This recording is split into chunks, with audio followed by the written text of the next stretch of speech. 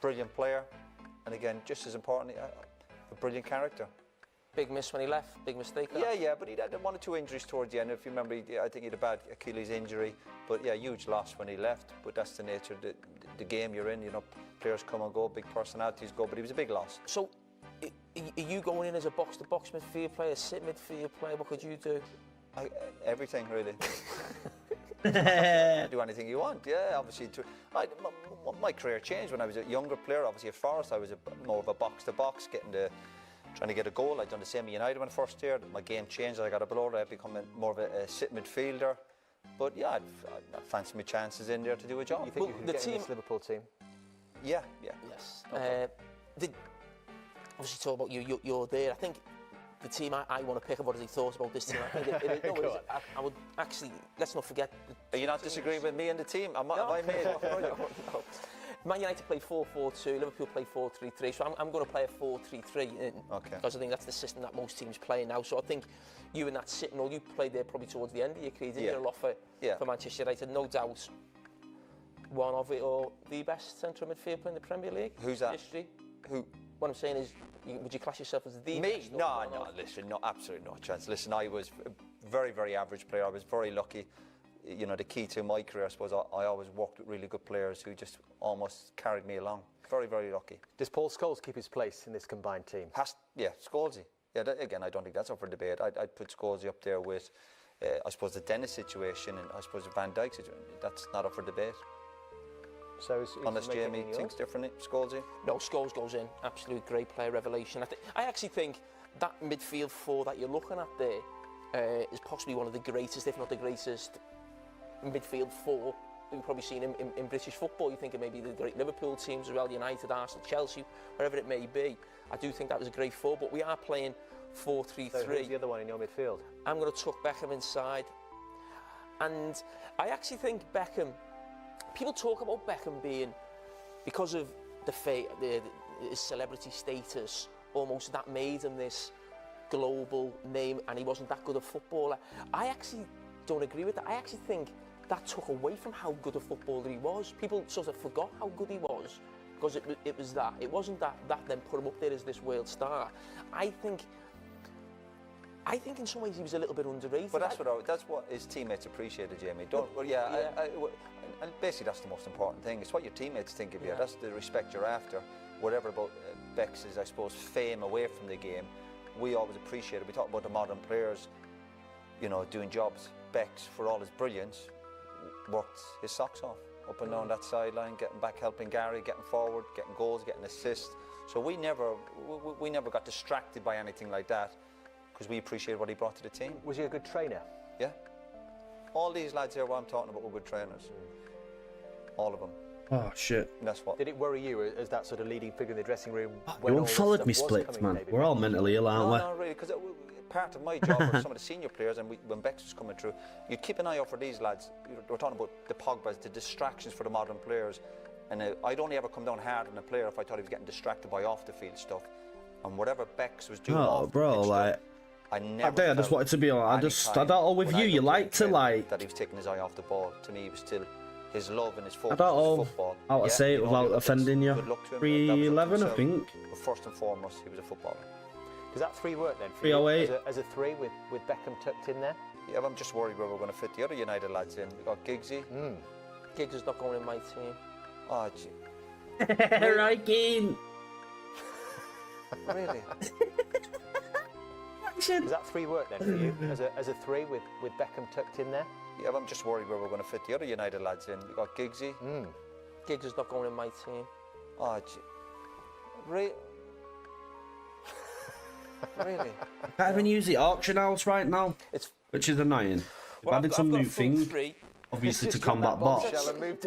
You have to get over 10 quest points, You're not judging him over his career, we're judging him on the 99. 100 skill level. Yeah. Fuck. Do you know how many goals he scored that season? 4. Is that enough for you to get in that team? No, but there's... And okay, 20 let's get hours. to my front 3. I'm going to have... I think Mane, right now, is the best left-sided attacker or left winger in the world. I do believe that. I love Ryan Giggs, one of the greats of the Premier League history, longevity, all that playing till 40. I don't think at probably one stage he was probably ever the best in that position. You may disagree. I just need to stay away from farming me splits. Every time I've quit this game, it's been in the farming guild, I swear to God. A lot more than what Giggs was getting. But Jamie, in that the key to greatness is to be consistent. Giggs, he done it year in, year out. And sometimes you might have the odd season where he mightn't be a 10 out of 10, but you're on about that season. It's about big games. Look what Giggs he done in the semi-final. Tell me another player on this planet could have done that, what he done against Arsenal. It's the farming. I can't do it. I just hate it with a passion. Like, skilling like this, I don't mind it. Very good player. It's not as boring, but farming's just boring. But you need a squad to win the big trophies. You're aware of that, don't you? Yeah. Well, it's not just about 11. That's why Liverpool rotate their players. That's why they didn't want to play in the FA Cup. Rest and rotation. And we have to do it, yeah. Let's hope they win 3 trophies this year. Yeah. Are we there, yeah? Sorry. Might just power level, man. Wood cutting, swear down. What level wood cutting are you? 83. I got injured. I got injured in the cup final, yeah. So you're putting Giggs in? Yeah. Instead of Mane? Yeah. On the back of scoring 3 goals and 2 assists? No, I'm going gym heavy, bro. I'm doing all right. To be a consistent player. But Mane's career hasn't finished. You can't judge Mane on his career. Exactly. I'm always like having muscle pains the day after, so that's what you want. Come on. Got muscle pains right now. I did back yesterday. York at the top of the pitch, and I'm going to go for Mo Salah on the right. So Andy Cole comes out. I think you're going to sell these willow logs. No, waiting for you to finish. Okay, what do you so think I can about like the system? Obviously, because the system you're playing is on the Iron Man, when I leveled my Iron Man, I probably got carried by that guide, man. York ahead of Cole? I'll have York and Cole. So who would you have out then? You're on about that season. York and Cole. Obviously, I'll Teddy go and on 3-1, but so you're on about if it's don't just really for that want season people on the alone, same tree as you. You leave York or Cole out. Well, Andy Cole scored 20 goals. Mo Salah's got 20 goals now, and there's still how long to go? Are we forgetting this? Liverpool haven't lost a game yet, as well. They have won the league. They haven't won the league yet, have they? Yeah. Have they won? What have they won this season? Deja vu, Would you want to come back in a few months? Yeah, they win the league, aren't they? Absolutely no problem. So they won the league. Yeah, what's that? A bond? Want to win 2 or 3 trophies? Yeah. Obviously. Nice one. How long is that for? This Liverpool team, I think, is brilliant. 7 days. I can't speak highly enough of them. I think they're fantastic. Their record over the last year or 2, or this 14 days. Pointer, it's mind-boggling. But it's difficult for me to do this because I've got loyalty to these lads that I was in the trenches with. I loved all of them. They were my teammates. So it's hard for me. If you're having a debate about a certain player, I can go with one of my teammates. I'll go with one of the teammates. I'm sure you understand that. No, I understand it, but I'm backing up with an argument of why I'm going for that player. Yeah, of course, and I get that. But I think you're wrong. So your conclusion on your team, 4-3-3. Oh, what have I done? With York and Salah and Mane either side. Now it's what would you do, Roy? It's an interesting mix of Liverpool I'd probably and go United. Sorry. How would you? I'd probably stick to. Listen, Used to always go in 500. Probably bring Van 11, Dijk I think. Maybe the right backs, but leave the rest. Go 4-4-2. York and Cole. So we'll finish with my team or Roy's team. I don't think Roy wants to change very much. But I'm using the RuneScape client, bro. So Salah's out. The man who scored 47 goals, top goal scorer every season he's been in. Yeah. You're putting Giggs in? No, you'd have to listen if you can't. That's what I do. That's what this is. So you're all about opinion. Nice. It's all about, I get what you're saying 100%. I am on Moonlight. Because I'm going to disagree with you. Yeah, but you're saying it's all about opinions. Yeah, that's what I do now, that's your opinion. So you think only 2 get in? And even that, I'd even still maybe shove Gary in at right back. Because Gary gets a ticket to the Salford game. Will I be able to this Liverpool team, I think, use the auction house? Right now, the season hasn't finished. Yeah, I've not done that. I've not been in there yet. If they go on and win the treble this year, then we'll have a different conversation, of course. So the league wouldn't be enough. No. Yeah. Do you think that the treble can't be beaten? But do you actually think the United team of 08 that won the league and European Cup was actually better? Didn't win the treble. Do you think it's all about the actual trophies that you I don't win mind doing quests if people are like, I've got someone to talk to, but bro, when no one's in my stream and I'm doing this shit, I feel like I'm beating a dead horse, you know? Yeah, I'll probably run there now. I need to sell these willow logs. Make me a bit of money. But in 99, yeah, I've got quest helper, bro. I know what to do. Don't worry. We go back, Jim. The one thing you've got to use, the word I always use when I look back on my career, some of the players or the trophies you might have, You need a bit of luck. Yeah, I'm gonna become fucking no steroids, mate. Watch. I think I'm gonna become big me. Got 76 now. I know, but that's not. I've got the fucking genetics for it, bro. This talk about having a long arm. I think it's called a long head bite. I've got long ass biceps. You don't turn your medal over and tell you how many points you won the league, boy. You get that recipe for disaster. Worked hard for it. Liverpool, amazing record. I was gonna do these. Fantastic. So if that Liverpool team won the treble, I'm like on Prince, this guy. I need to buy all this shit. That's why I fucking got pissed off. No, I like Mane and I like Salah. So I was right in the first place. No, but my loyalty is towards. How many times do I have to say it? My loyalty is towards my team. So as things stand, you wanted to go with Virgil van Dijk as the only one. Yeah, he'd have to come in. And Ronnie Johnson is unlucky, but Ronnie loved the little Let me ask you this then. If you took Virgil van Dijk out of this Liverpool team, what would the impact be on? Obviously, if you took the keeper as well, there'd be a lot lesser team, because we saw over the last few years when Liverpool were pretty good going forward. We never felt they were going to win the big prizes unless they bought a centre-half and a goalkeeper. And guess what? That's what they've done. I didn't ask though. I would have been a free-to-play boy until I got membership. What a great coach he was. He still had to go and buy some players. That's the name of the game. Thank you. Let's leave that as our final thought. I think so. Good fun. Let us know as well what, might just go full screen teams here. you decided to pick out, if they're any different. You can't even see it anyway, can you? Fucking hell, I'm an idiot. Or like that. Really don't know what to do in terms of. I like playing in this. Yeah, I'm only in resizable because I'm watching videos. I just don't like the way it looks when I'm watching videos. I always play in this one though when I'm actively on it. It's a good game to fit in with the gym, this. How do I turn off this highlighting shit, Split? Do you know? I don't like the HD shit, bro.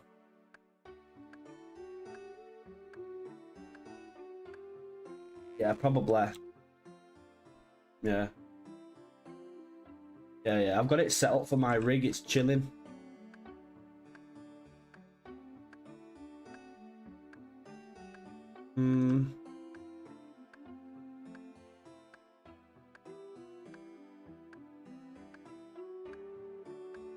How much a rune axe is, bro?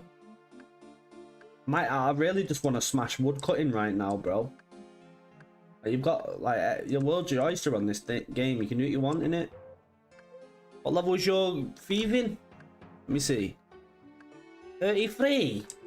I was a boss thief on old one of my accounts, didn't it? I was like 96 thieving. Yeah, but a lot of people don't like doing Wait, so will I be able to use the fucking auction house now? I'm gonna go Varrock.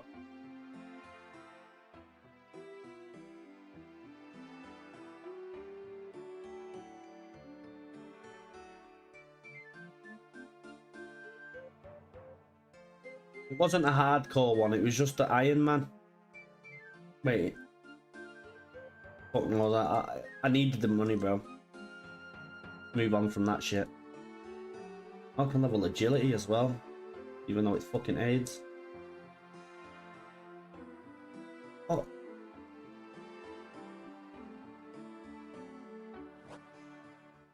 Retails.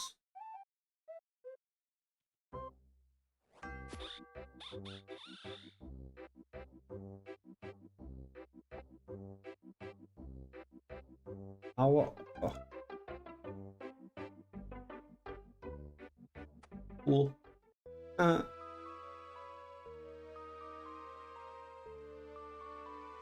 Yeah. I got told about that boss, but I need to do a quest first, don't I? Boom, boom.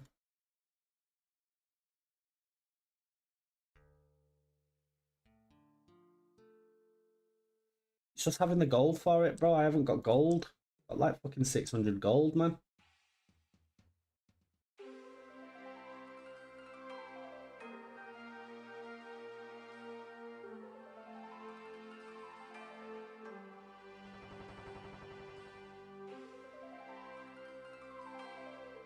Need to sell the logs. Yeah, bro, my like knowledge and experience of bossing is like non-existent. The only real boss I killed was the KBD boss once, and I got the mask.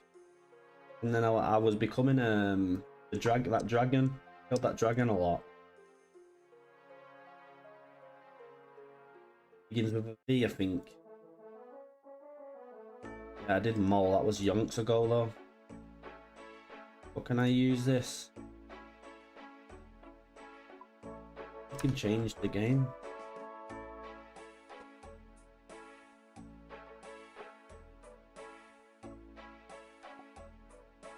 Only 8k.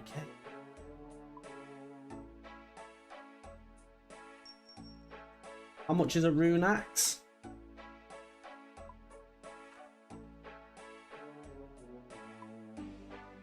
Ooh.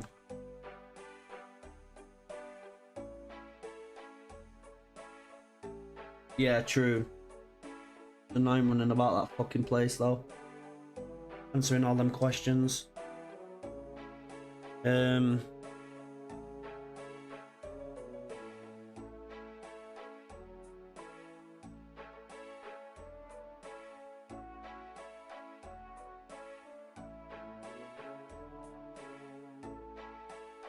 I don't know whether to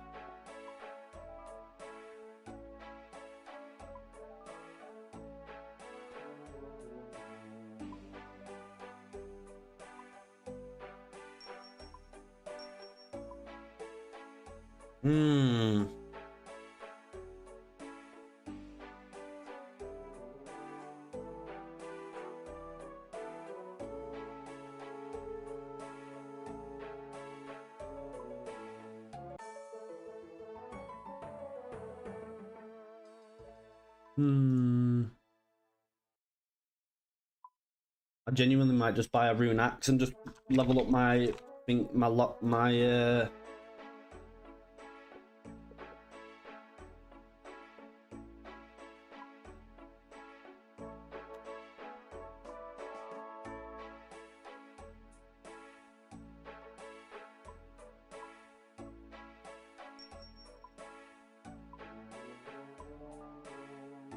Come on. Tiny bit of gold.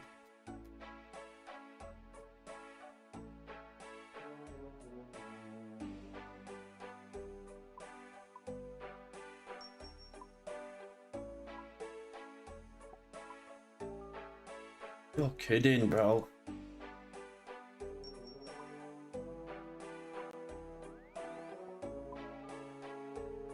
What number is it?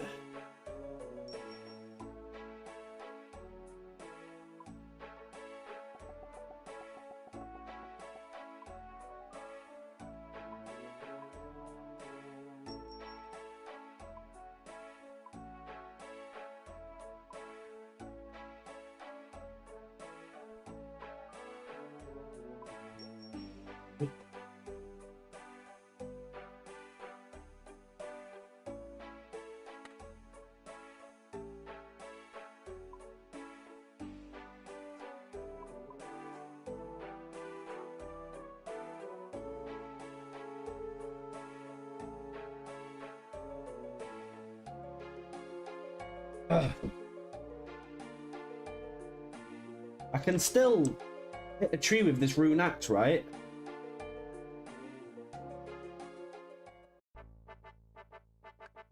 Yeah, it's GG, bro. I'm fucking power leveling off login, bro.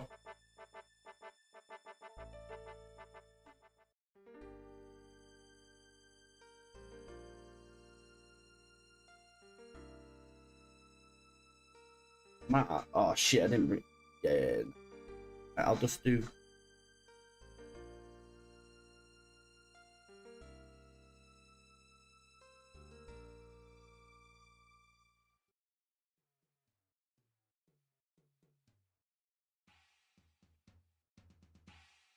Oh yeah. Wow.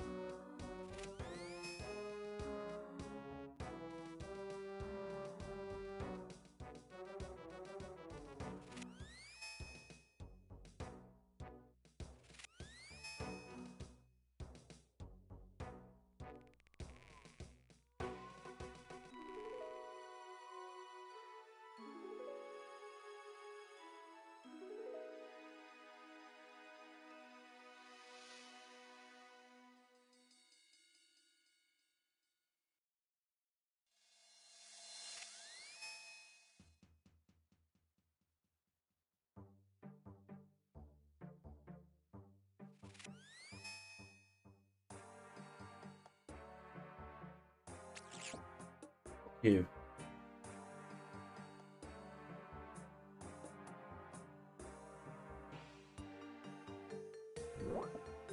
I'll run, lad.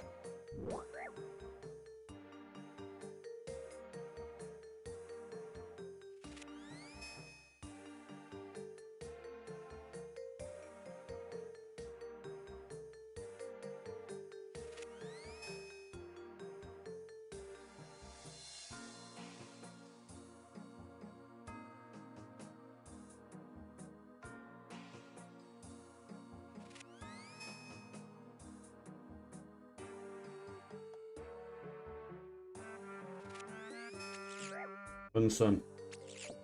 Run, lad.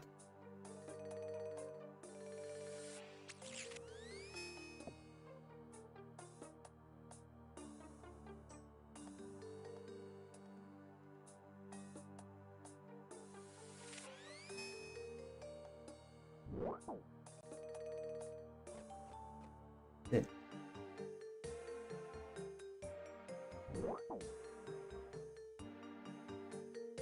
Fuck.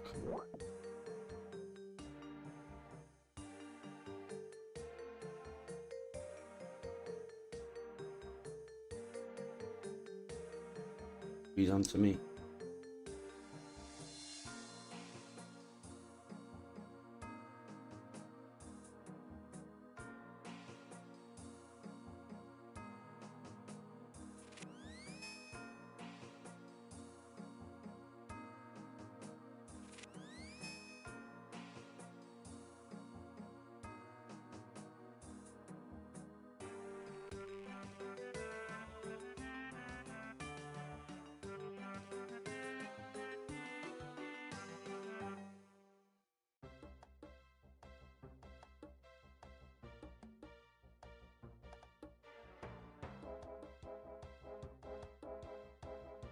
What's the entrance?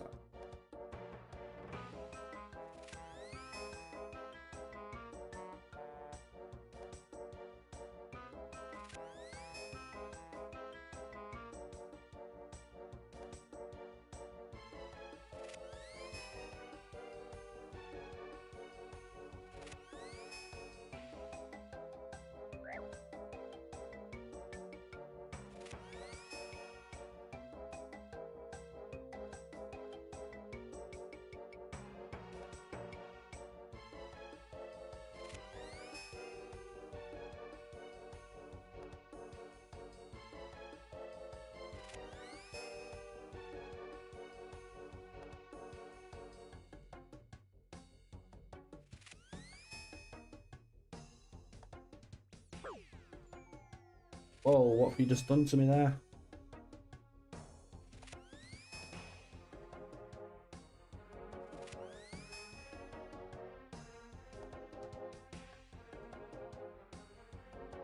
Oh, fuck off. In my moony cunt. Oh, it should definitely give me...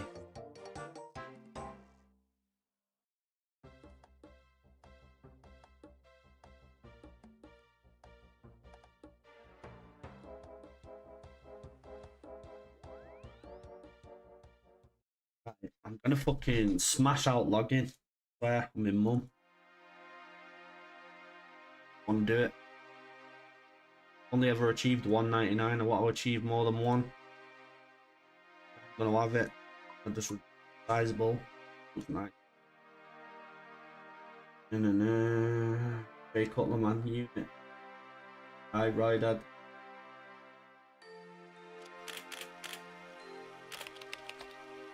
Nice one, split.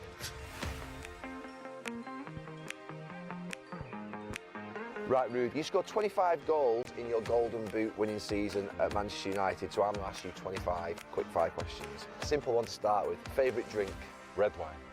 Oh. Yeah, can do it now, huh? Yeah, that's nice, Rude. Not bottles, but nice little glass. Nice little glass there. Yeah, After a victory, you have a nice glass of red last wine. night, glass of wine. Favourite goal you've ever scored? United Fulham. I know that goal. It's unbelievable. I mean, I can still see that goal. I didn't score many of them. It was my best goal ever, but it was my best goal. The best manager you ever played under? Sir Alex. Because I had him for a long time, 5 years. Is the manager I played under for the longest. His legacy, really. Yeah. I was part of that for 5 years, and looking back on it, that 5 years, the way he managed a team, a player, the club, that for me is the best. Yeah. Favorite meal? Well, my Spanish roots are a little bit not Mancunian. in that. Oh, GG. The black pudding I'm skipping. I'm going for let's go for a good paella. Paella? Paella, yeah. Do you know something? Do I remember this right? Do you know on a Friday, the day before a match, did you used to come up and have the chocolate muffin with the custard on it? Do you remember it? I loved it. I loved it. That is loads of that custard on it. I love it. And but there was also a white sponge cake thing with the custard. That was also very nice. I always used to remember you coming up and like you were very professional. You used to eat really well, but all of a sudden I just see this mountain of sponge and custard. Yeah, with this big bowl, and then just. What does the first hour of the day look like for you? Breakfast with the family, bread, coffee, and then the day starts. Yeah. Most played artist in your music library? I would say Coldplay. Coldplay? Yeah. You've been to watch them live? I've watched them. Yeah. I watched them actually at the Bolton Wanderers Stadium a long time ago. I watched them that night. Yeah, I was with Edwin. I went there too. Was I not? I was there, but I must have been someone else. You didn't invite me. No, I went with Edwin. The Dutch together. Only that. Favorite holiday destination? For me, Spain. I have a place in Marbella. Oh, really? Because in Malaga, my last year, and lived there and kept there. That's where you went for the little payoff at the end. I went for the last bit. The last bit. Favorite film? Do you watch films? Yeah, I do. Do you do? I do. Yeah. Series and films. Oh, series or film? You can go for either. I loved Casa de Papel. I love it as a series. What's that? Money Heist. Money Heist? Yeah, is that? Okay. I watched that in lockdown. Yeah, it's good. That was that. Yeah, lockdown series. Yeah. Champions League with Manchester United or Euros with Holland? That's a hard one, isn't it? You know, either upset Manchester United fans or your country. Or my country. I have to be careful with that. Yeah, I have to go for my country. Your country? Yeah, my country. Yeah. Yeah. Good answer. Who was the best character that you ever played with in a changing room? Joaquin. Roy Keane? No. Joaquin. Joaquin. Well, he's a Roy Keane in Spanish then. Yeah, he was also. It could be Joaquin or Roy Keane. You know the one who's in Betis? Yes, yeah. I was in Malaga with him. Yeah. And he's also like you, a TV personality now as well, and also famous for his jokes. But he's a real character. Okay. He's a funny guy as well. Messi or Ronaldo? Oh, yeah, I always say Cristiano because you have a past with him. Yeah. What is the top of your bucket list still to do in your life? Top of the bucket list is travel to Australia and New Zealand one day. If you could be a professional in any other sport, what sport would it be? Tennis. Oh, you play tennis now? I played. I play paddle as well? I played paddle and tennis, but I played as a kid. I played also a lot of tennis. And at 14, mate, 15, my shoulders, or my lats, like below my lats, above my lats. Or football, but I love tennis. And who was your inspiration at tennis? Who's like sort of your favourite tennis player? Nadal. Yeah. I thought you'd be more Federer, your person, your calmness. No, you like the fire. Yeah, the fire, and it's more the fighting and the digging into it is Nadal for me. Yeah. The biggest inspiration in your life growing up? That's my granddad. Yeah, big inspiration. His character and his way of life, the way he lived his life. Yeah. What would you say to you that sort of inspired you? Hard work pays off. Yeah. That was his mantra. It's like, okay, the way he lived his life, the way he grew up, and it's like you gotta be a good person and work hard, and the things will fall in place for you. Yeah. And of course, I know many people say it, but he really lived it as well. Yeah. The biggest regrets? Are you weighing up which one? Or you, you haven't got any? Things are coming to my mind. My goodness, Gary, can you skip this one and think about it a little bit? We'll come back to biggest regret. The best party you've ever been to? I always think it's a hard question, that one. Yeah, I remember my wife's 40th. it's actually 6 years ago. Yeah. And she invited all friends from different places where we've been. So friends from England, from Spain, from Germany. That's probably one of my biggest regrets, that I went from Madrid to Germany. But anyway, she invited also people from Germany and people from Malaga, and we had this unbelievable party with our Dutch friends and family as well. Mixed with all the people we met along the way. Running at it, bro. Watch from the power farm. And my worst decision in my career was to leave Madrid for Hamburg. I shouldn't have left Madrid at the time. Did Madrid want to keep you? I was with Pellegrini at the time, and they signed Benzema, Ronaldo, Kaká, so there was no place for me, and I understood, I accepted. I was 33. But I wanted to give it a go to World Cup 2010, and I went to Hamburg, and it was a too quick decision for me, and also for my family. It wasn't the right thing to do at the time. So I wouldn't have done that. No. If I should have done it again. Did you know straight away when you first got there, or was it a case? No, it was actually a great start. Okay. I had 2 goals in my first appearance. Yeah. But leaving Madrid with the family and all the moves and that, it wasn't the club, but it was more on a personal level, taking the family and young kids and take them out of Madrid, and it wasn't a good thing. No. Yeah. Did you have a pre-match ritual? I'm gonna say as a player. What was your pre-match ritual as a player? Forget, we'll come on to managerial later. At United, I was always in the treatment room. I was changed quickly, and I was just there and relaxing on the massage beds with the physios, and reading the match program. Most of the players were in the lounge just waiting and then changing, and I was already changed. Oh, you used to get changed as soon as we went down. I got changed, I went in, and then... Because I was quite confident, because we didn't know that we were playing. Yeah, so it happened sometimes where the gaffer said, called me in his office, and I changed, and he said, "You're not in the squad today." And I put on a suit again. I do remember you getting changed. We used to go for the pre-match meal at, say, 12 o'clock. Yeah, upstairs, and then we'd come down, and the players would always keep their suits on. Yeah. And you wouldn't get changed until you knew you were playing. But you used to get your kit on straight away. I was like, okay, I get him changed, I'm playing today. I needed to get that. I didn't know it. We'd be that he's confident. Another Dutch confident guy again. What's your biggest phobia? Claustrophobia, maybe. Claustrophobia, being stuck inside. These small spaces, Yeah. The most famous name in your phone book? Are you in it? Sir Alex, is it most famous? Probably. Yeah, Sir Alex. Okay. The best stadium you ever played at? I have to pick Bernabeu. Bernabeu? Yeah, I have to pick that one. Yeah. For me, it is some stadium. It's that. Yeah. It's the round, high. It's close. It's close. Yeah. It's steep. Yeah, it's the best one. The highlight of your career? For me, it's La Liga and the Premier League titles. Yeah. If you could sign any player in the world right now, who would it be? Mbappé. Yeah. The way he plays and what he adds to a team, he can create chances by dribbling people, and he got off the ball runs. He can also be assisting players, so he's very complete in that sense for me. Yeah. The most difficult defender you ever played against?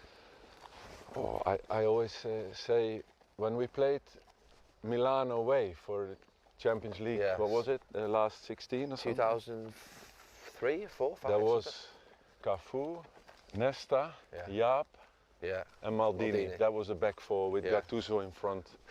And that was too much. That was too much. But I would say when I played Jaap in that game, playing with him, for national team and United, but actually playing against him, that was... He was a beast, eh? A beast. Quick, also on the turn, because that's where you want to beat these guys. And also that the determination and the aggressiveness as well. It's a lot. And the final question, last minute penalty. Against Arsenal. And Keown is right in front of you. It's a last-minute penalty. Who do you want to take it for your life? Ooh. Wow. Yeah, have you ever seen Cristiano miss one? Not many. Not many, huh? No. I would say him. I thought you might have gone for yourself. No. I think his record is the best. Yeah. I missed a couple. I just mentioned one, the most famous one. Talk to me about that. Talk to me about Keown and what he did that day. You were quite calm, weren't you? Yeah, but I was calm because I missed. But then the year after... I was upset. Yeah, the year after was... It's nicer. It was nice. We got revenge. It was. My heart was going, but it was good that it went in. Yeah. Ruud, they're the quick fire questions. Thank you. Done.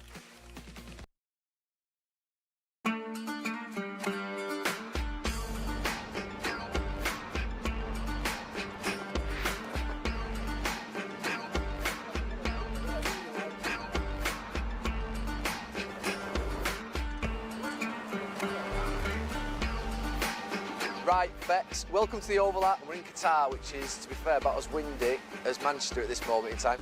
I'm going to ask you 29 quick-fire questions because that is the minute that you scored your first World Cup goal against Colombia. And the first question is, what's your favourite TV programme? Only Fools and Horses. Still? I love Friends, but Only Fools and Horses is always a favourite. Favourite band? Stone Roses. Stone Roses. Favourite meal? Is it still that stuff pie from... and mash. Oh. Pie and mash and liquor and jelly dills.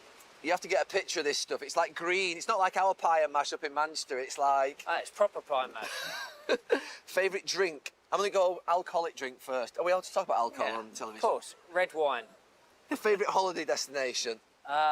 Wine country, maybe Tuscany. What's the best goal you've ever scored? Greece. Goal against Greece. Not the halfway line one, no? Actually, I forgot about that one. Yeah, that one. Yeah, halfway line. the halfway line. The halfway line, to be fair, put you on the map, didn't it? Yeah, it did. How many tattoos do you have? I was reading on the internet and it said you either got 67 or 80. Do you know the number? I probably have 81 now. Individual 81, yeah. I remember your first one. I know. Because I had it done and then I stayed at your house. No, that was the second one. So the first one was Brooklyn on the bottom of my back. The second one was when I had it, was the angel. And then I was sleeping at your house at the time and it stuck to the bed. And which is your favourite tattoo? Favourite tattoo? Where's the tattoos come from, by the way? What was it? Just my dad. Your dad? Yeah, my dad. My dad obviously he's got old school like ships and things like that, and he's got mum and dad. And my favourite way, it's hard to pick a favourite one. Favourite one? Kids' names. Kids' names. And Victoria's. Throw that one in. What's the one thing that you do that annoys Victoria at home? I think I have a couple. I have a couple of things. I've got this. That does it. That's from the boss. That's from the boss. She doesn't love that. Why do you do that? You have always done it, though, haven't you? I've not always done it. Maybe for the last 15 years. There's probably a couple of other things as well I do that annoy her, to be honest. I'm very clean and she's not. As in, I'm tidy. She does wash though. She washes. Yeah, she washes. From time to time. What do you like most about retirement? I think that I can do other things that I couldn't when we were playing, because obviously when you play, everything's so regimented. You have to eat the right things, drink the right things. You can't travel, and I think the travelling part is the part that I love. What's the best hairstyle you've ever had? Apart from this one, I always liked the skinhead. I always loved the skinhead because it was easy. You just didn't have to do anything with it, so I loved the skinhead. Would you go back there again, skinhead? Yeah. What's the hairstyle that's caused the most controversy? You tell me. Is it the mohawk? You know better. Probably the mohawk. Well, how long did that last? How long did that last, the mohawk? It lasted until the gaffer saw it, and then it had to go. And then he made me shave it in the changing room. Mohawk and probably the cornrows. Cornrows. What's the cornrows? Do you remember Nelson Mandela? Oh, the things, though. Yeah. I had those done in the south of France when I'd had a glass of rosé. What's the favourite outfit you've ever worn? That you remember, the iconic picture that you think, yeah, that's when I looked I look good. Yeah. I always felt I looked good.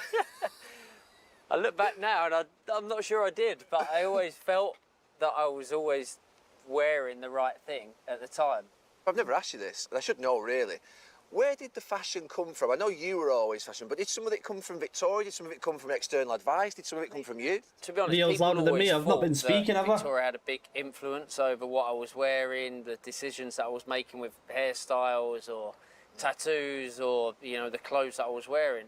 But I always made, you know, the decision of wearing a full leather outfit or a full denim outfit or whatever I was wearing. I'm in the mood at the time. right now to just level up my wood cutting, just get a bit of money from it, you know? I love wearing No, it's not going to be different loads, things but and different clothes and things like that. And to be fair, the more people I wanna told try you and not get it to wear 99, something, dude. that was the worst thing you could do with you, It's wasn't the it? worst thing. Yeah, I mean, you're stubborn as hell, aren't you? I've only had I 199 don't and it think was I've fire changed. making. I'm still the same now. You know, even I found you know, it if super someone easy to says get to me, 99. don't do it. Or try and get a I hard will do it. 99.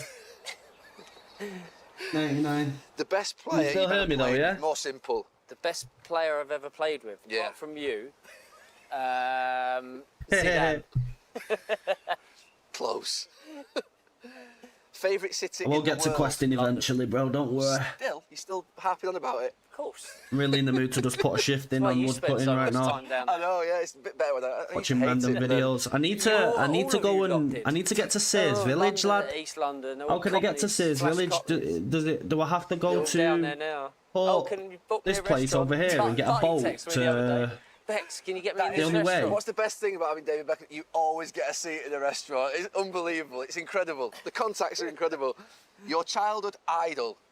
Brian Robson.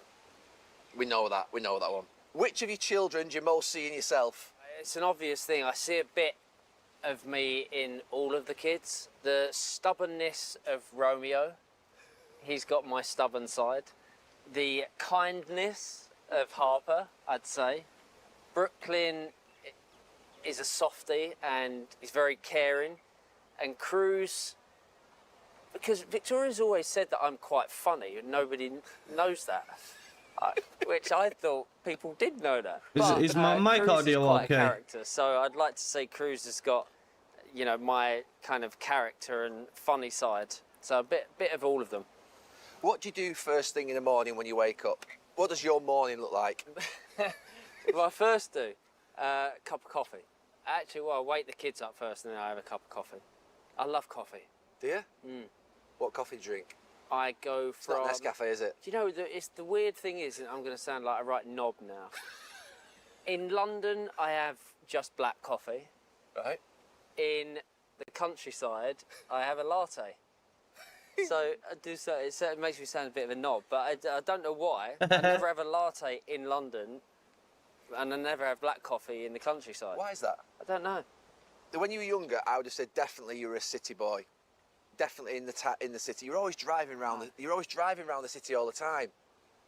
At night time. I love countryside. So the countryside now. Always loved the country. But I love the combination. I love the fact that obviously during the week I'm in London because the kids are at school. But then, you know, weekends I'm in the countryside. And I love being in the country. Favourite thing to cook? I make a good paella. Yeah. Yeah. Well, I also make a great ragu sauce. But is that bolognese where we come from? Yeah, it's bolognese in Bury. Ragu sauce with fresh pasta, but I make a good paella with chicken, squid, shrimp. Oh, yeah. Right. What's your favourite other sport? Basketball. Basketball? Yeah. Is that a new thing, or is that something? It was never basketball. Is that because of the America? I just love everything about basketball. The entertainment side, they're real athletes. Yeah. And so I love everything about basketball. Who's your favourite basketball player? Kobe. Kobe was, because you know, I was in LA at a time where, you know, he was unbelievable. I mean, he was always unbelievable, but you know, the championships that they were winning at that time. Are you there, lad?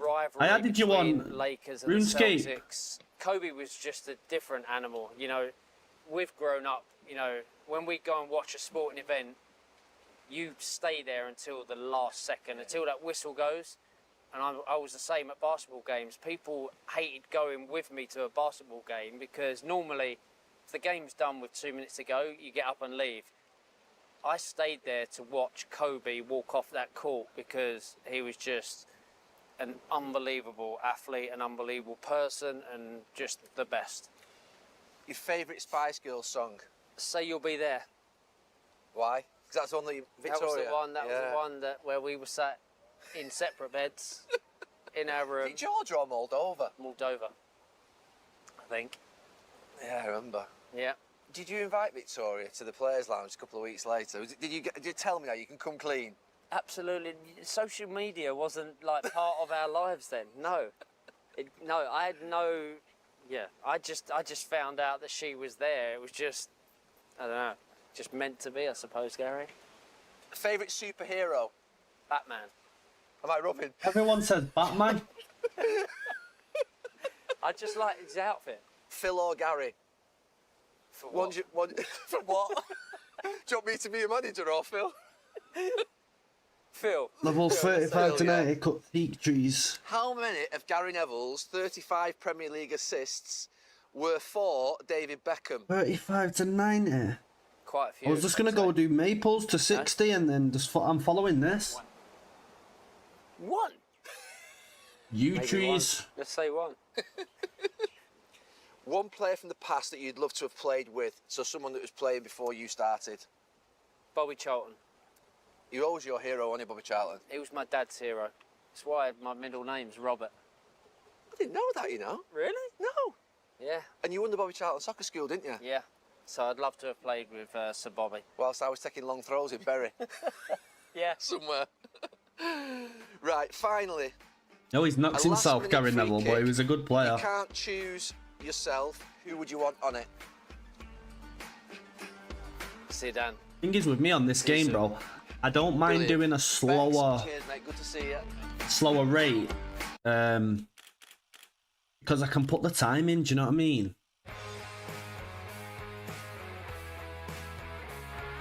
Obviously, I would go gym around this time right now, but the last time I went gym, mate, my arms are already getting nice. I'm getting a bit of a peak with my biceps already, and I've only been going like 3 weeks, 2 weeks. Why? It was either that or work in a grocery store. So Did you do some work in a grocery store? No, I just thought people from where I grew up, there wasn't any examples of doing well. How can I get to Sayers Village? And so this was what I thought was normal for us. And then the next It definitely thing was, helps. flying a plane. I feel like I've got built up. I feel like I've got built up anxiety just naturally every day when I wake up and go in gym. It releases it. Your quote is saying she was socialist, borderline communist. Yes, she was very active in unions and the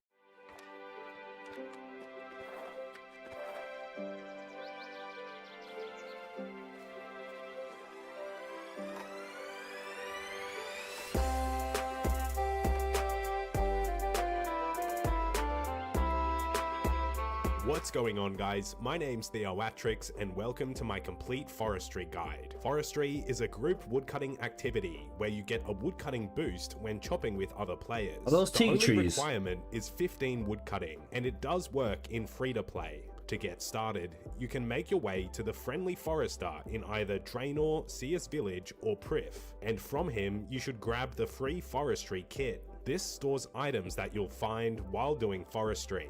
When you're training, you should hop to one of the official forestry worlds. The most popular one at all times is World 444. As a free-to-play player, you should go to World 301. On the forestry world, there are certain locations that players go to train together. On the screen are most of the locations to train forestry, including their specific tree and level. The oak and willow trees in Draenor are populated on a free-to-play world, and the highest XP rate with forestry is obtained with teak trees. Forestry does not work in the woodcutting guild or with blisterwood trees. So to actually start forestry, you just start cutting a tree with multiple people chopping. There's a number of RuneLite plugins that you can install to make chopping easier. In the default woodcutting plugin, you should turn on the notifications and highlights for all of the events. The tree despawn timer plugin can estimate how long a tree will stay up for. The tree count plugin shows how many players are chopping a tree, which is useful for getting the maximum woodcutting level boost. You can get up to a +10 woodcutting boost with 10 or more people chopping the tree. Lastly, Entity Hider is useful for being able to see and maneuver the forestry events. So while you're chopping, forestry events will spawn nearby. There are 9 different forestry events, with some events giving rare rewards. Before I go through the events and show you what to do, I want to show you OSRS bricks. They sell brick sets for OSRS characters, bosses, and areas. My favorite has to be the Jad set, but the skilling sets are great too. Using the coupon Theo, you can save 10% off anything. So head over to osrsbricks.com to browse the store. That's the name of my little nephew. So the first event I'm showing is the Rising Roots event. And this is where roots appear on the ground nearby. In this event, you should chop the root with the green veins for the best XP and rewards. The Flowering Bush event is where 8 bushes spawn and only 2 of those bushes can trade pollen with each other. You have to find those 2 bushes, then repeatedly pollinate them. The bushes will change every so often, so you need to re-find the 2 bushes. There's an event where you build a beehive, and for this you click on the unfinished beehive and add logs to it for woodcutting and construction experience. Next is the Struggling Sapling, and for this you need to collect 3 materials and feed it to the sapling. It takes a certain combination of materials. You should start by taking 3 from one pile to see if there's any matches. You can also turn on public chat because people usually announce when they found the right combination.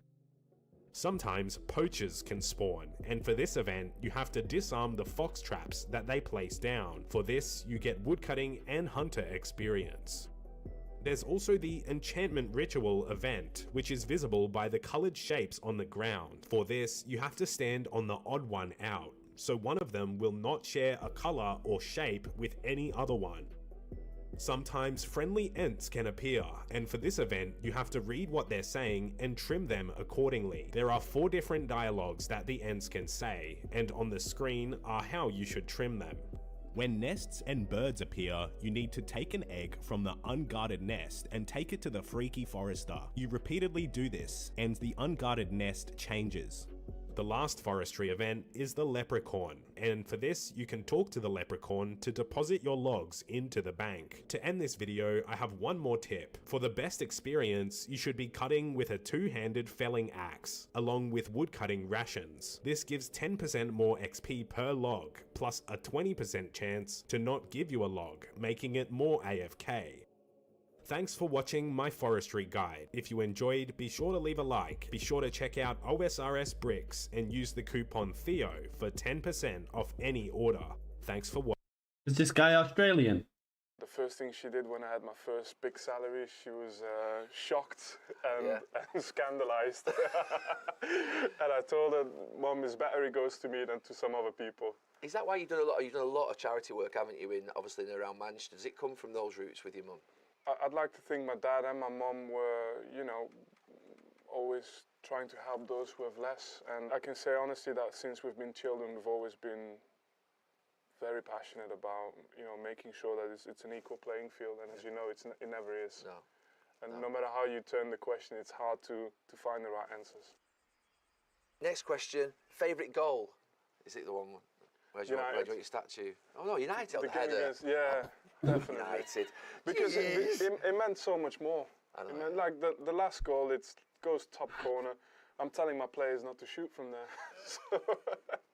And it was nice, and everything kind of landed the way it's supposed to. It was my last game at the stadium, and I remember after the game, I just saw the chairman, and he was the first person I told him. I'd made my mind up, but then it was like a confirmation. I told the chairman, I said, Khaldun, this is it.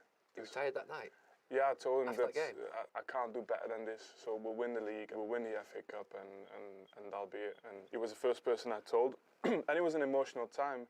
But the United goal, that was the pressure of that game is not like anything I've ever experienced. It was that game and probably my first World Cup game for your country. That's the most pressure I've ever experienced. And for it to come together, and I think that day as well, I don't think you had a shot on goal in that game. I was doing the game. Yeah. It was Monday Night Football, wasn't it? Weren't you in the squad?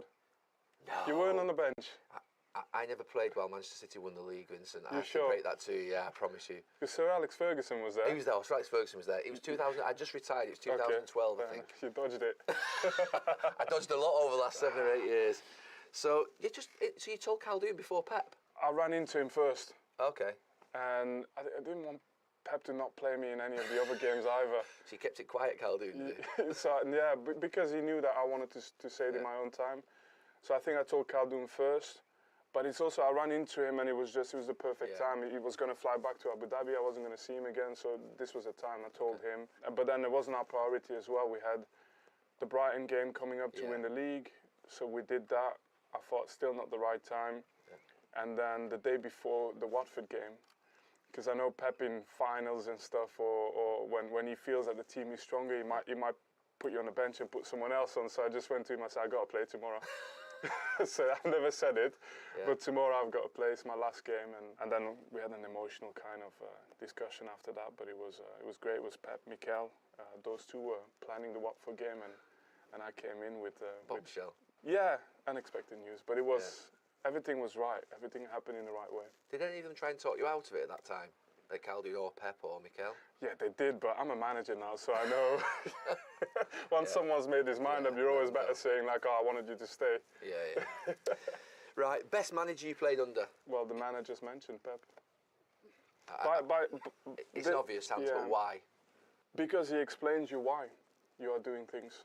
Yeah. And that for me just gave me so many tools to then just develop my own thinking as well. Because it's not about agreeing, it's about having the tools to then evolve, and that was special. Favourite meal? This should be quite quick fire. Steak and fries. Simple. Steak and chips. Fried. Yeah, French. I don't want to say French fries. No. Because we think in Belgium is from Belgium. What, Belgium created fries? Probably a Belgian guy who spoke French brought it somewhere to America, and then they went out as French fries. So the French nicked it, you reckon? Exactly. And so that's why I said steak and fries. It's silly, isn't it? Yeah. Most rivalry though. Most exciting young player in the world right now. Is Mbappe still young? Yeah. Yeah, Mbappe. I'd say young. Mbappe. Yeah. More than Haaland? I just, I've seen Mbappe first time when he was 16, 17 playing for Monaco, and he turned our team upside down at that age. And I remember walking up to him after the game. I said, hey, keep going like this, you're going to have a good career, you. And he looked at me like, so first I thought arrogant, and then I realized, I said, he knew how good he was. He knew, and he was that good. He's special. You never take anything away from someone like Haaland, who's doing incredible, but he's unbelievable. Would you prefer to play against Mbappe or Haaland? I can see so many problems in so many situations, but I think I would have enjoyed playing against Haaland, win or lose, because I think I would have had the fight. No, I think I would have had a few bad games and a few good games against him. It's one of these things. You just wrestle and figure each other out, and then with Mbappe, you don't get a chance to put a hand on him. He's just too quick. He's like, he drags you out of position, and then when you step in, he just boom. He reminds me a little bit at the very, very best of his time, for only a very Nicolas Anelka. Yeah. When you try and get tied to him. He was a great player in Elka when he was 18, 19, 20. In his best period, where you can't get near. Yeah, I know what you mean. Favourite holiday destination? Burnley. Yeah. Can it be outside of England? It could be outside of England, yeah. Well, we don't like places outside of England as much, but we can let you choose somewhere outside of England. Yeah, I'd go California, LA. California. Yeah. Favourite film? Scarface. Still. Wow, they've changed. They've changed a lot of shit. The Bears look different. Who was the best character in the change room that you played with? As a personality for the team, I would say Joe Hart. It's the first name that comes to mind. Also, because I saw his development. Yeah.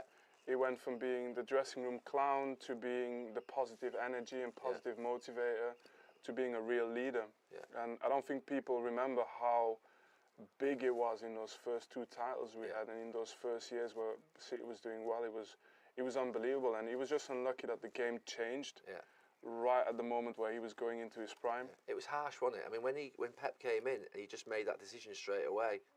Hart is someone that is, he gets on, like he's a strong character, yeah. But look, no matter what happened in the end, I think we've got a lot of academy systems to blame for keepers today who are unbelievable keepers not really getting into teams anymore, because there are things that you could have learned when you were way younger, and that would have made the ball, you mean? Yeah, with the ball, yeah. So I think in all the things he was supposed to do well for his generation, was unbelievable. Yeah. If you could be a professional at any other sport, what would that sport be?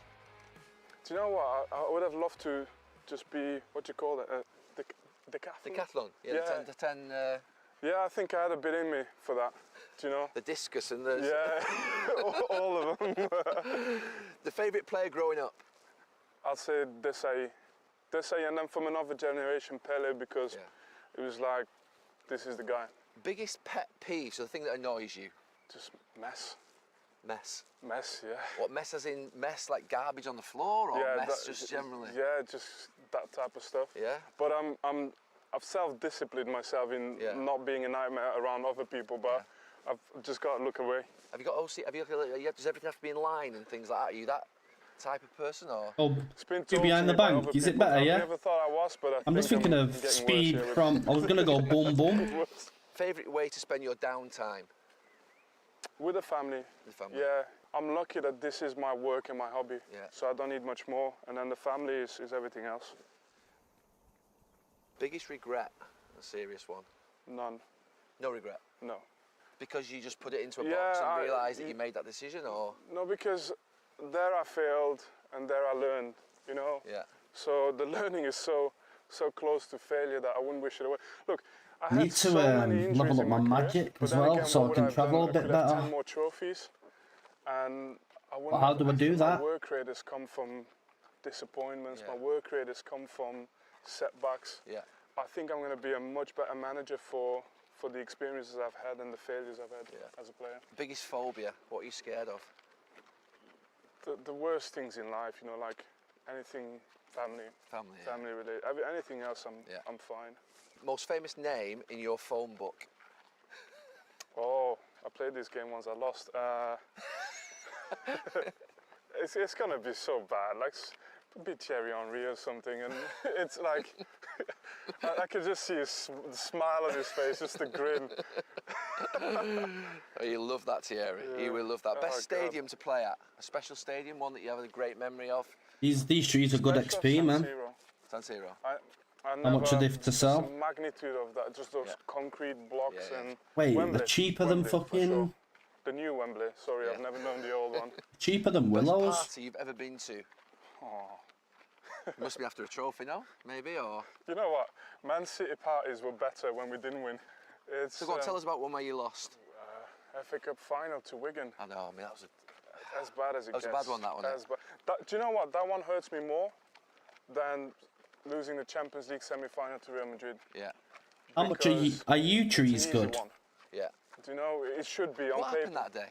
Roberto had a team and he got them going and they were well set up, and we were at the end of a story with our team, you know, the relationships. I'll go behind the bank after this.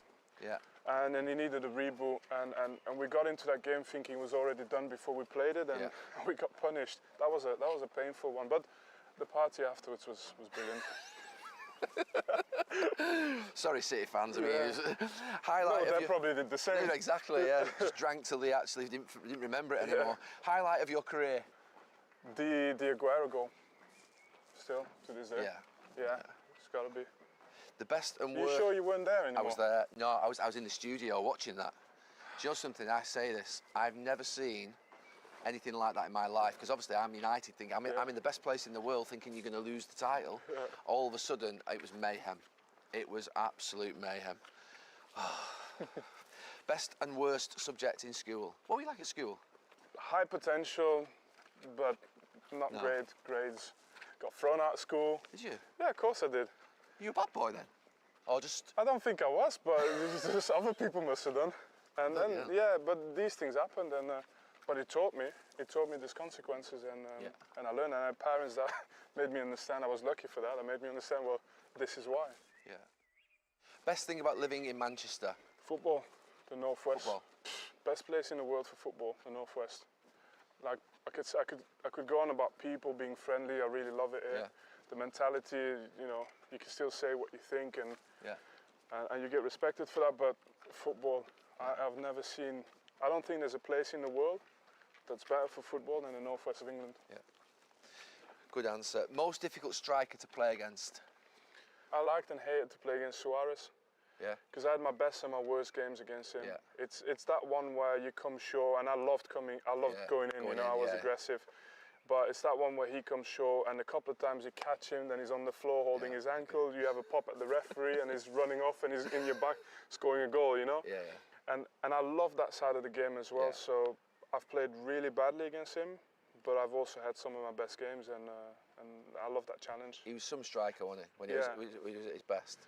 Yeah. And the unpredictability was just this low sense of gravity. Yeah. That ball was nearly touching his knees, and he was just weaving through. It bounced off you between you and go through. Yeah. But it makes sense, you know, when you look at people probably played a lot on the streets and stuff, or like uneven surfaces and stuff. You just got to live with whatever. Yeah. Willow logs are actually better to farm, aren't they? Money. Because it's the nearest thing to still being a footballer. The adrenaline's still there. Yeah. Do you like it? Best job in the world, being a footballer. Yeah.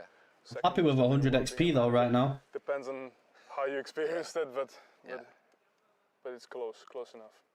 The worst thing about being a manager? That is a completely subjective matter, football. Yeah. There's no objectivity whatsoever. So, like the objectivity should be how much have you spent at the beginning of the season. Yeah. This is the ranking of the league in spending. This is the ranking we expect the manager to achieve. Yeah. Done.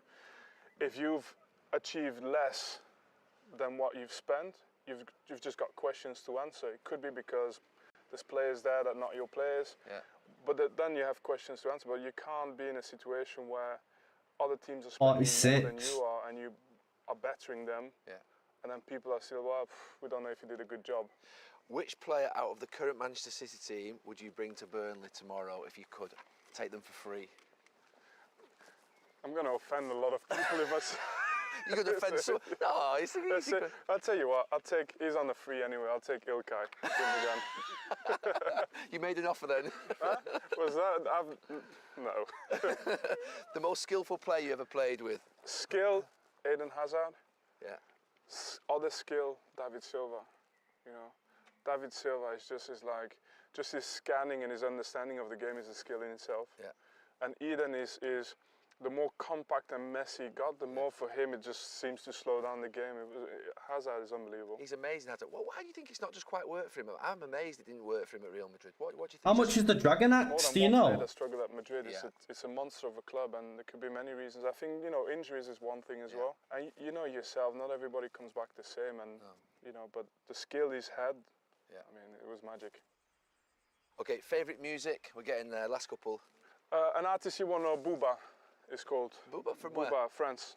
Controversial rapper as well, so. Right, okay. Yeah, controversial, but. I'll play him in the car on the way home. Yeah, no, but he was part of a group called Lunatic. Right, okay. Yeah. But I was 14, 15. I was going through a very, very rough time, and he was injured already at that time. Yeah. I got chucked out of school. My parents separated, and I lived in a neighborhood that wasn't too easy. And then all these things come at the same time, and he was kind of coming in, and he was angry as well, and I was angry at the same time. So you connected with him? I connected, yeah, and I met him in a club. Then 3-4 years later, he blanked me. So I was like, but I was like, I'm the only one who recognizes you as well.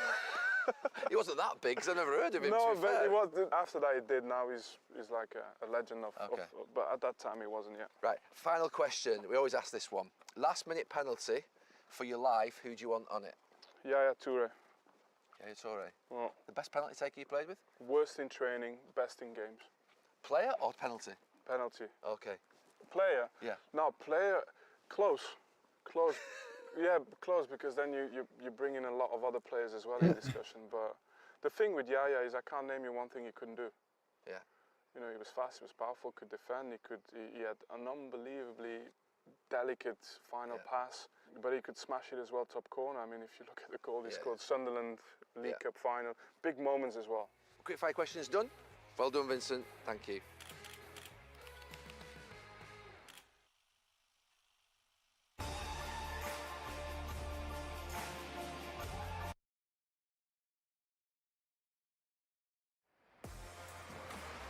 Right, I'm here. At 17 years old, you became Britain's youngest boxing Olympic medalist. So we're going to ask you 17 quick-fire questions. Amir, thank you so much for joining us. We're going to go straight away. Right. Favourite holiday destination? Dubai, but now because I got You like live there? I know I kind of live there now, so I would say something like I love the States, like Los Angeles. Los Angeles? Yeah, I love Los Angeles. Your game. What do you It's like my about game. it? I just love the, you know, you got a bit of beach there, you got a bit of like you got downtown area, the big buildings and everything, but you've got great nightlife there as well. Bit like Bolton, yeah. Yeah, I mean, very similar to Bolton also here, man. I mean, you've got the beautiful buildings over in LA. I mean, similar to Bolton ones. Yeah. Right, favourite music artist? Favorite, I like Drake. Drake? Yeah, You watched him live? I've watched him live twice, and I've met him a couple of times as well. Right. And he's a big boxing fan as well. Yeah. And you know, like when I first met him, obviously I went over and shook his hand, and didn't think he's gonna know who I was. Yeah. And when he said, "Oh yeah, I saw your last fight, champ," I was like, "Wow." But you were big in America. You fought a lot in America. I didn't fought you? a lot in America. Yeah, boxed in like a couple of times in Vegas, New York, and Los Angeles fought over there as well. So I had some great performances over there. Got the best fight of the year in America as well. So yeah, I had some wars over there. You know, especially against them South Americans who are tough, rugged, and you know want to knock your head off. I mean, yeah. Not for me. Not for me. Really. No. That game's gone. Retired now, so forget I'm that. happy with that. Favourite meal? Favorite meal? You know what? I like a typical fish and chips. Yeah. Typical meal, my fish and chips. You can't beat it. Favourite drink? Favorite drink? Like Red Bull, really, because. Oh no, you must be. That you know what? Sends me daft. That I know stuff. it sends me mad. You know what? I've been bouncing off the walls. I swear. And it's like normally when I have it at home and it's in the fridge and the wife's like, "Why the hell have you got Red Bull?" Because my kids end up wanting drinking it as well, and everyone's bouncing off the walls and stuff. Favourite football team growing up? Favorite football team was Bolton Wanderers. Bolton Wanderers. Yeah, I remember when I used to go there with my dad and my brother and everyone. We used to go there. JJ Koch used to be playing, and all the guys. And it's funny because I met JJ just in Dubai recently, and obviously we recognised each other. We had a really good chat. It was nice to see him, and it still looks the same. I mean, nothing different. To be fair, they had a good team back then, Bolton. We had a brilliant team. I mean, we had a wicked team. We was in the Premiership as well. I think we beat you guys. Were you? Nah, none of that stuff. Favourite superhero? Oh, I like Batman. Everyone loves Batman. Yeah, straight man, Batman, man. Batman's alright. I think Carragher said Batman. Did he? I think Beck said Batman. Who said Batman? Beck said Was it Batman. Bex? Yeah, I like Batman. He's just obviously got that. He's a good character, you know what I mean? And this is serious type of character who gets business done. Yeah. I mean, one of them type, yeah. Right, favourite TV show? Is it your show? TV. Is it yours? You know what? Have you seen it? Have you seen my show? I've seen it, yeah. No way. You're on your third series, by the way. I'm on my third series, that's Third right. series. I'm on my third series, Meet the Cons. Yeah. I mean, yeah, I don't like watching myself on television, but I mean, it's sometimes good to see the edit, you know, the way they've edited it and stuff, and they make us look really good, and I think it's been good filming. It's fun, it keeps me busy.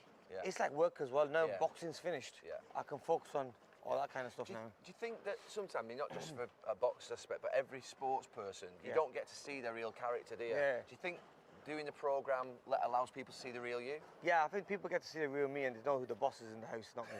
Trust me, honestly. They know the wife's the boss and that I'm just a yes man, which I am, honestly. And also, like, you know, you might think that being a boxer, being a fighter, you would be that tired. You'd be a strong guy. You'd be an aggressive guy all the time. But no, I'm the most chilled guy going. You know, like I said, I get bullied by everyone. So I swear, and especially the wife, she kind of sticks it on me properly. Your scariest moment on I'm a Celebrity, Get Me Out of Here. Why did you go on there, by the way? You know what? It was. What was it that attracted you to that? It was just that I wanted to beat my fear of being scared of like spiders. I wanted that feel of living in a jungle with some new people and get away from everything. Have you ever been asked to go on there? I think I got asked to go on either the dancing ones, The maybe. dancing ones, yeah. Yeah, would you go on? Would you say go on? I've been asked to go on dancing one, but you know, I got 2 left feet, man. I'm not really. And now getting a little bit older as well, my back's going a little bit. But you know, with age, I remember a couple of sportsmen used to tell me this was that, look, you're going to start feeling it when you hit your 30s. And you know what, I'm 35 now. You know, whoever said that is right, man. Fucking hell. Comes with age, innit? You're a bit tougher than the footballers, aren't you, boxers? I think we are, yeah. No, I think we are really. I mean, taking punch to the head, and then at the same time, you're on your own. You know what? I love going gym. You know, at least with football, I'm actually getting a bit addicted to it. I think you guys go through a lot of pressure. The benefits are just too good not to like. You have so much pressure with boxing. At least you guys can share that pain with your whole team. You know what I mean? And the manager and everyone. But with boxing, if you lose a fight, you're dealing with it yourself. No one gets to blame. No coach gets to blame. You were the one taking the punches. You were the one giving the punches. So there's come times where you've not had a good performance, and the next day you open the newspapers, you think, bloody hell, like they do have a dig at you as well. Do you read them? I've stopped reading them. It's been a couple of years I haven't read them, but sometimes you might just Google and see what's out there. And when you see the title says it all. You read a title of something. What's it got? You can remember a title? Should retire. This was like when I was in my peak. I was in my peak of my career, and someone said, I had that as well, though. Should retire. And I'm like, what are people talking about? Like, one bad performance. I mean, everyone has bad performances. The thing is now, though, you're not allowed to get beat as a boxer, it doesn't feel like to me. You're not allowed to get beat without actually... It's like... Exactly, because now they want that zero record. You've not been beaten. You've won all your fights, you're undefeated. And people... We'll see. With fighters like myself, you had Nassim Hamed, you've had Ricky Hatton, we all got beat. Because it shows what type of fighter you are. I mean, you have to taste defeat. I mean, someone like Mayweather never tasted defeat, so obviously I class him one of the best ever. But like I said, he was very special. But fighters like myself, AJ recently, got beat again from Usyk. But it's not a bad thing to get beat. We'll see. Before the AJ fight, and obviously after, I watched the fight, and after the fight, he obviously got emotional, didn't he? Yeah, he did. Reacted. Yeah. Is that just through that feeling of being beat and just you've put so much into normally, fights finished, they do a quick interview and everything's done. So they interviewed AJ, then they went on to Usyk, and then I see AJ back on the mic again, walking around, and I thought he's doing maybe having a little chat about maybe, what went wrong, and that's never really happened in a fight. But then he was on the mic a very, very long time, and then I started listening, and I thought, you know what, someone needs to take that mic away from him, because he might say something that, might harm him in the future. And he was going on, and like I said, I don't know why his team didn't grab the mic off him and say, listen, mate, that's it, and let's just go back. And I don't know if he was concussed, if he was hit hard. I mean, you're in a fight against Usyk is a beast, you know what I'm saying, and he must have been hit hard in that fight. Do you think it's because he felt maybe disrespected for the previous few months, that he doesn't get the recognition, maybe because Fury gets... Do you think... Yeah, but I mean, fighters think like that, but to be honest with you, look at what he's done in the sport. He's done amazingly. Absolutely. He's world champion, beat the likes of Klitschko, and I mean, won that rematch against Ruiz, so he didn't have to put himself down. Forget what people say. Back on to these quick fire questions, which aren't very quick fire, because I'm asking you too much. Role model growing up? Oh, my role model was Muhammad Ali, and obviously I got the honour to meet him just before he died the year before. I met him in London. I couldn't believe it when I met him. The first time I met him before that was at his house in Louisville, Kentucky. I used to just love the way he broke the fight down. I mean, he won the fight before he stepped in the ring. I mean, the way he destroyed his opponents verbally, and the confidence he had. I mean, one of my favourites by far. Most difficult fighter you fought? The most difficult fighter, you probably agree with me on this one, it was against Canelo. Okay. What a beast. I mean, I went up 2 or probably 3 weight categories just to fight him. And I remember walking in the ring, I was stepping in the ring with him, and it's like I was facing like 2 of yous, man. He was like that big. I was like, he didn't look that big in the weigh-in. Because on the weigh-in, I mean, how can he put that much weight on? He put on about 30, 40 pounds on. In a day, in 24 hours? How can he do that, So when I looked at him, I thought, that ain't the same guy. And I was you worried? Yeah. And I walked back to my corner, I remember, and normally when you hit someone, you kind of hurt them and they kind of step back. But with him, he just stood there, boom. Boom. Like Ivan Drago against Rocky. Exactly the same. And I was like, oh my God, this is going to be a tough night. I interviewed Tyson Fury between the second and third fight with Wilder. And he said to me, when the punch hit him, he doesn't remember the punch hit him, he was just on the floor. Yeah. Is that, I was like, really, is that how it happens? He went, that's how it happened for me against Wilder. Yeah, you don't feel the pain. I mean, when you get knocked down, people think, oh, that was a hard shot. And I've been ringside where I've seen guys get whack bang and the sweat flies off. But you know what? You ask them after that, or even when you obviously been a fighter myself, you don't feel that pain. It's that adrenaline. You're so used to getting hit. Imagine how many punches I've taken to the head all my life. I mean, boxing since I was 8 years old. You know what I mean? So imagine all that pain. It's the slow-mo cameras when they slow it down and you feel it. But you don't feel it. I mean, sometimes, like, I said this to my doctor the other day, I was having an injection, and I said, I'd rather you punch me in the face than give me the injection because that hurts. And he's like, really? Like, would you rather get punched in the face? I go, yeah. I mean, it's something that we've done all our life, isn't it? Right, here we go. If there was ever a movie made on you, which actor would play Amir Khan? You know who I like? You know who one of the actors I like? And he's Asian, and it kind of helps with the colouring a little bit as well in the movie. Is Riz Ahmed. I think he's a very, very good actor, but I don't know how good his boxing skills are. So I need to make sure if I was to pick an actor who's gonna play me, he has to know a little bit more about boxing, and he has to look in good shape as well, which I think he is in good shape. Yeah. So yeah, I think someone like him, yeah. Prime Amir Khan versus Prime Mayweather, who wins? You know what? I beat him. Honestly, I beat Mayweather. If I was in the prime. And he's in his prime. Bullshit. Are you confident about that? I was very confident. Because you know what people would say? Yeah, people say, oh no, this, I'm gonna get a lot of hate for this now. I'm so sorry, guys. But you know There's what? no chance ever. This is one thing I've always done all my career.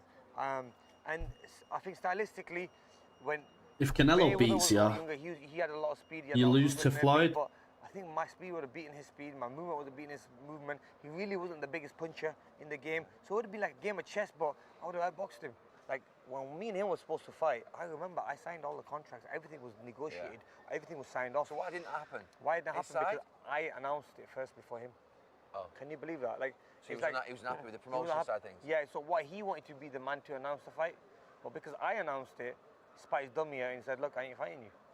And it was quite embarrassing because then he went and fought someone who I already beat, Maidana. And I thought, wow, check that out. So that's Mayweather. He believes in his own ego, and he believes in himself that much that he says, look, he has to make all the rash decisions. No one can announce something before him. Credit to him because at the end of the day, look, he's proven it with what he's done in the sport of boxing. What's the one thing at home you can't live without? My mobile phone, probably. We're all the same, aren't we? You know why? Because it gets you away from everything. Half the time I'm playing games on my phone. I'm slowly manifesting my own you know what I mean? system. Biggest regret? I'm kind of freestyling now at the minute. My biggest regret is not going to America early in my career. I just want to get arms. I would have got that. I've already lost a lot of fucking weight. Because at that age is when you're learning, when you're quickly. Big time. Why is it better over there to learn? You know what? Better quality of fighter or trainers? You got better sparring partners. You got the Mexicans flying in from Mexico. I mean, you got the Colombians. You got the tough, rugged South American fighter. Like a sparring session there is not a sparring session. It's a fight. I'm telling you, like when me and Manny used to train and we used to spar, mate, the whole gym used to be quiet. And everyone just watching it. It used to be full. I used to hate that happening because I like private, quiet gyms. But it used to be full of people. Well, the rest of the fighters just watching because it's just a brilliant fight. It's just, it's a brilliant because they probably thought these guys are never going to fight each other one day, but we'd love to see it happen. But the fight, I mean, it was a war we used to have. Right, what was harder to win, your Olympic medal or winning a world title? I think I'll always say the Olympic medal. Even with this rune axe, it's slow getting this fucking... overnight, yeah. And I was always doubted. I was only 17 at the time. I was fighting men at the age of like 32. So they were like, he ain't gonna do nothing, you know. So you had that pressure. But at the same time, I didn't know how far I was gonna go. I mean, I always wanted to become an Olympian, but I didn't know how far I was gonna go. But once I started winning the fights and started getting more confident, and then I could feel the pressure started coming on me. Like before, when I went to Olympics, I had no pressure on me because people thought, this young kid, he's gonna get destroyed. But by me just qualifying for the Olympics, I was the only fighter from Great Britain who qualified. Yeah. Was it true they tried to ban you from going or stop you from going? Yeah, I was not. Well, I stopped before going to Olympic Games. Before even going to qualifiers, they said to me, you can't qualify. I said, why is that? Because Team England have a rule that you have to be 18, but the world rule is 17. You're a senior. So I said to them, I go, look, if the world rules are saying 17, why does the England rules change? They should be 17. I go, forget it then. If you're not going to send me, if you don't want to send me, I got another avenue. Now, I was asked by the Pakistan boxing team because I'm a dual nationality. You're going to fight. So they asked me, why don't you represent Pakistan in the Olympics, and we'll allow you to go there. But then, as soon as England boxing got a sniff of that I could go via another, because they knew I was the best. So they thought they could lose you, basically. They knew I was the best because the number one fighter they had there, I would destroy.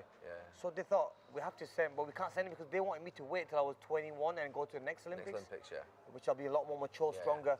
But they had to send me to this one then. They had no choice. They made a good decision then. They made a great decision because we saved all the funding. So all the funding that the fighters have got since then, the Joshuas and all the James DeGale, is come from that Olympics. Because if we didn't win a medal... You open the door, basically. Yeah, if I didn't win a medal at the Olympics, they were going to scrap boxing.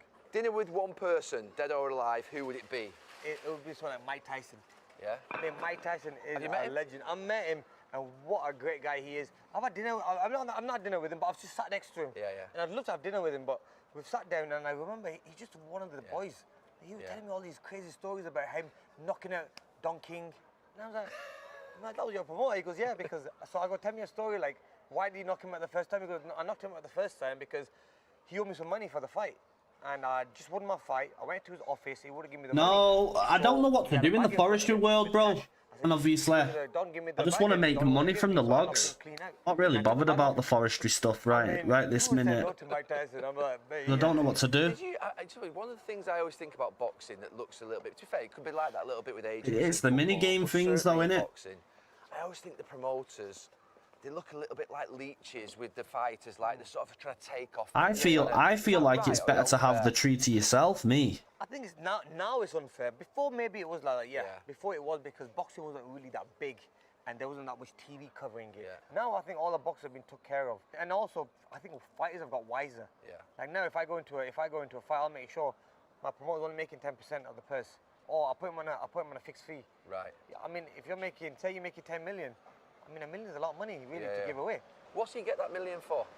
So the promoter gets that for putting the whole show together. Okay. You know what I mean? Doing all the venue. Yeah, I know what you said. The tickets, the setting up the press conference, doing the TV deal. And then you've got the manager. I'm happy doing this right now, bro. You're all right. You've got the dressing room that you want. You're gonna get your kit sorted out. You're gonna have you're gonna be walking out first, or you're gonna be walking out second. He sat next to you. It takes a lot of pressure off you. I've always had my. He's well to your nine, man. He's always been like a manager to me, where he's taking a lot of pressure. And obviously, I'm his son as well, so he'll always look out for the best. And I remember like the last Kell Brook fight. I mean, not many people know this, and it was a smart move by Kell's team.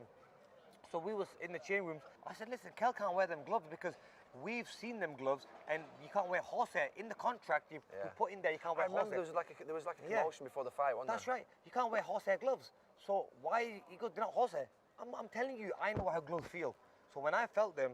But what's the horse? Horsehair is padding, which then disappears and it's a pure knuckle. You're getting hit. It's like you're being hit by a. So it displaces it. It displaces it, and you're getting hit with this knuckle. Right. Whereas the foam gloves I had, the orthopedic gloves, are just solid foam. But why wouldn't you have to wear the same gloves? Exactly. That's why otherwise I would have worn horsehair gloves as well.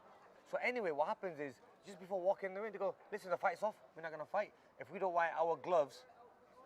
So I'm like, and I'm warming up now. Then there's a boxing board. They had a boxing board coming, and he goes, guys, the fight's off. I'm like, listen, my coach said, listen, the fight's off. That's fine, but he ain't gonna wear them gloves. He's like, no, you have to wear them gloves, or that's it. You're gonna be fined. So then that's why you have to wear my glove, my second pair. So they always give you 2 pairs. Okay. So you wear them. But all that commotion was going on while I was warming up, just before walking in the ring. So imagine your mind is all over the place. Am I fighting? Am I not fighting? I'm sitting down. I'm warming up. I'm not warming up. And so it was a great strategy by Kell Brook's team. I think it helped. Did it distract you a little bit? Or? It did, yeah. listen, that fight was lost on the last week. By you mean? Yeah. So what? Just that, or what other things? Look, I'm a typical Asian. We have a lot of family members. We have a lot of cousins. We have a lot of friends. I'm a loving type of person. I always keep my people around me. I like to invite them to places. I like to have them around me and stuff. And I remember that on the fight week, we walking around or we at the press conference. I'm looking after people. Oh, make sure he gets in. Oh yeah, make sure have you got a ticket? You need how many tickets? You need 5 tickets? Yeah, man, it's way better just having a tree on your own. You know what? Because it's been a long time I fought in the UK. My last fight before that was in Saudi Arabia. My fight before that was in America. For the last 4 or 5 years, I've not fought in the UK. I feel like when other people are on the tree, they like steal the logs. Obviously, he's going to be getting prior with that dragon axe going off, winning. It was very distracting. Too many people around? Too many people around as well. See, I'm a nice guy where I said to everyone, I didn't want to say no to people. I would have been unhappy with 2 or 3 people around me. But I had about 15 people around me. I always think that in the dressing room, you've got like a boxer will have like all these people around. What are they all doing? What are they all doing around? Nothing. All these people around you half the time, they're only around you for a reason because they want to look good on their Instagram, they want to look good on their Twitter, they want to look good on their social media. Are they in your life now? You've retired. Where are they now? Some are not. I mean, Some people disappear. yeah, a lot of them disappeared. Yeah. You find out who your friends are when you retire, don't you, as a sportsman? Yeah. I mean, but you know, one thing what boxing helped me with, and I think respect helped me with, is that I made a lot of money in the sport, and that stayed with me. But the people that have left me now, so you think, oh, he's still got money, he's still got the lifestyle, he's still got the name, they still want to be around, but then you don't know who's real and who's not real. But I just take it with a pinch of salt now. I'm like, I'd be nice to everyone. Final question.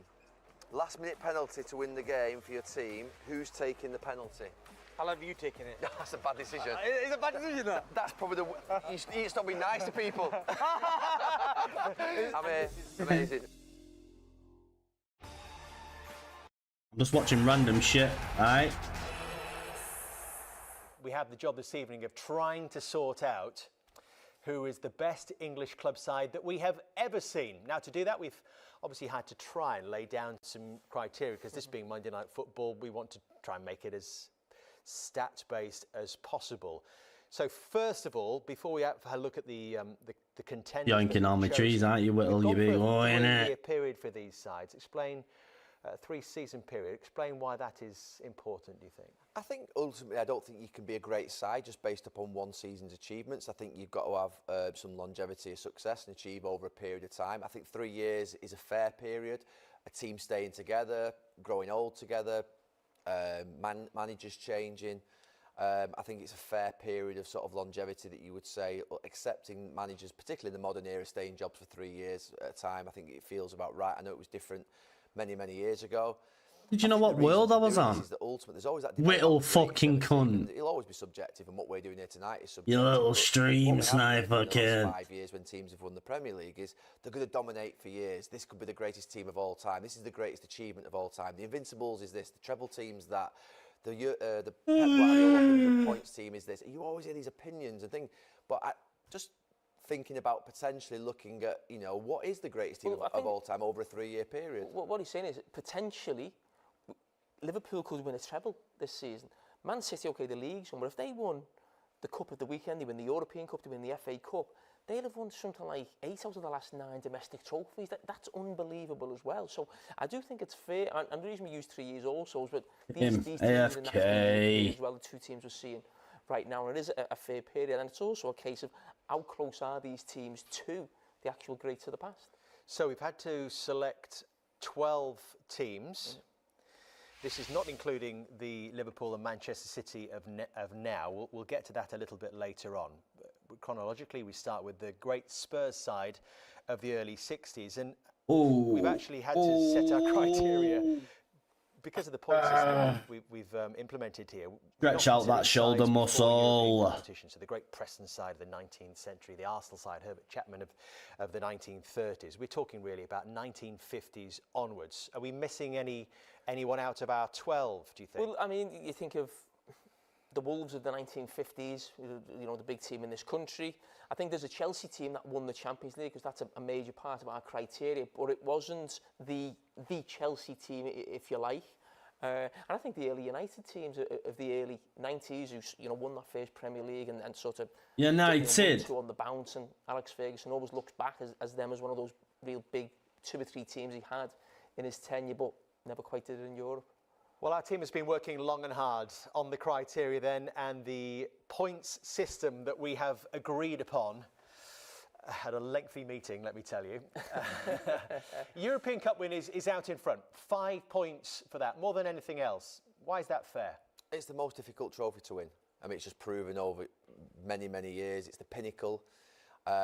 You'd always say that to be a great side, truly great side, that you would need to win a league title. You'd need to win back-to-back league titles or 2 in 3 years, but you'd also need to have success in Europe. Get the fuck off my tree, kid. Something that you would sort of strive for to truly judge yourself as a great team.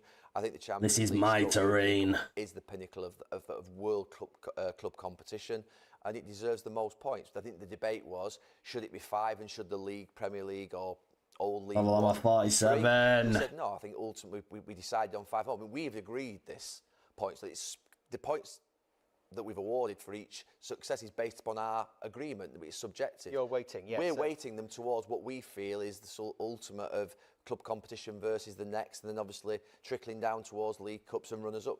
There might be another couple of questions. Look at him being a patient lad.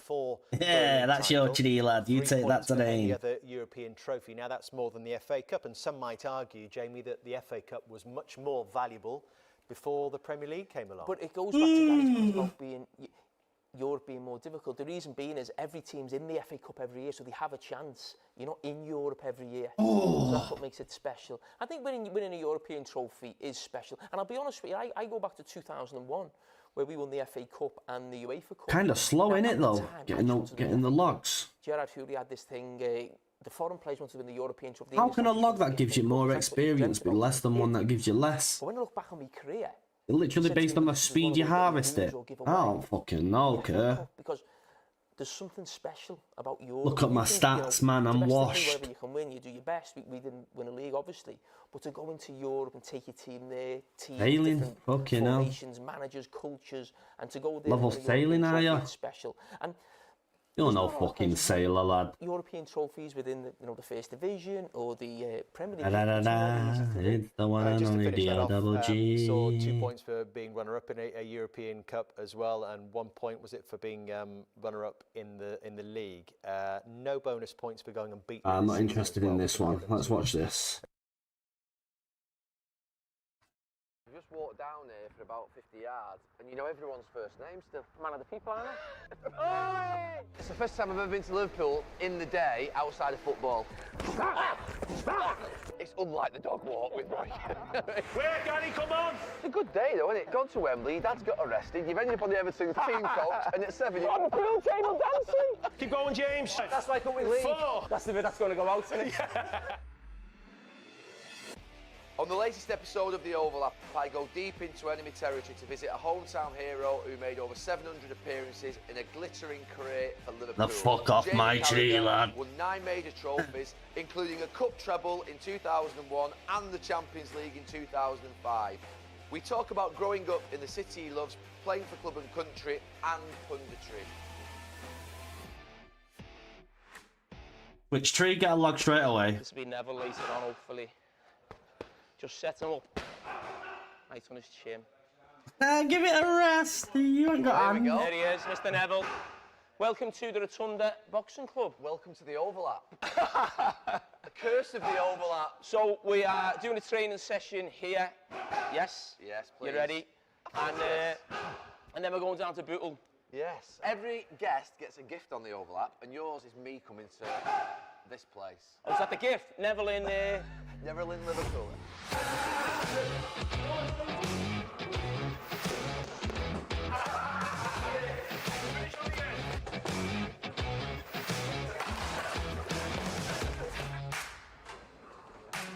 Do you come down here every day? Yes. Apple thinks he's a beast, doesn't he? Yeah. With a nasal breathing. Well, you don't look like you do.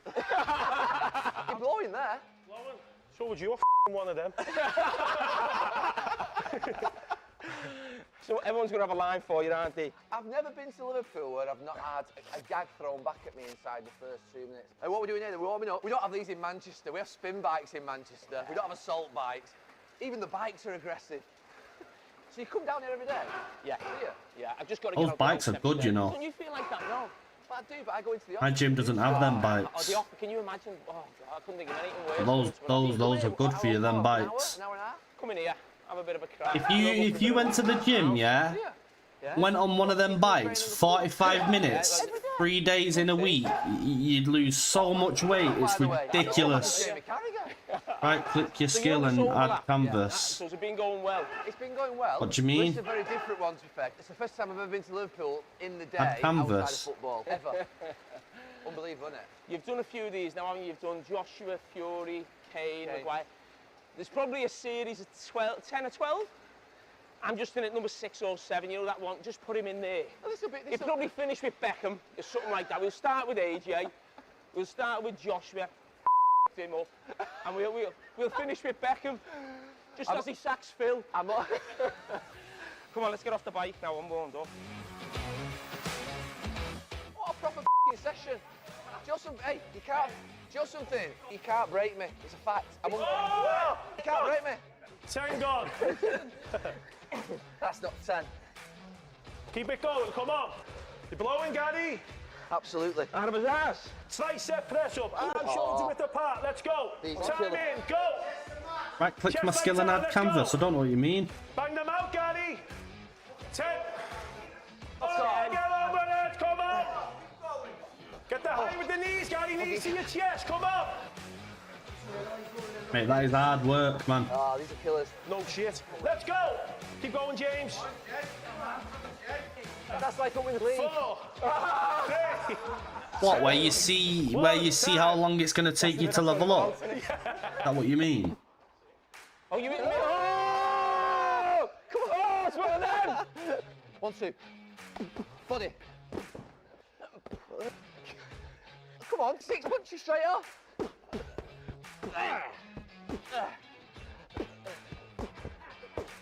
Come on. Come on. Stop. Hey. I was alright with that. Gaddy, I'll show you. Here he is. He's been waiting for this moment all his life.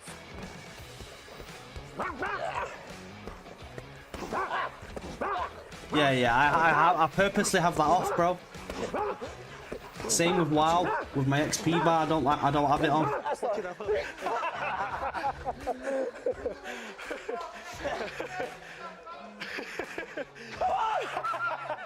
Come on! Don't stop, Gaddy. Keep going. Down. Come on! Keep going. Hold your ground, James. Come on, Fergie's itching your arm. Do it for Fergie. Do it for Fergie. These people asking. If you ask, I just show, don't I? Come on! You can't break me. Typical. Last one. Last one.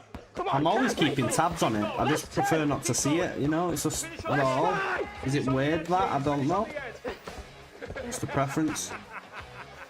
What level's my woodcut in? 47, innit? 48, just leveled up. Come on, take it. When I get to 60, I'm gonna go to use. Bro, I want to go on one of them bikes. No one can break me. No one can break me. Honest, nobody. I'm unbreakable, Gary. You're like a Kit Kat. Come on. With him. I think that guy there got put in jail for like selling big. My bike settings are different than yours, tell you. I know you lot work. I'm on Maple, aren't I? This city is the football. It's tough, and it is tough for people around here. It really is.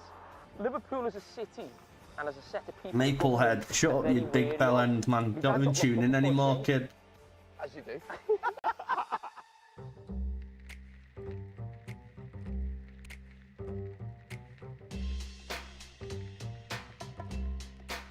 Make teak planks, what, and sell them? Right, Carrot, we've been to the Rotunda. Tell us where we are. I'm just trying to follow this. On Marsh Lane, Bootle, which is where I class myself as growing up. I was born on Knowsley Road, which is a couple of streets back, but everywhere where I was as a kid was here. School, youth club, mates, knocking about, pubs, as I got a bit older anyway. So that's where we are. So we'll have a little walk down Marsh Lane now. Teak planks are 900 each, really? We just walked down there for about. Yeah, but what's the XP I get? First name still. For farming them? You know, I'm not. Hey! Yellow card. How are we, boss? You okay? How are you, mate? You okay? Yeah. Nice. Good. Everyone, honestly, this is an area of. Well, I grew up here. I was an Evertonian as a kid, but all the families growing up were Evertonians, really. When in we this were area? kids. Yeah. Aye. Yeah, you stay there now. You all right, lad? Nice to Caleb, you little fucking winner. You stay between those two. Let me have these two. All right, see you later, lad. Is it nearer to Goodison Park? Oh, my, I don't even know what muscle it is. People say the underdogs. But if you lift your arm up, and then you put your other arm on that shoulder, and you dig your hand in. Even the 60s or. Bro, fucking hell. That's sort of probably the biggest club.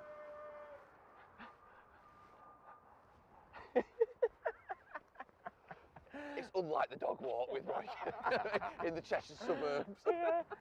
It was only when obviously Bill Shankly. Don't tune into quitters. I don't know if it's something to do what? With that, every area in Liverpool have a certain bit where it's more Liverpool or it's more Everton, but when we were kids there was a lot of Evertonians around here, still is obviously. And what was it like growing up around here? Loved it. Yeah, I'm not asked about the making of them, it's the XP I get for hitting the log. Getting the log, you know. someone else's might be better, or I don't know. What's good, what's bad, I don't know. But we played loads of football. Everton and Liverpool were flying at the time when we were kids.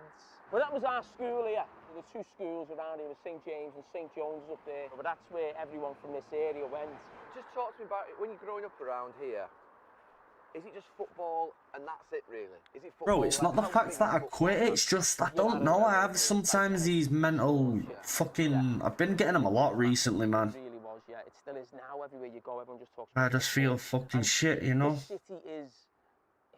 I mean, you can talk about the music or the Beatles or something, what it's famous for, but it is the football. People come from all over the world, like United, coming into the city, the hotels, taxi drivers, restaurants. Yeah. A lot of the revenue comes from Liverpool Football Club, and that's what it is. Where are teak trees then? Around here? What would your mum do? What would your dad do? What would the sort of the community? Where were they working around here? Years ago, you had the dock. So at the end of the... That's the thing. It's the transporting. Talk about like this area being the worst, probably hit area besides London. 90k. The docks here, so everyone used What's to the 4th tab? Years and years ago, What that? there was a big thing with the dockers. In the 90s, my wood cutting things.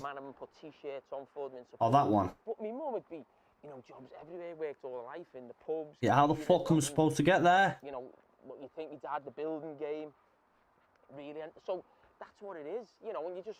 Fucking, I need the fairy ring shit. Wherever you're from, you know, working class area, it's not easy, it's tough. And it is tough for people around here, it really is. There's no money, there's not a lot of money around here, or... You know, people find it tough. It really is. So that's... The perception is, I think, outside of Liverpool. That What's that dog? We just placed that perfectly, you know. Little booby traps all the way around. The perception is outside of Liverpool that when I look at Liverpool, that's the only thing I don't like. I'd like to look on the map right now and carry on wood cutting, but it doesn't allow it.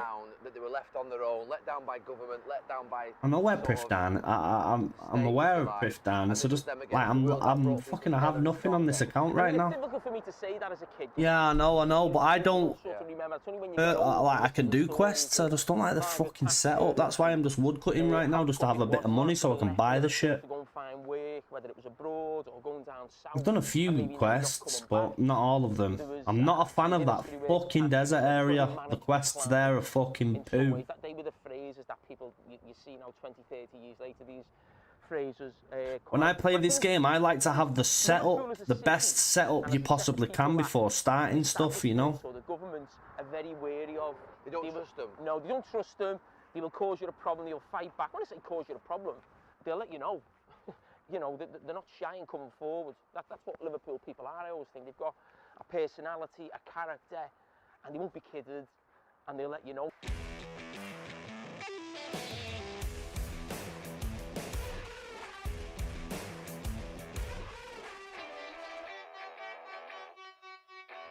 Yeah, the next quest that I was going to do was this one.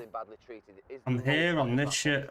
Alright, where are we? But the way I look at the Hillsborough situation, right here. It happened, and 20, 25 years later, all the papers come out. And I think people in Liverpool were a bit like, we told you so, almost to the rest of the country, as if like, now do you understand? When you're saying, oh, them Scousers moaning again, or why don't they ever shut up? It's a bit like, we told you. We told well, it's the free-to-play shit, innit? No one else would listen. Oh, you know, back in the government, or, you know, the... No, I'm not on free-to-play. Governments after that, okay? And I think when it actually came out, it was only what people from Liverpool had always felt.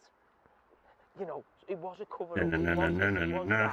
And in terms of that, do you think that because the fight was so long, the city never let government off the hook? They just kept going, and the police, they just kept going, and they kept going, and they kept going, and they probably thought at times they're going to go away soon, and they never went away. Do you think that's changed now, the way in which relationships have happened between maybe sort of government and Liverpool? Because I do think it's the get these items and bring them with you type shit that pisses me off. Do you think there is now a sort of a better relationship because actually people realise that people from Liverpool won't have the piss taken out of them? Yeah. I think that's true. People, you always feel that, and I think it is proven right, even over, you know, what we've been through now in the last 6 to 12 months with COVID, in terms of the government looking after the matrix money and contracts, and it's like everyone's at it. There's always that suspicion that something's not quite right. So the Liverpool people will always, I don't think they'll ever be fooled or kidded. Every time I've quit this game, it's farming. Every time. You normally are, aren't they? When I actually tried to indulge, I need to stay away from farming. Like, I know there's prerequisites to do certain quests. I will do that, but getting it to 99 can fuck right off. I hate it. No, went to semi-final. Went to semi, didn't go to final. So I went to the final, and Everton won the European Cup a couple of few days before. And I remember coming back. Got off the coach at the I can play for like another 10 hours or something. So when people talk about the rivalry, I can play for as long as I want, really. I can go gym whenever I want, but I'm trying to actually go gym a lot now. I'm gonna get fucking massive, kid, with no steroids either, bro. I was about 5 in the morning. I was only 7, but everyone was just singing and dancing on the ticket. Because even though they lost the final, they won the league for the first time since 1970. But that was like the real pub where everyone went. It was a bit out the way, and if a stranger come in, everyone thought it was a policeman. You know, one of them, you think, who's this fella coming here? That wall there, when Arsenal beat Liverpool for the league, well, probably the most I'm not gonna do rides, bro, never. I'm gonna try and get built legitimately. I don't know, it's like in Manchester when you were a kid, you always went to your grandmother's, or we call it your nan's. I'm gonna, right, this is the plan then. I'll push 50 now, right? Nan lived on this street, so we... Nah, bro, look at fucking Arnold Schwarzenegger, look at Ronnie Coleman, look at the way the bodies are now. They fucking absolutely destroyed the bodies. Especially Ronnie Coleman, the guy can't walk. I was playing football, you get him through a little bit of bother, but not away. Yeah, that's what I'm gonna do. I remember getting hard, out to the I do want to try goal 99 in it, yeah, but I've got you there, like, persistently trying to get me to do quests. No, never went that far. Obviously, the lads do, well, get on with whatever they do, you know. When you went to the cup final in '85, did you have a ticket? I was only 7. My dad got locked up before the game. Yeah, I know you do. Before the game, yeah. So, yeah. As you do. When I say that I have a ticket, I don't know.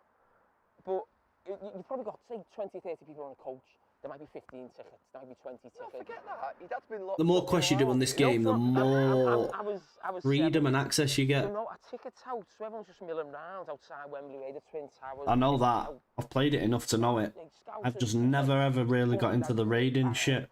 Like, the tickets? Yeah, and just turned around, there's a policeman right there. So we nicked the 2 of them. So I ended up getting taken on the Everton coach before the game. Got the team bus? No, so the team Sometimes though, in the future, when I'm doing my stuff, please try not to persuade me. That's the, like, I don't know, I'm just very weird nowadays. I don't like being told what to do, like, even if you're trying to be helpful, it annoys me sometimes. I'm in a good mood today though, so I'm fine with it. It's just some days, I'm doing something, just let me do it, you know? And found us, and it was standing up, wasn't it, 100,000. The only thing I can remember from the game was Whiteside's goal. Because when it's a cup final... That's what I mean, people don't... Bro, my fucking other accounts, I was like 80 fucking 4 Slayer, man. People do not like watching Slayer. You know what I mean? That fucking left foot bender. Yeah, I know you are. And that's and then ending up back there till 5 in the morning. I need to keep going to the gym, me. I mean, you've gone to Wembley, your dad's got arrested, you've ended up on the Everton team. I've got a lot of tension and energy that I just need to fucking slap into the weights. Started with 7.5s, early, now I'm on 12.5. I've only been 2 weeks. Imagine what I'll be like in a year. Can't wait to next go and do arms. I'm going to do arms. You've grown up around this area in Liverpool. I know 12.5 kilos, not a lot, but to jump 5 kilo in 2 weeks, that's fucking kind of OP, that. I'm a strong motherfucker, me. Yeah, not really. No, I've got there's some actual beasts that go that gym, though, that I've not seen, because sometimes I go to the weight and it's like nearly at the bottom that they're doing on chest. A little bit the way I had. Was it because this place was too important to you, or how you were treated with England? No, I had nothing to do with how I was treated. I'm not one of them who Streaming's always going to come first, bro. It's just someday, I don't know, man. Doing drugs has fucked my head up big time. It's fucked up my whole, like my central core system. It's messed me up, it really has. that I didn't dominate. But I'll overcome it, man. I accepted that too easily, rather than going, I'm just happy to be in the squad. Yeah, I wouldn't say I loved being there, and I loved it. I didn't like being away from, you know, especially when you're not playing. I loved being with the 21s, England and the 21s. I was vice-captain. I used to room with Frank Lampard, he was the captain. I felt a big part of the team, and if I felt that with England, I think I would have enjoyed it a lot more and felt more part of it, really. So it wasn't, I'm not having a go at anyone.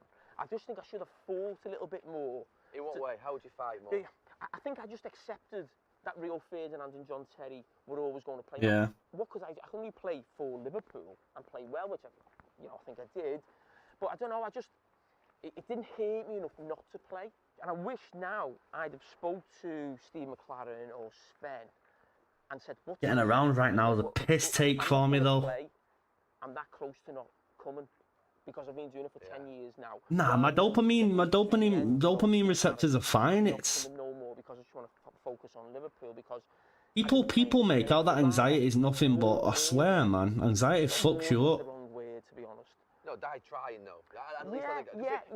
That's why I go gym at night. I really struggle to be around people, if you want me to be honest. I wouldn't have a go at any manager. I don't like being around people. I don't know. I don't feel comfortable around my family members, you know what I mean? And even that's sporadic. Even when I was with England, I'm thinking who Liverpool got sacked. My brother actually goes to the same gym, innit? But I'm always going when he's never there. For Liverpool, I always had that mentality. I look at someone like Frank Lampard, to be honest. Don't mind going on my own though. I don't need somebody to spot me and shit. Obviously, if I do have someone to spot me, I'll be able to push a bit harder, which is always good. But I know how to get my body bigger. I'm already seeing differences. My mum says I've lost loads of weight in my stomach. Well, that's because I was going on the bikes. And I think he probably had that attitude with England that I probably something. I think I didn't want it enough. I didn't force it enough. Now whether would have been good enough, I don't know, because you're talking about two of the best centre backs England have ever had who played. They were amazing. I love both of them. So it's not a question of saying I should have played, but I could have just something there. I always think I could have maybe done a little bit more. Don't really want to talk about stuff like this because it's just not good. It's just not good. It's too easily judging from other people, you know. Because some people aren't like realistic thinking. Yeah, I'm not. My dad paid for the first month for me. I'm going to be paying for it now for the future. Obviously. That's the thing though, bro, yeah. I've been watching like YouTube videos on people like, they fucking don't have a clue what they're talking about, some of these people. It's like, oh, you're doing this exercise wrong, bro. If you're lifting weight, it don't matter what the fuck you're doing, as long as the day after you've actually got some pain. I don't know. I've never touched steroids yet, but the reason why they take steroids is for recovery. That's what I've heard. So they can actually absolutely go full throttle every single day, and the next day they don't wake up on the pain. I think he could have done better. I suppose he could, yes. But when I hear players, and this was the same with Capello in 2000. I just want to become big. I like. It's like art, gym. Going to the gym. Like, I'm not a good drawer, but I know for a fact I could get my body looking sculpted. I know I've got the genetics for it. I know I do. Like, my dad's 65. He walked 25,000 steps the other day. He's tracking his walking. Dad walks everywhere. And to be honest, I was a little bit. He's fucking nuts. Like my mum. No, I'm not gonna speak about it. She didn't like it. Don't matter. It's just like one of those. Right, one more level, and then I'll go and sell these logs. I'll try and get some questage in. He's won 2 La Ligas. He's won the European Cup. He's Capello. So if that's what he does, that's what he does. So it's not him. It's us, isn't it? So I've not tried to bench anything yet. I'm like, bro, I don't want to injure myself, and I actually fucked my back up. I wasn't streaming that often, and I didn't have people really coming in and speaking to me about it, but I fucked my back up. I pulled my back, pulling a 20-kilo weight off of the thing, because it was too heavy for me. I wouldn't have been able to do much reps. And my back, the 3 days after I pulled my back, bro, I literally couldn't get out of bed properly. Like it'd be a full-blown effort to get out of bed. I was crawling on the floor. I was holding onto every apparatus in my living room, my flat, my kitchen to get around. But it's fixed now. It took 6 days for me to fix. But I'm chilling now, and it's because I held the weight wrong. I disrespected the weight. I thought, yeah, this ain't heavy. Let it drop a bit and then grabbed it again. It's just my back pulled. I can't believe that. No, I can't either. I still wouldn't do it right now. But I go, well, you know what? Look, bro, I seen a disgusting pec tear, though. Disgusting, bro. That guy can't bench press ever again, I don't think. Holy just rips his pectoral off. It was with Larry Wheels. You know, and you go back to your room and you go back to your own club and you'd be a bit like, you know, you don't want to bump into a Liverpool player in the corridor. You don't want to bump into a Manchester United. Yeah. I know. I'm doing it on my own as well, so. Listen, people think that you're arguing or fighting. I know what I'm doing. I'm not stupid. It's worse than that, actually. It's arm's length. It's worse than that because you're staying away from each other. And you're trying to avoid conversation. I think it'd been better if we were arguing. Do you know what I mean? Because at least then I think it would have sorted things out. But I think it's worse than that. Talk to us about. I always have a 2-litre gallon of water when I go gym. To be honest, no one mentioned it before. Sleep's not a problem for me. That it could happen. Had you been told before the game that you would come on in to take the penalty? No. But I mean. No. Sleep definitely helps repair. Do you remember us doing those competitions that we did and then they took all the scores down? Yeah. So I missed one in all the weeks we were there. And then he just said, you're coming on, obviously, to take a pen. I didn't feel nervous one bit. About coming on or taking the penalty? Well, I knew I was coming on for that, you know. So I always remember when I went up, you said to me, do you want me to take it? Do you remember that? No. Yeah, I always remember you said to me, do you want me to take it? You're going mad with the chat GPT right now, Split. You love that motherfucker, you. I wouldn't say now, oh, the manager was wrong for putting me on. I missed the penalty. You know, all chat GPT is all the research in humanity that's been actually documented. That's all it searches for. It's just got an insane archive of everything that's already been researched. Do you know what I mean? Right, boom, right, this is what I'm doing, and I went. So as I'm walking... Wait, what? When you can complete 12 reps easily, increase weight aim to improve... And as soon as I turn... Wait, increase weight aim to improve every week. Reps or weight. Keep a log, phone or notebook. I just go off my head, me, bro. Like, I'm seeing improvements, do you know what I mean? I'm going to increase the weight. Like, this is what I mean, yeah? If you can lift 81 kilo 2 or 3 times, that doesn't mean you're strong enough for that weight. You've got to be able to lift it at least 12, bench it at least 12 times. I always do 10 to 12 sets of 3 on everything I do. And I seen a video about you shouldn't do that. There's a guy who says if you want skinny whatever for the rest of your life, don't do this. And he's, oh man, honestly, the internet's fucked. Missing a penalty or people were having a go, were they? I don't remember that at the time. No, I don't think they could believe I was taking the When kids aren't in school, they're not getting to school dinner. During the pandemic, with Jamie's support, we did just over 15,000 packed lunches. So when I hear the words holiday hunger and food bank, it's an absolute... All I'm focusing on when I go to the gym, is Hi everyone, I hope you're the enjoying next day I need to have aches and pains. That's when I know I'm doing the right thing. For a long, long time. Please subscribe, there's loads more episodes coming up and I hope you're enjoying it. Right, let's get back into this episode.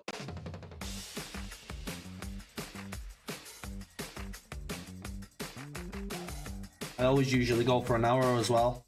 An hour or more. Right. So tell me about this. Well, from Bootle to Istanbul, so me as a kid in Bootle, obviously what happened in Istanbul, and this is the 23 Foundation, giving kids a chance. So there's a lot of these murals around. That's my brother. Different players, Jordan Henderson is Trent. And the company or the lads who do them, I'm gonna be chilling. More walls. We helped them as a charity where it was. So they wanted to return the favour. So we got that, but there's no way we could have just had the Liverpool thing here. There's no way in the world. I'm listening to people like Jay Cutler, and what were you doing during the pandemic? Round here. To be honest, and that Australian guy Lee Priest. I'm listening to those guys because those guys actually know what they're talking about. They've actually produced bodies, works of art. Do you know what I mean? They've got the body to an absolute ultimatum level. I'm gonna listen to them. Like a So these people that have been like ironing boards that I trying to give fucking advice on how to get big, and it's fucking actually laughable. That's not just through the Don't pandemic. get it. When kids are not in school, say the 6 week holidays, because it's tough for those 6 to 8 weeks for families money-wise to just keep, you know, shelling out. To be honest with you, I'm getting more. There's a guy on YouTube called Shredfast, yeah. Regards to government and the state of this country, when I hear the words holiday hunger and food bank. And he goes mad with kettlebells. There's everything kettlebells. But he's shredded out of his head. This was my youth, basically, and it didn't look like this. It was completely different when I was a kid. You remember like the 6 week holidays? Yeah. You would be here every day. I mean, Monday to Friday, you'd be here from 9:30. You know, like on fighting games where you're like, you get your chippy, go that chippy. you're fighting a bot and you make the handicap like really bad or really good. It's a different setup. If you use steroids, you're making that handicap really good. If you don't, you know, it's lower, a lot lower. I don't know, man. Don't get me fucking calling people cheaters and shit, man. It's just not good, is it? Best I don't fucking This has changed the floor and but even talk about the cunts. yeah, it was the best gym. But even now, this is brilliant. This Yeah, play but 5 side, when we were kids, when I was 7 or 8, can you imagine how big this felt? It was just massive. And we'd just be in here all day, just playing 5-a-side. And I don't know when you can remember first kicking a ball. Oh, the only reason why I'm talking about it, yeah, is because one of my mates is actually on roids. With my dad. Must have been the first time I come in. I must have been 5 or 6, and there was kids playing. The only reason why I'm talking about it, bro, it's literally like the main consensus of going gym. All the guys that are like well known for gym they're all on roids, aren't they? Keith, how are we? Like Sam Sulek, roided. Larry Wheels, roided. So give him a little insight of what the Brunny does. The Brunny's been here since 1947 and has been working with young people since then. We have That's another thing as well, though. It's artificial muscle. All steroids do lots of activities for the kids is to get involved put in. water behind your actual muscle to pump it out and expand it. I'd rather have a muscle that's complete full. You know what I mean? Healthy lifestyles, you know, health and well-being, their mental state. During the pandemic, with Jamie's support, we did just over 15,000 packed lunches during that period from March to April of this year. What are the major issues that you're seeing in the community around here, in young people? Probably much the same as anything, you know, in a city area like this, Gary, anyway, you know, same as Manchester or whatever, you know, we've got, you know, a lot of issues around the gun and gang culture.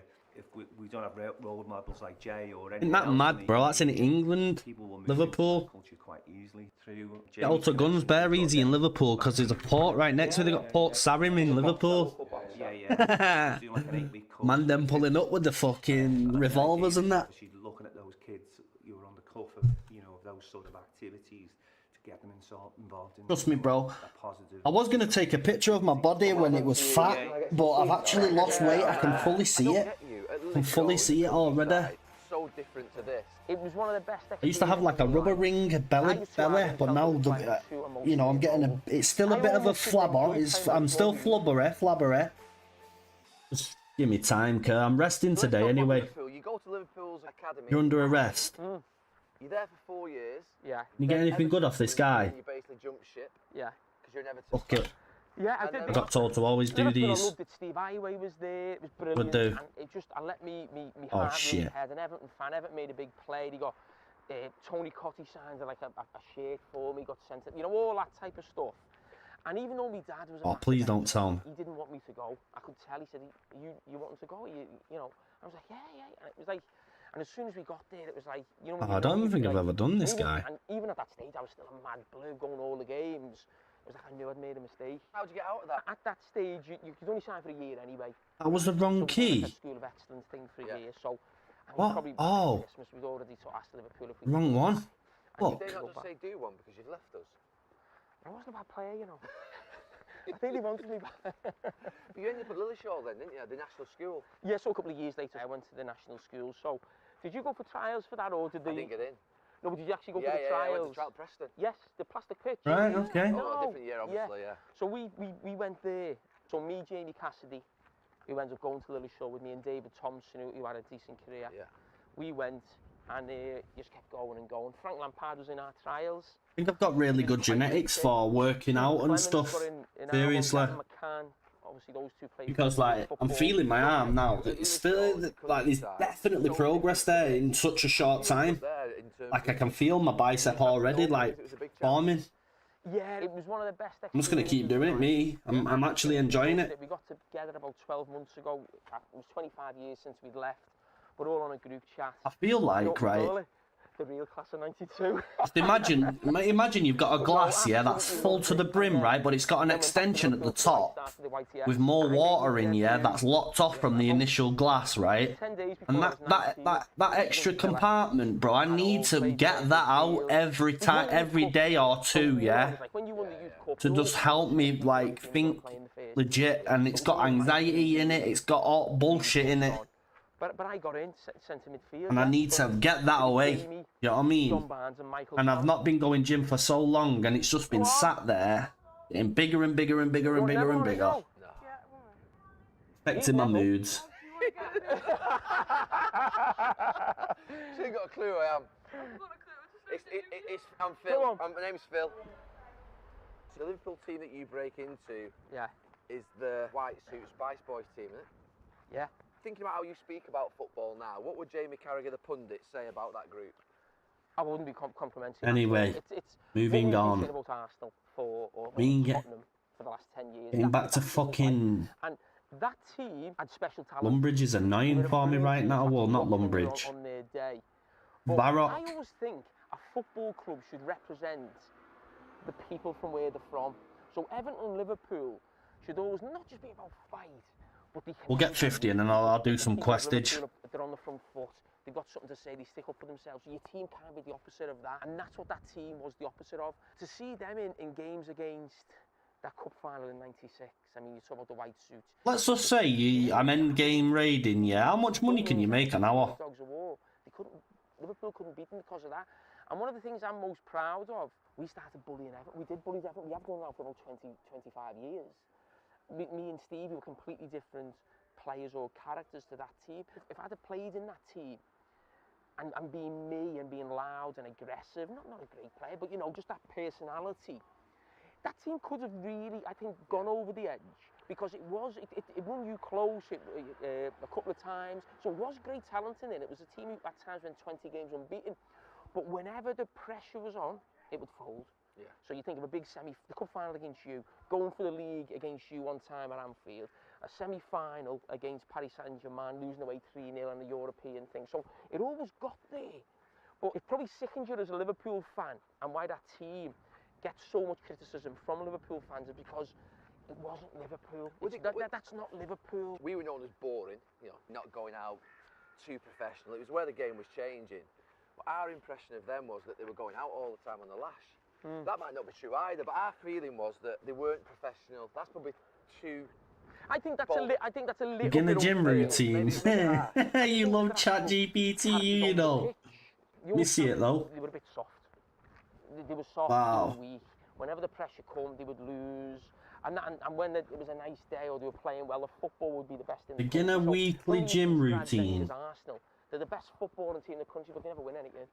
And that's what that team the was. later Wenger years. Yeah, sort of the end of the Wenger years. It was like, oh, they play the best football in the Premier League. And you could say that for 2 or 3 years about that Liverpool team. And what did Gerard Houllier do to change that? We were completely, almost went too far the other way. If you think about reasons why we never won the league. I got told by somebody, right? We were not as eye-catching on the I can't remember who told me. I heard something. Is you should only focus 2 body parts every time you go. People say to me, oh Steve, oh, you didn't win the league. You know? So like you go and you do bench press, and then you do biceps with chest, and then the next day. The best Chelsea team with Mourinho. To be honest, you're supposed to do bench press with and they spent as much money as us. Calves. For us, we'd win. So you think of big semi-finals, Barcelona in the UEFA Cup semi-final, Chelsea in the semi-finals. We were the only team that could beat them. Need to speak to Crumpets. Chelsea, but we found a way, a little bit like Liverpool now, where they're the only team who seem to find a way to give City a problem. And I just think that team, we don't get enough credit for that. He was moving you around a bit, wasn't he? You were playing full-back quite a bit, were you, in the Houllier, in terms of... I started centre-back, and what happened was they brought Henshaw and Hippier, and they were better than me. Yeah. I was 20, 21, but Houllier loved me. He wanted my personality, my character in the team. So it was almost like, he'd say to me at the start of the season, you'll play. I don't know where yet. I don't know about doing fucking all this in one day. My sort of personality, and I had to improve. Do 3 sets of 8 to 12 reps for most exercises. You had sort of gigs, skulls. I watch some people in the gym and they take so much breaks. They're all like, these local players coming through are amazing. Where I was like, I feel like if you go gym and you don't sweat your absolute bollocks off, you're just coasting. And then you get to your sort of your peak years, and people say, okay, yeah, go play top player for Liverpool. Wakes me up as well, man. I always think it's hard for people like me and you, where you're playing for Man U, one of the biggest clubs in the world, Liverpool, one of the biggest clubs in the world. And you know, really there, Kurt. You make the odd mistake when you're 90, 20, you make a mistake. I could literally go now to the gym and go on the bike for an hour. I've not done it yet. I actually attempted to try and do it the other day. I was too hard on myself as a player. Well, my last session, but I only did 15 minutes. It's fucking hard to sit on that bike for fucking a whole hour. Highest I've done is 40. Or bad performances or mistakes. If I cost the team, I'd be in a bad place for 2 or 3 days, really. But anyway, fuck it. Less gym talk, more rune skizzle. Yay! I almost didn't enjoy playing well. It was more relief that I didn't feel bad that we'd lost, and it just. That's why I'm almost... Rune skizzle, faux shizzle, my nizzle. You gizzle. You gizzle or what?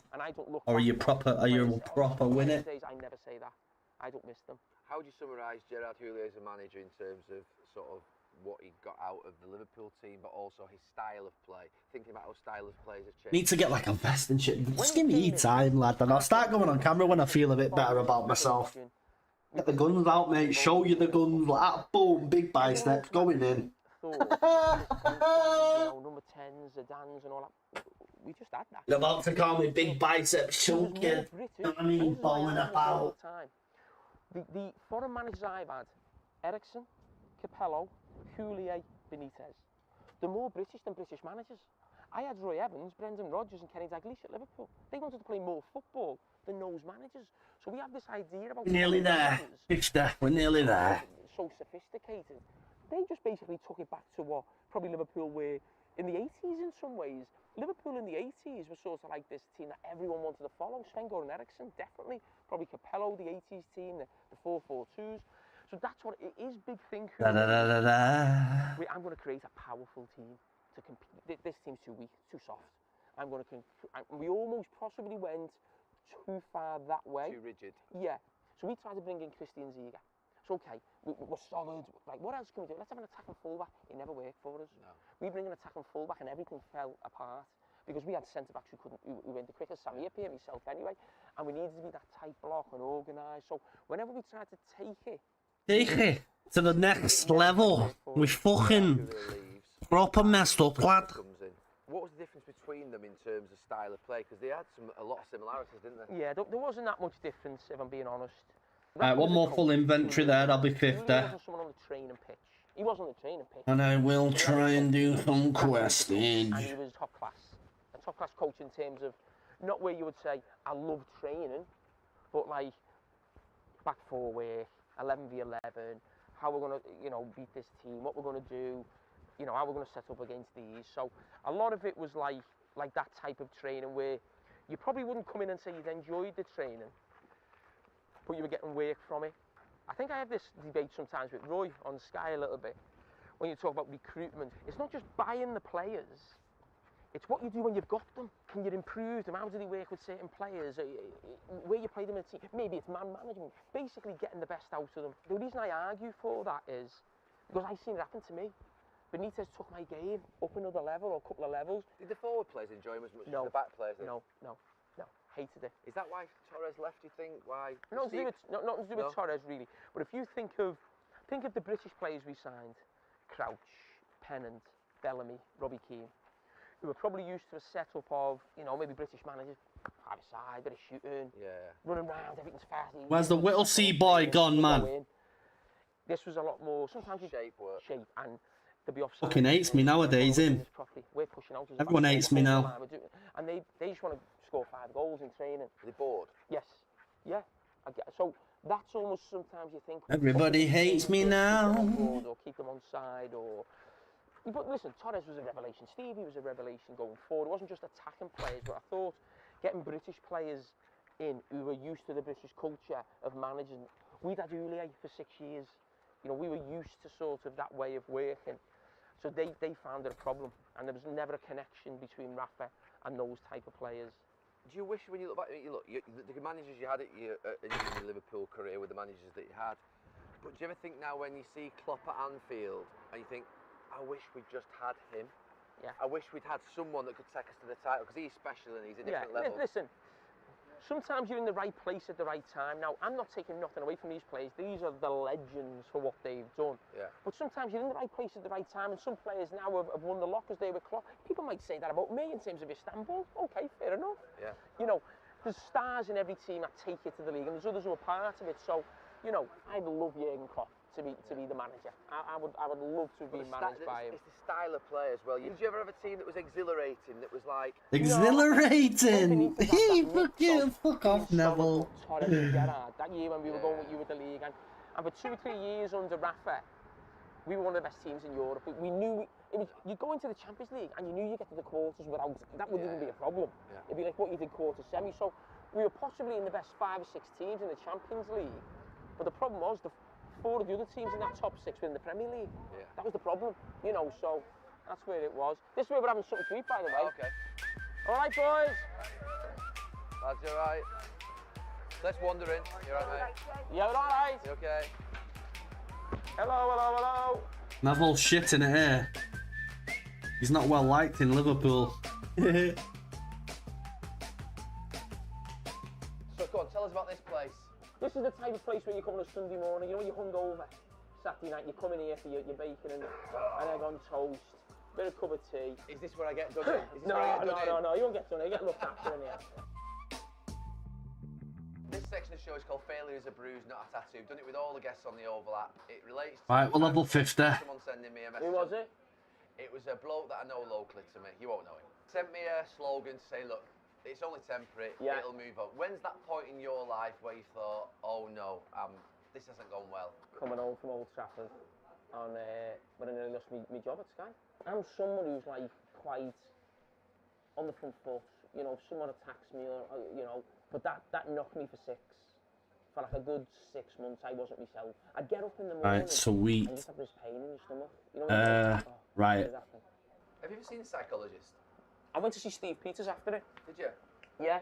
I felt really bad, embarrassed, like, for my family, my mum and my dad, and, you know, and I just think, what would I do if that was James and the kids? I remember getting back to the house that night when I'd been at Sky, and I haven't seen the kids, or, you know, they've gone to school, and you just get back and you're a bit like, and we all just sat together, and it was tough. Wait, where are the onions? Even though There are onions around here. We're not the Royals, we're not Beckham, we're not big. Yeah, there is. And you read about these people on the front pages, don't you, all the time? Know where they are. Whatever happens. But when it's you, it's a bit like, ooh. And everywhere I went, I felt like everyone was looking at me. Everywhere I went, it was a bit like, are they thinking about, you know, and it was like... Is that just your feeling? You'd lost your confidence, you're starting to have doubts that people were looking at you, and is that how you... Did you lose your confidence at the time? Did you feel like less confident? It would almost be something like you'd be getting on with things and you go, oh. Yeah. You come back to you and you're like, oh. Then you've almost got to flip it and go, it's done. I've done it. I owned it. I didn't blame anyone else. I accepted it. I took my medicine, and whatever shit's thrown at me, I'll take it. And that's the way I was as a player. Tara, every guest on the overlap does a challenge, and your challenge is a unique one. You've got to make a 5-minute documentary on Gary Neville with the team here through the lens of the people from Liverpool. I love that. So I'm going around the streets of Bootle. We're on Marsh Lane right now, finding out what the people around here think of Gary Neville. So we've got a Marsh Lane legend, Jimmy Seddon. Thoughts on Gary Neville? I think he's all right. Good lad. You like that? No, not really. He's Why? out of order. No, just don't like him. Thoughts on Gary Neville? Don't get me started. Anyone got any thoughts on Gary Neville? 100 gives me the chance to always be in love with football in some ways. Never to sort of fall out of love with it. I probably put a bevy on the BT stuff, it wasn't that much. It is a big part of my life, when you like football. I'm really passionate, I really am passionate about it. Right. The bacon butters have just arrived. Talk to me about punditry and why punditry, why not coaching? I think I've made a brilliant decision, one of the best decisions of my life not to be a manager. I'm deadly serious. I think I'd be in dark places as a manager. I love football too much, and I'm too passionate about football. And as a player, I didn't enjoy my career enough. And I think I'd find it hard to be in a dressing room with players who didn't want to win as much as me. And punditry gives me the chance to almost always be in love with football in some ways, never to sort of fall out of love with it. And that's why I think I've made a good decision. I think I know the game, I've got a decent brain and understand. That's why I played for Liverpool. I wasn't amazing at anything. You know, I'm not physically amazing, technically amazing, but my brain got me to the level I played, so that helps me on the TV. What have you found difficult in punditry? I don't know. Well, what frustrates you? I'll tell you what frustrates me, when we say things and then that question gets put to a manager right away when he's emotional without the context in how we've said it. And, you know, a manager then reacts to what you said. I've got no problem with a manager coming back at us, but I'd like them to almost know the context and how we've said something and get the full facts. Whereas a journalist will just throw out, oh, Gary Neville just said that, or Jamie Carragher said that, and then you get this reaction. That's the only thing I don't like. It's not that I've got a problem with someone having to go back at me, because that's, you know, par for the course, but I don't like that. You're obsessed with football, aren't you? Yeah. And so watching it, reading about it, does it not fill your head with too much information, or do you think it informs your punditry all the time? It's not so much for me punditry, I enjoy it. So I'll read 442, World Soccer. When Saturday comes, they're the 3 magazines I'll get on my iPad there once a month. And I'll read all the newspapers every day. I'll watch the games, I'll watch other shows that are competing with us. For me, everything's competition. We're all competitive as ex-football players, and we're all competitive in life, but I don't feel like that. I don't feel like that when I'm on television. I just feel like, you know, it's going to be really good, it's got to be different. You're a workaholic in terms of you're involved in so many different things, but I'm not involved in things as much as you. But the things I'm involved in, I've got an unbelievable drive to be the best. So I knew when I played for Liverpool and they were buying players to replace me. Fucking hell. They weren't replacing me. Because I had every day, training for me every day was like a game. And I knew they wouldn't have that, like, it'd be like, he's too much of the shit, so... And I wouldn't say I want that in punditry, but it's just like, almost be ahead of the game. I watched Arsenal Spurs. So we were on the Monday Night Football, I've watched the game, we've got Thierry Henry on, so obviously it's going to be a game that he's going to do, and he's going to do, so I'm looking at Arsenal doing all these things. But Thierry's on, so it's just daft if he doesn't do Arsenal, so he's doing Arsenal. So I watched the game again, and just kept stopping it, fast forwarding it, stopping it, fast forwarding it, right, there's my 4 clips done. So my piece was done for Monday Night Football, so I watched the game again, basically, to make sure I need clay. Or more detailed than someone else. Which other pundit do you think that's emerging now that you think could go on Monday Night Football and work in that environment that you see? I mean, there's one player who stands out to me who is very young, who I think's got a bit of something about him, a bit of personality, and it's only... How the fuck have I put the bucket? I don't know if he'd be a good pundit. This is why I don't like questing. He's quite hate all this fucking about. He's on Twitter, he has a laugh and a joke, and I think it's not just about knowing the game. I think you've got to have a personality, and I think we've got, you know, different personalities, but you've got to have a personality. I guess I can just buy it all, right? And I do think a lot of players now, we don't see the personality. It's almost they're so cocooned in, like they've got PR managers, and you put this on Twitter and you do this and do that and advertise that, and it's almost everything's managed. We weren't like that. We're a bit more off the cuff. Man? I look at him and I think he's a personality. But you know, if someone wants to come out of the game, would you almost go, well, okay, yeah, or would you go, oh no? I did. So when I got the call from Sky about you coming, and you obviously BT had approached you, hadn't they? And Sky had approached you. And obviously you said you wanted to come on Monday Night Football. I probably put a bevy on the BT stuff. It wasn't that much. Creating a fake bid for BT. And I remember being called by Sky and saying, look, you know, Cara wants to come on Monday Night Football. I was doing Monday Night Football. Got a bit of money now, so... And I was adamant it had to change. And to be fair, I said, yeah, absolutely, it should come in. Now, at the time, I wouldn't say I wasn't a mate of yours. I think, obviously, probably didn't like you as a player. But you have to take risks and you have to move it on. That's why, even then, when you came in, we were together for 2-3 years, and I said, right, I now need to step away from it. You need to bring other guests on, which is what's happened. It will need that next person at some point. That could be another fixed guest. It could be a different studio. It could be different technology. The show has to move on. You can't have it staying the same 15 years. Cause you actually will end up killing yourself anyway, because people get bored. And that's why I think, you know, me and you would say something we could say together. So now it's nice every 5, 6, 7 weeks we go on and do it. But I think that someone else young coming in, did Declan Rice, I want to do 3 a season. I said, in you goes. Jordan Henderson said, I want to go 3 a season, in you go. It is a big part of my life, Monday Night Football. I'm really passionate. I really am passionate about it in that. And I say this to the people on the show, and you say it to me. How the fuck are the berries? We've got it now. We're doing it now. As you say, it'll get passed on to someone else. But almost when we've got it, don't be the one that ruins the show. Yeah. And whoever you pass it on to next, I'd never be like, I hope they f*** it up or something. I'd be a bit like, this is Monday Night Football. I'd help them as much as possible because you want this to carry on. This show's amazing. Yeah. I'm part of it at a certain stage. Play. Start with me, won't finish with me. But whoever comes Did I need next, a Porter, Messel and Porter? So much help to make sure it's good. Be careful of that X, Y, Z, the way you did with me, because I think we're very lucky to be on the best show, and it'll be the best show when someone else is on it because of the format. What makes a great pundit? I think you've got to be strong enough, and that's when I talk about characters. You can know the game, but sometimes you've got to be strong enough as a character to say something that not everybody else is saying, and you see it differently. Sometimes you can think, I think that, but everyone's saying, am I missing something here? See what I mean? Actively traded at 62. Don't want to go against the grain. I think the best thing I ever did on Monday Night Football. Oh my fucking was god! A referee at Leicester. Everyone slaughtered this referee after the game. He cost Leicester the league and all these different. Balls of wall. And I come in and watch them, and I'm like, I think something different here. And every paper was against him. I actually phoned up Graham Pole in the morning because I wanted his advice from a referee, and he went against the referee. And I'm a bit like, how can I justify what I'm going to say? I can't. And I thought, it, I'm doing it. And I got all the angles, and I made the case for the referee. I still believed it, and I'd have argued with anyone. But almost the feeling after the show was on my social media was a bit like, yeah, that's a big thing, I think. And I learned something that night that if you think something, don't just think something, just do something stupid. But almost if you're passionate about something, even if other people aren't thinking it, go for it. And you know, if you get it wrong, you get it wrong, but go for it. But I think not trying to say something big every time you're on TV, I think it's important because you just become rent a quote. But know when the time is to say something big.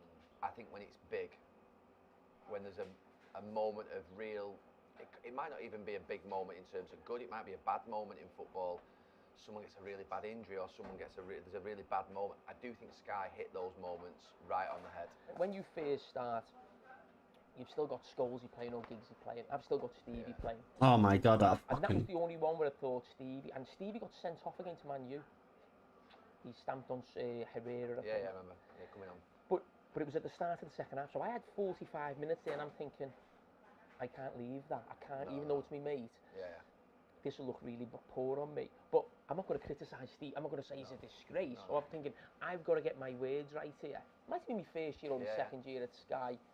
So sometimes you know, I've got to deliver here. I've got to get this. And I was thinking right through that, because I knew it wasn't about the score. It wasn't about, you know, let's look at this. Well, there, man. It was about, you want to make sure stamped. Has he cost Liverpool the game? Bump. Yeah. You know, and it was like, and sometimes I'll write things down. Right, that's not like I write everything I'm going to say, but almost bullet points, right? I need to bump, bump, bump. And that was a moment, I think, early on at Sky where I thought, yeah, you've got to not lose your mate, but almost just pitch this right. Ain't no way 180. I'd have enjoyed a trip in Liverpool. Thank you very much. My last question, am I getting this paid the same as AJ? Not quite.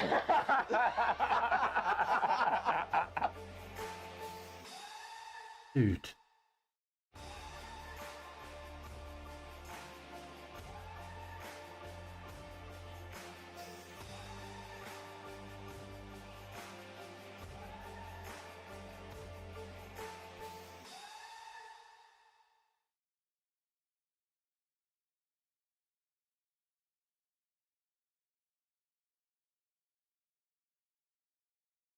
When I first come into the first team, the players would go out on a Wednesday after a game and a Saturday after a game. Yeah. But we were all doing it. Yeah. Alex Ferguson pulled me in many times, said, how many drinks did you have? And obviously I'd lie to him. I would say maybe 10, 11 bottles, and he'd be like, 10, 11 bottles? What are you thinking? I'm thinking, if I told him the truth, that was every hour. They were the best days of our lives. Yeah. Young player playing for Man United, winning trophies. You were like a manager in the dressing room though. You want to get back in, don't you? Yeah. I think there's something in there. No, you'll die or something. Everyone remembers at the end you and the boss. But for 10 years, it was unbelievable. Yeah, it was brilliant. That's why my anger is justified. Because I feel I was right. Let me fuck this off now. All like that. 21 views, but no one even said hello. Like, what? Right, turn that off. Go here. Full screen. Like that. Go that. Go that. Go that. Boom. Back. Go that. Go that. Boom. Boom. Boom.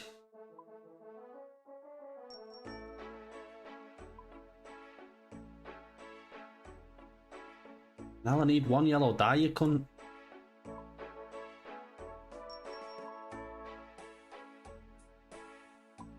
Oh, you bastard.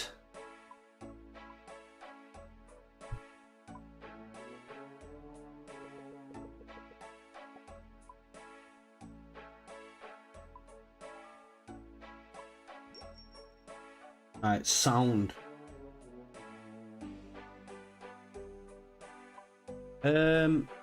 Desert.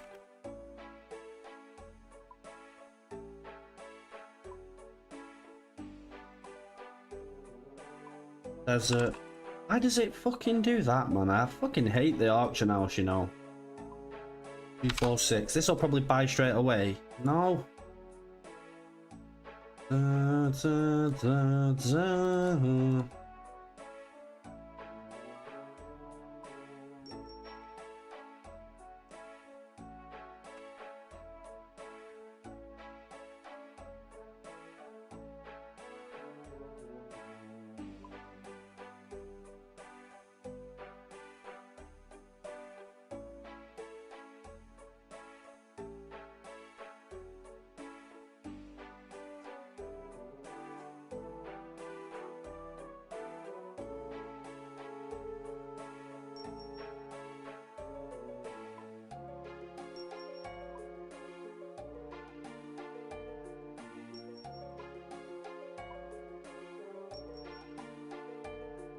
Right, I've got the chest, I need the boots. Right, let's just do that. And then desert.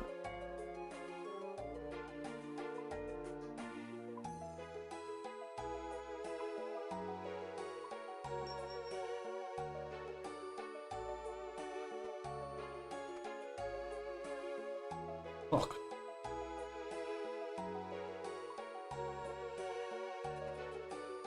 Oh my god, did I... Fuck.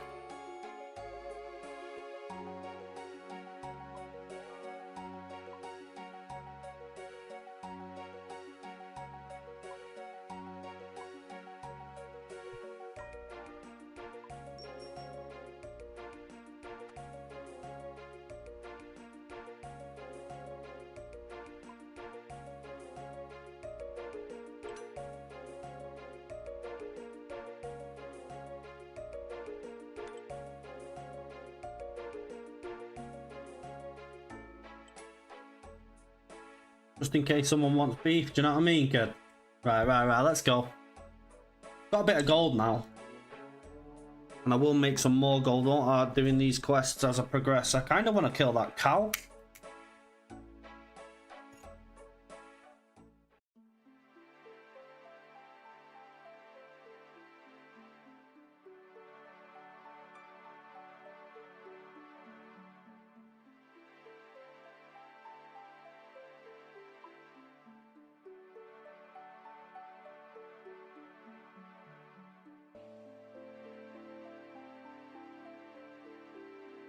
They're traveling right now. What's the piss take?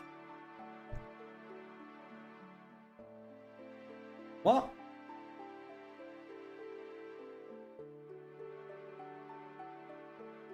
What is that guy talking about?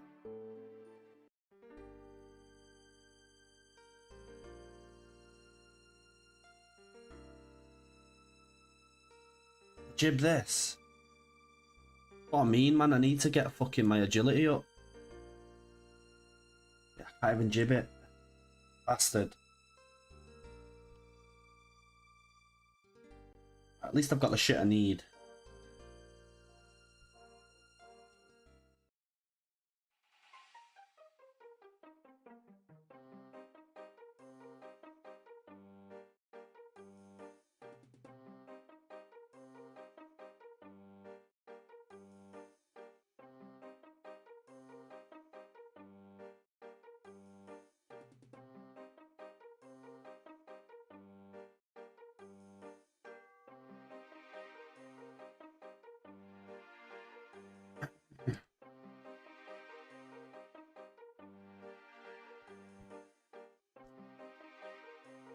Does anyone want to like do a loan, 100k loan, pay you back as soon as I get welfare? Any homies? 100k is peanuts.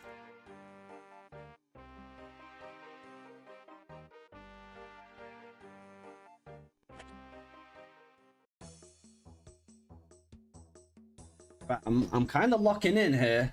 I'm kind of locking in.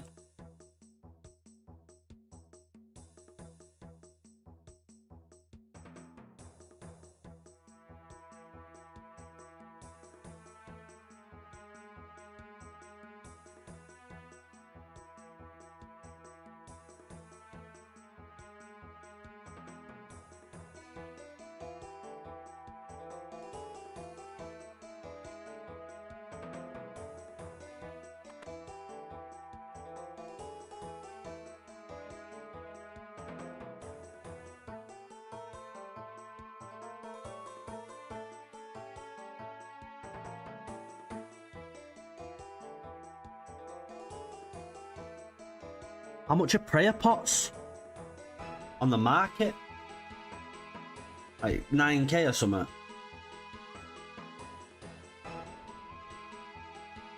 Nah, they're probably cheaper than that.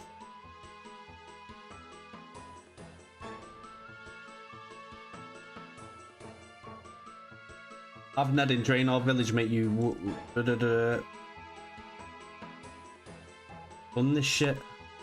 Oh right, I've got to actually go there. Draenor Village. Fuck off. Mission. Absolute fucking mission we're on here.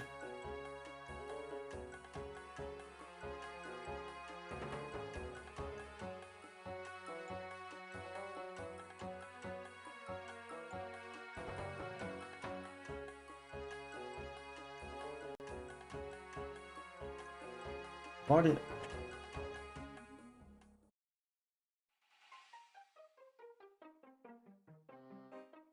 Got 3 balls of wool, do I need? I'll go to him anyway, fuck it.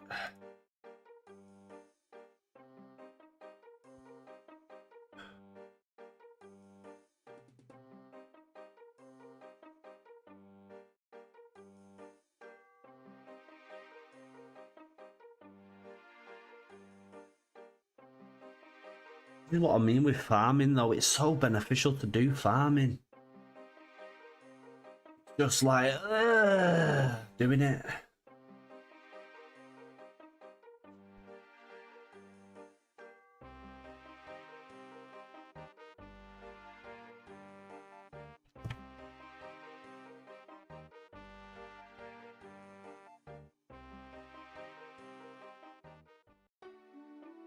The Iron Man guide is so OP.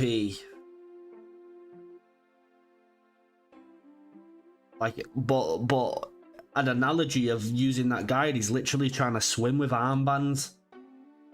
Literally, like, the most accurate analogy for it. It's like, bro, without them armbands, mate, you ain't shit, cur. You ain't floating, cur. It's true. Fuck.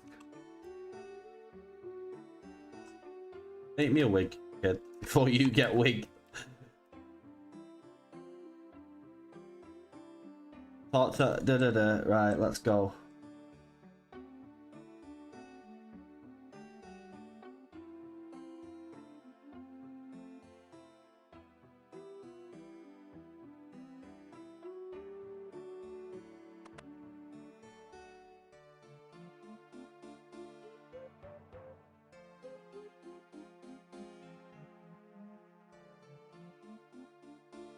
Talk to Kelly in the jail east of Draenor. If you've already made the soft clay, yeah, I've got that shit. I'm paint a winner.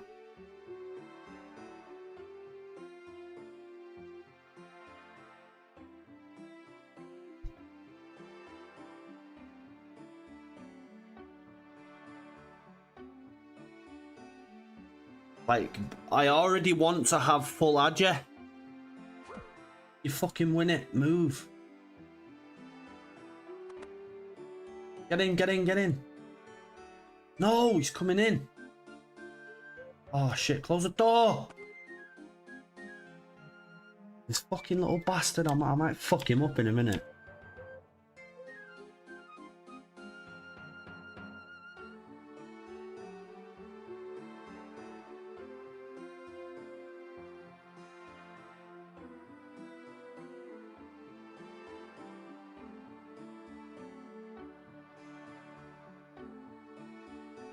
Use a key. Print on any furnace with a bronze bar. Oh, I've already made this shit. Damn. And then what? Come back. Massive par. Right, you want fucking some? You fucking absolute donkey kid. Yeah, what? I'll hit you for 4s, mate. What? I'll fight you, me. Might take a minute, like.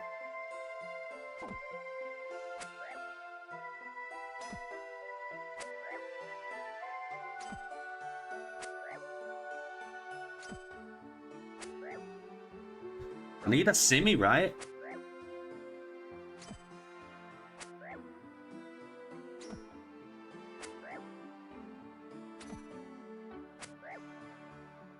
Turn this light off.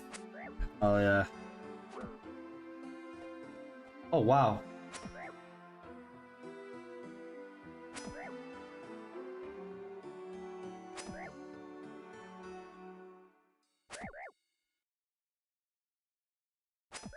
Oh, this sword is ass. Come on, fucking kill him, bro.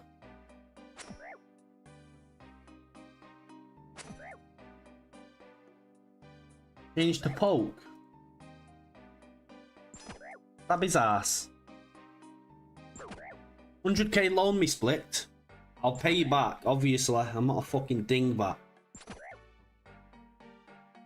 So I can buy shit just to be a bit strong for my current statistics, because I will do Slayer, man. 100k's bag of piss.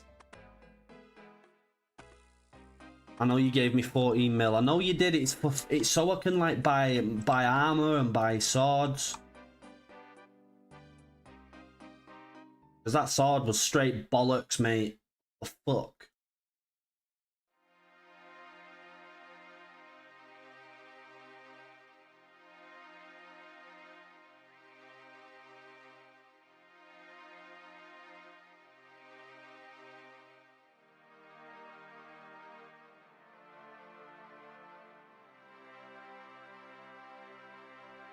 Stay in Lumbridge. Okay.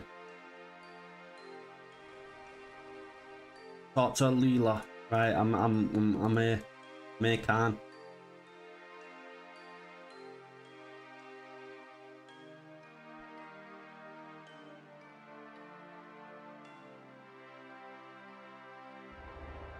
Fucking here, lad. I'm pulled up. 1 second, need to put up brew on.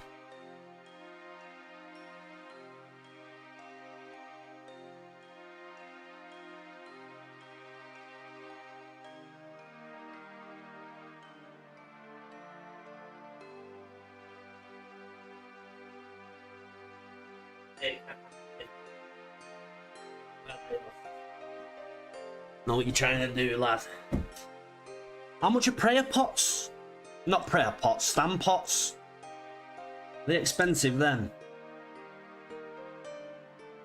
That's what I mean. I can fully like boost myself on this account. On my Iron Man, I was fucking stuck.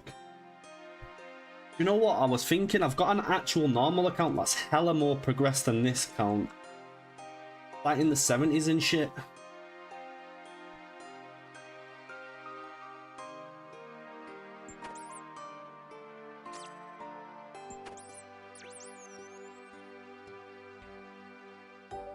Oh, what? You didn't drop out.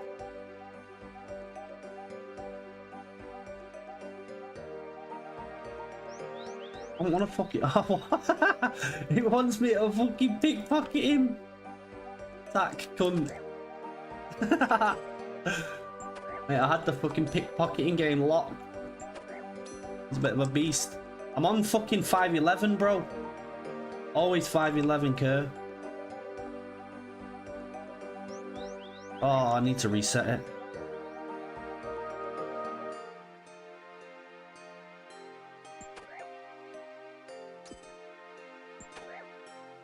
We just deal with this dickhead there. Bam. In a week. Right. Ooh. Ooh. Oh. Oh. Alright, Splits. I see you, bro. Oh, shit. I've got it full invent. Oh. Come to the bank, bro. Come to the bank. Quick.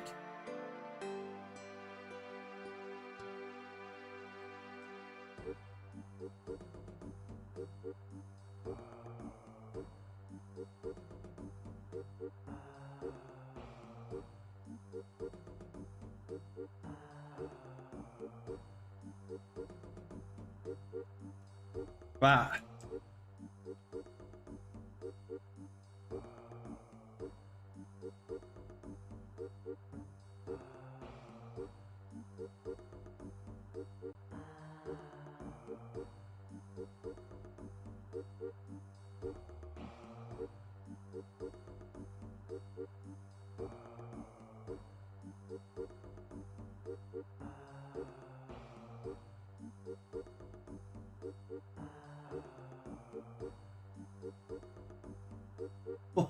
Oh, no. I didn't get many of them stamina pots. That's how OP they are. Right, I'll give you this 100k, bro, when I'm fucking flush, Kerr. Where the fuck was that then?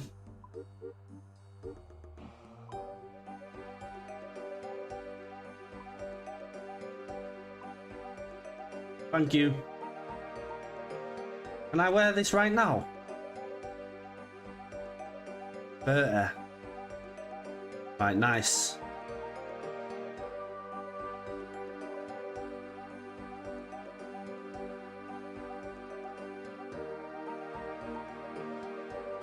Thank you, man. Hey, what?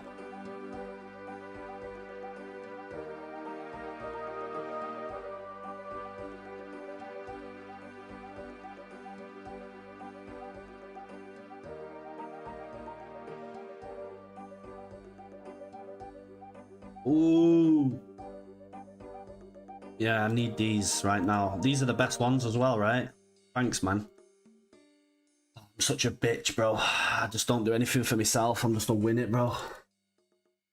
I'm just a win it. I am just a win it. Hey, hey, I don't know what I put in. Fuck. I need the bears. Either them.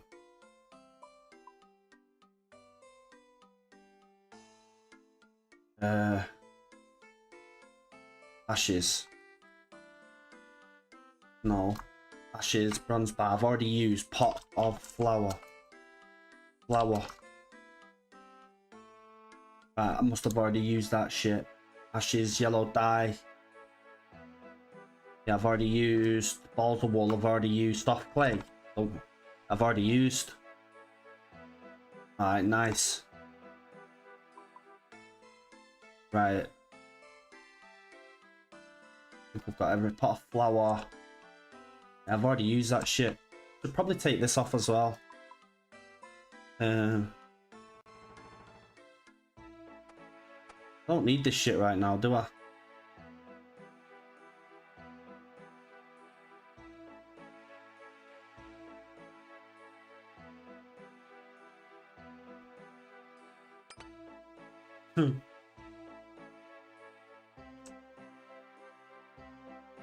I think I'm good. I'm not selling those pots, bro. You crazy? Nah. No chance. That's like fucking... That's like in the NFL, where, like, no, if you play NFL and you go and actually set up, those pots actually give you the fucking, the gear they have on them. Nah, bro.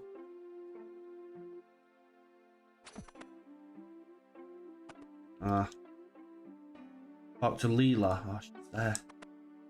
Do you fucking want some, you fucking mag?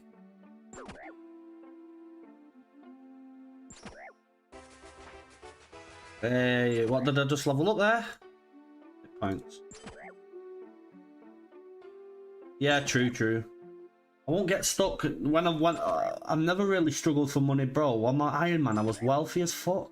I had a lot of gold, like 5 mil gold, but obviously that's not a lot.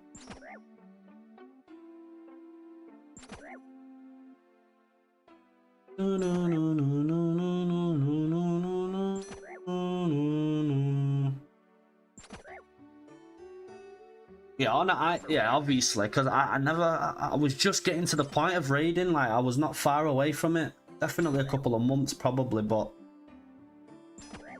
I don't know why I'm fighting this guy right now, but I am.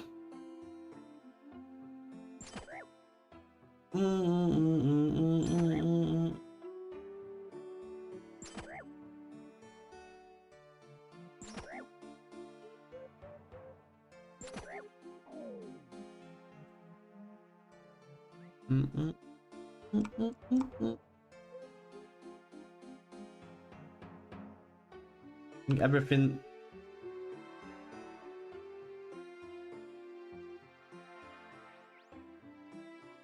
It's just I asked for that just so that fucking, you know, I can buy the shit I need.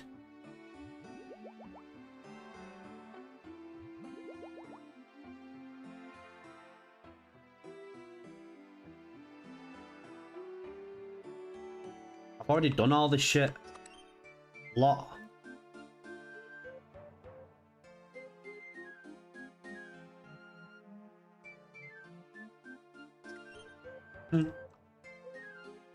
Return to Hassan. I'll just walk it out. Fuck it. Oh shit. Should have them fucking energy pots on me. How many does it give now per rig? It's like fucking 40 in it. Are they normal energy points or super ones?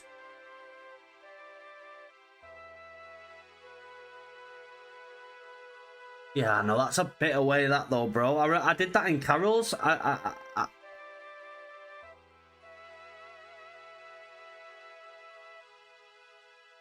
Is that good, that?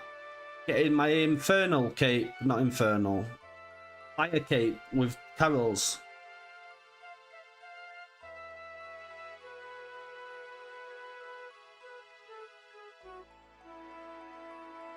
Shit, I need money.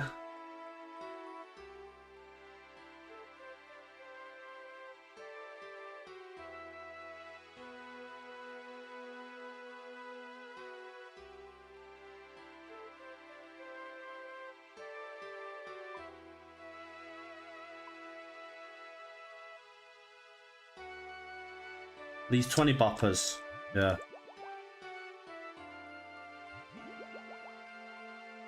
I'm gonna run out of these so fucking fast.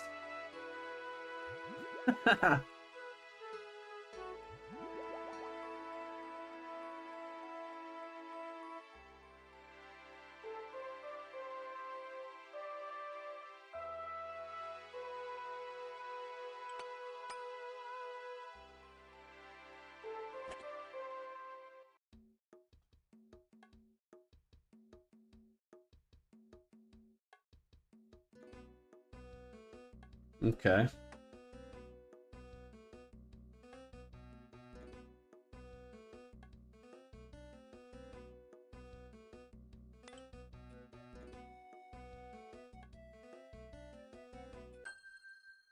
Right, okay, we've done that. Right, now I need to go do... Bastard, I should have bought Varrock TPs. Edgeville. I need nothing.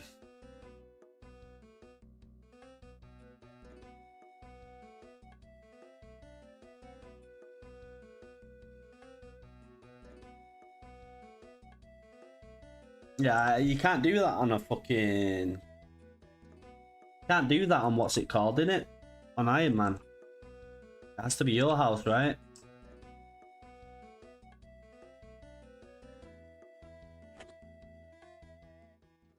Oh yeah, man. Bro, I need full Adja. Yeah, I know, I'm just saying, I'm used to playing this game as one.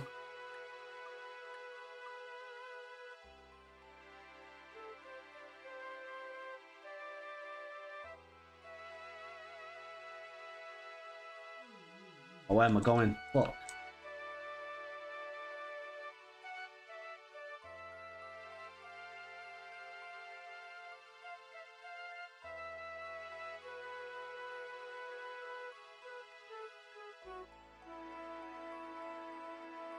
You going work? 3 AM for me. Peace, bro. Thanks again.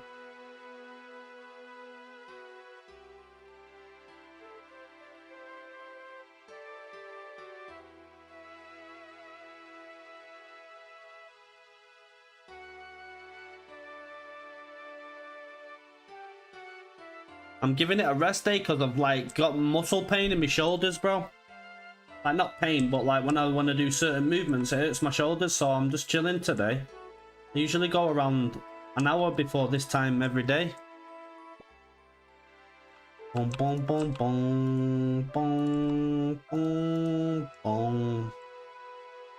Just let me do what I'm doing. I'm the one that's going to become a unit, lad.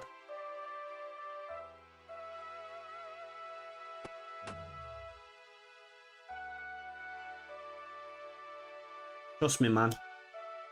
I know what I'm doing, G.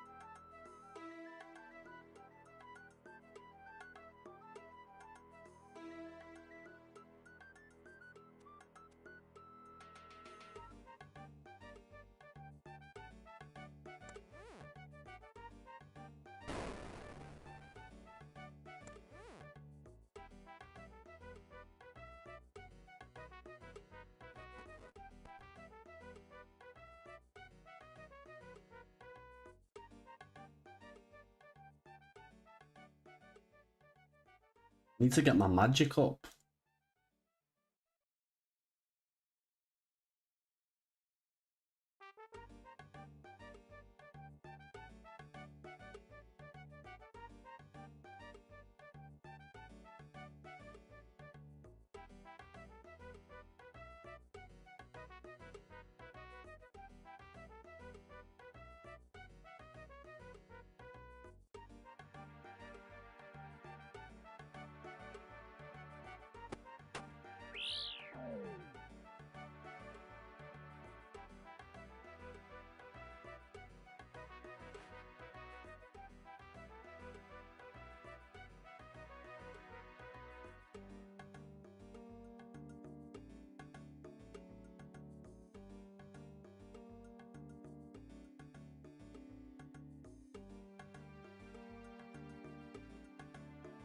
Hando's sword.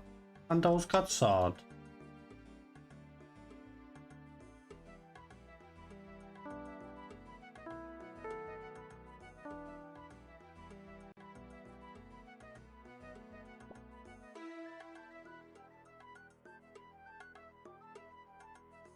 Trying to let my stamina build up.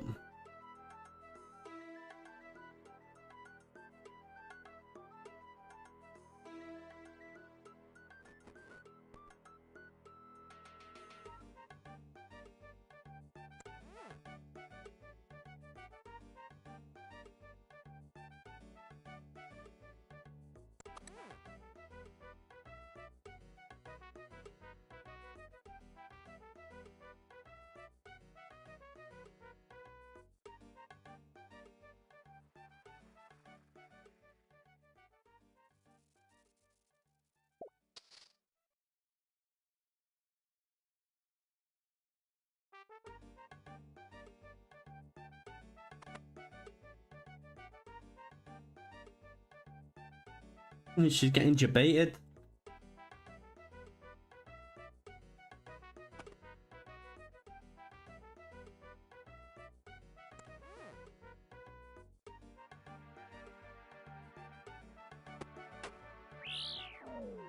Got DD specs, man. Shit. And he puts a little shit note under the door. You ought to win it. OP with them wardrobes, though.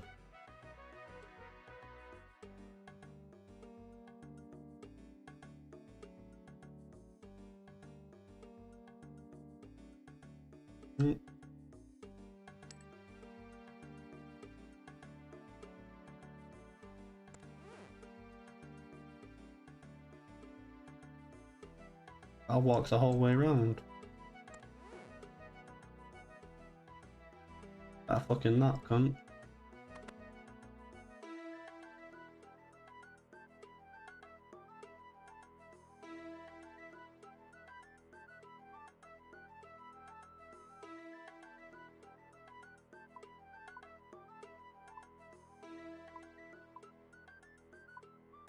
Bro, how'd you figure that shit out back in the day? That's fucked.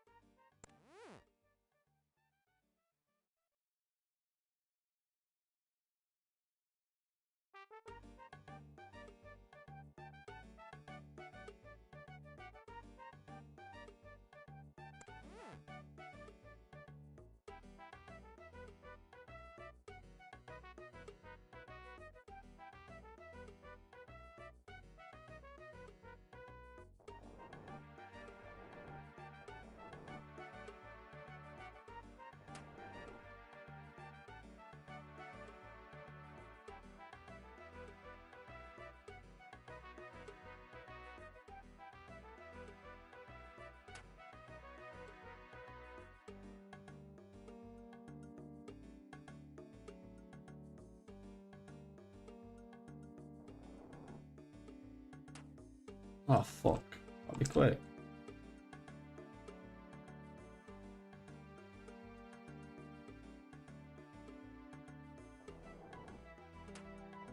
Fuck, he's the same one again.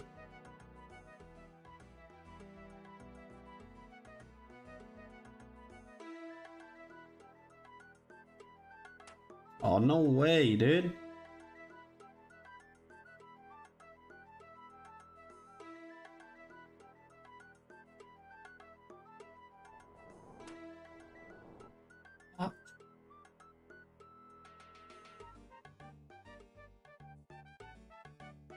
Same one again, innit? Fuck. It's not. Oh my god, I'm boosted.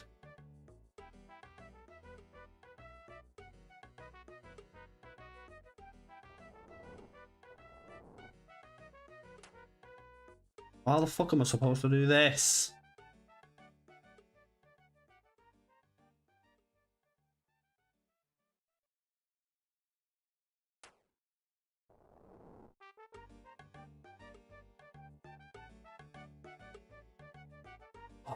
God, man, what the fuck are you doing, bro?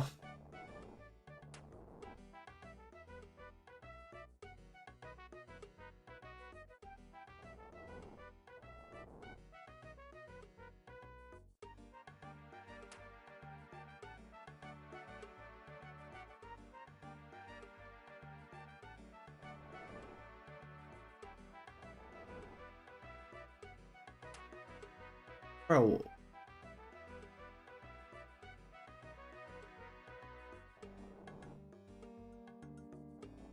There it is. No.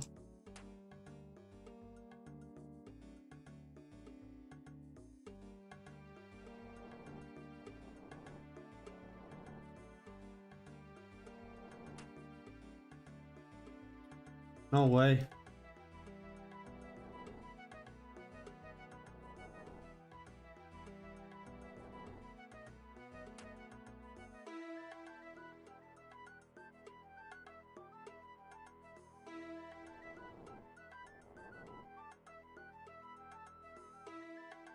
Ain't no way, bro.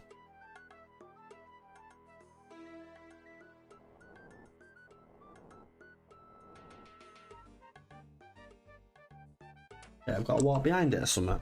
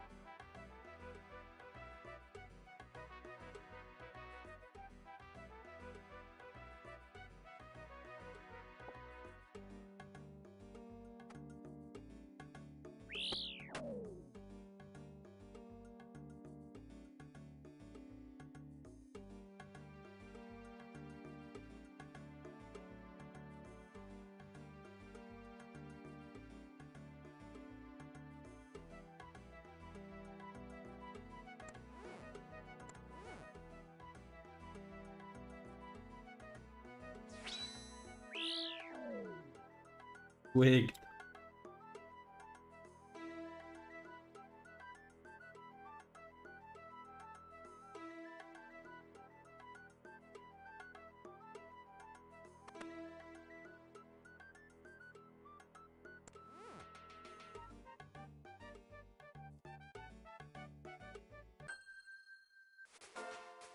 Okay.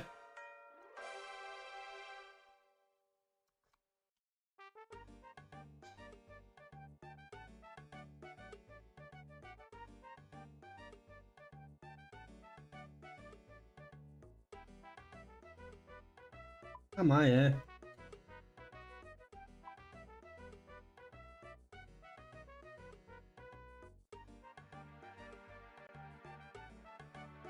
Do I kill them or do I fucking buy them?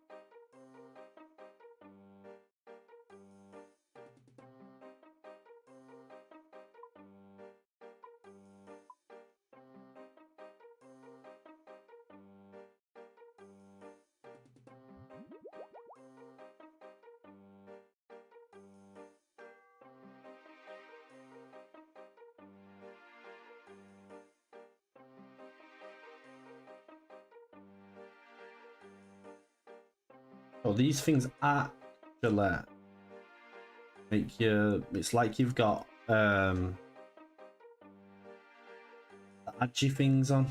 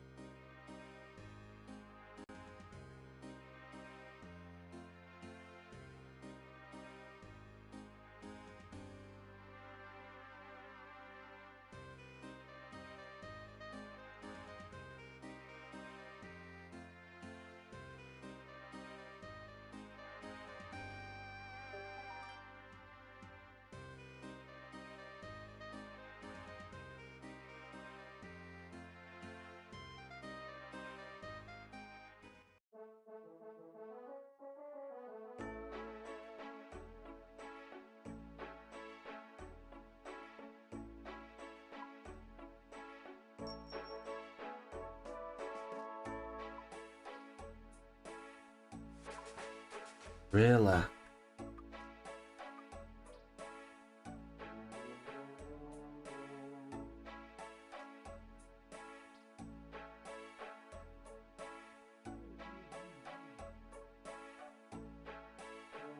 It's gonna fucking.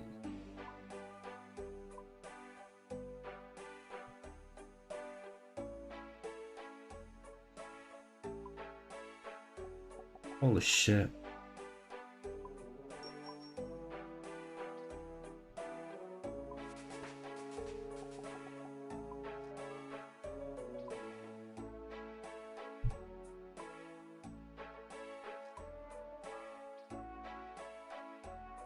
How did they take the piss?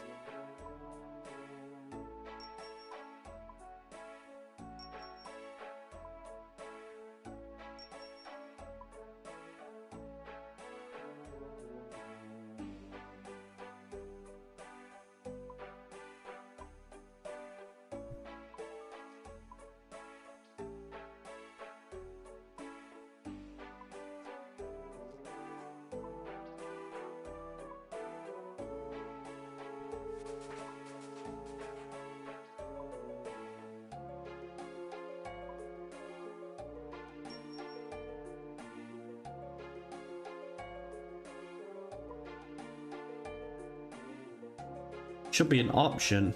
Modify offer. Oh my god, really?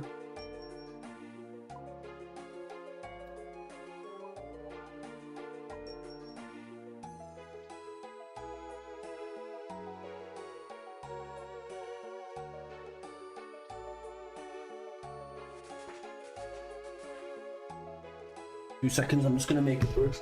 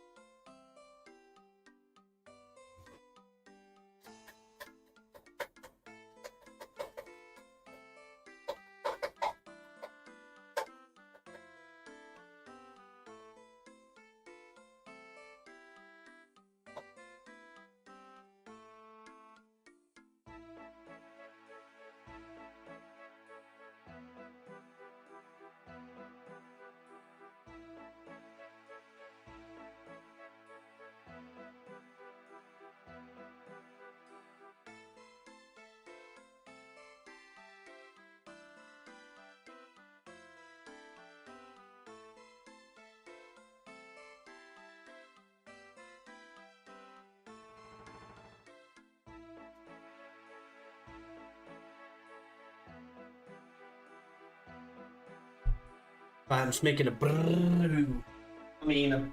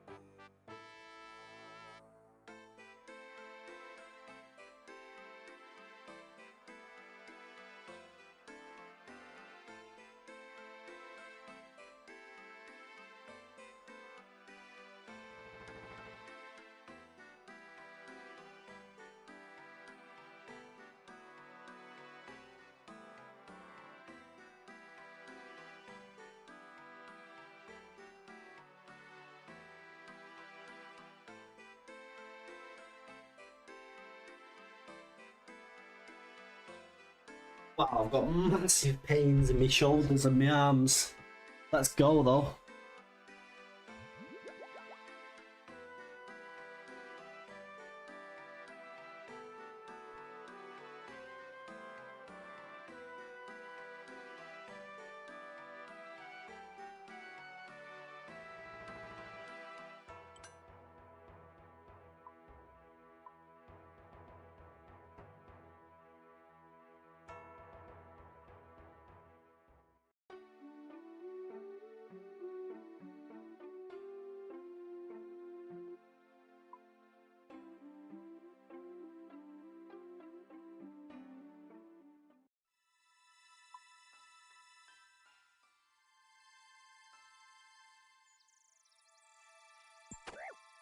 Sorry, kid.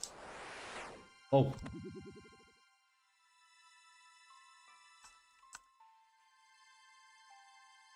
Remember this quest, man. Took way longer for me to do it.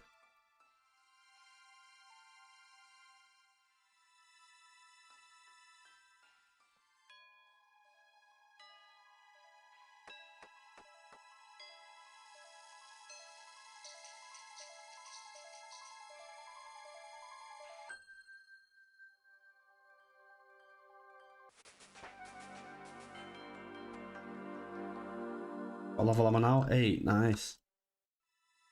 Okay, done that. And it's the chicken.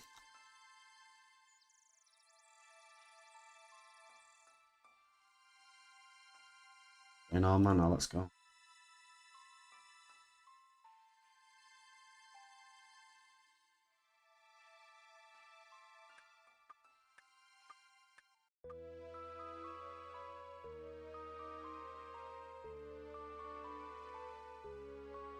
That's the thing though now. You can actually make money from bossing.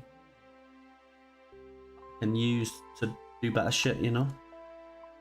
Hells yeah.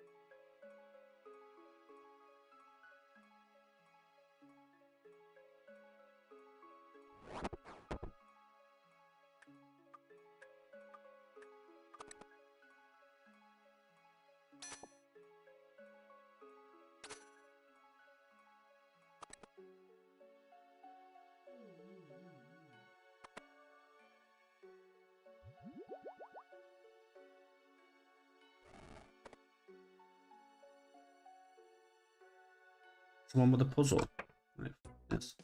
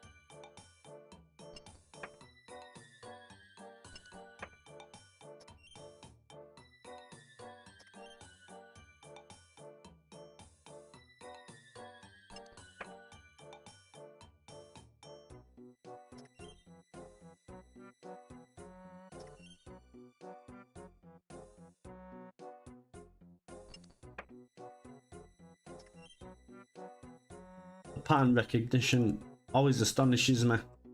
That's needed for this game.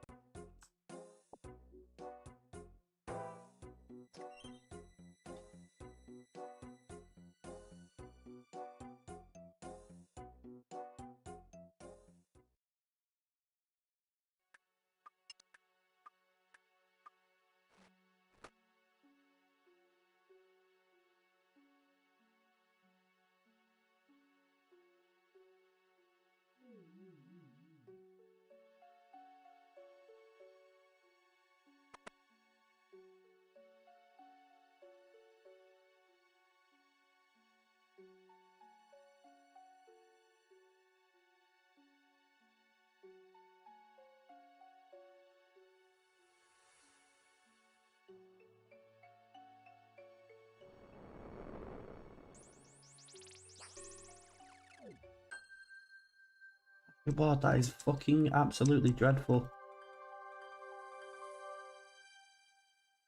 Nah, I guess it'd do, wouldn't it? You know, if you didn't have gold.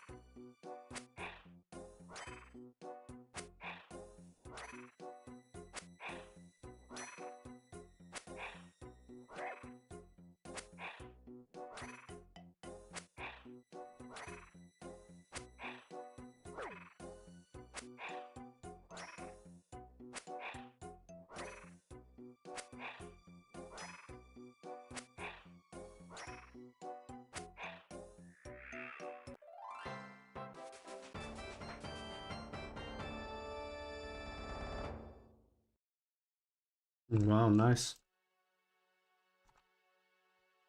And now I need to do... Oh, what's this? All this shit.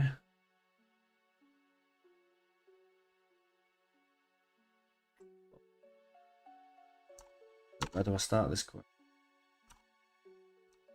Alright.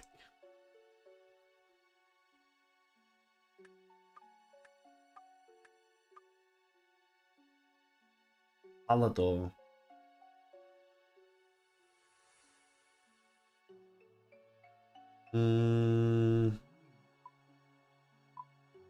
Alador's just there, innit?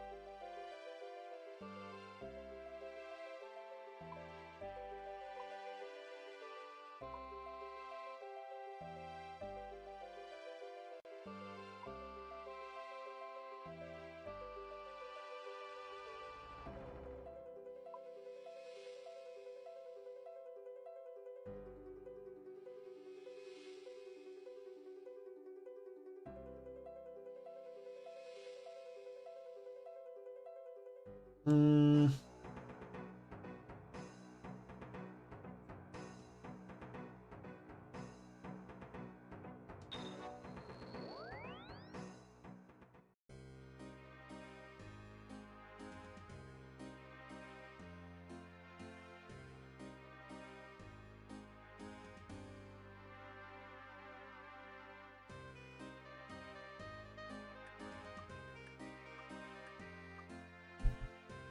buy some Falador shit. Falador TPs.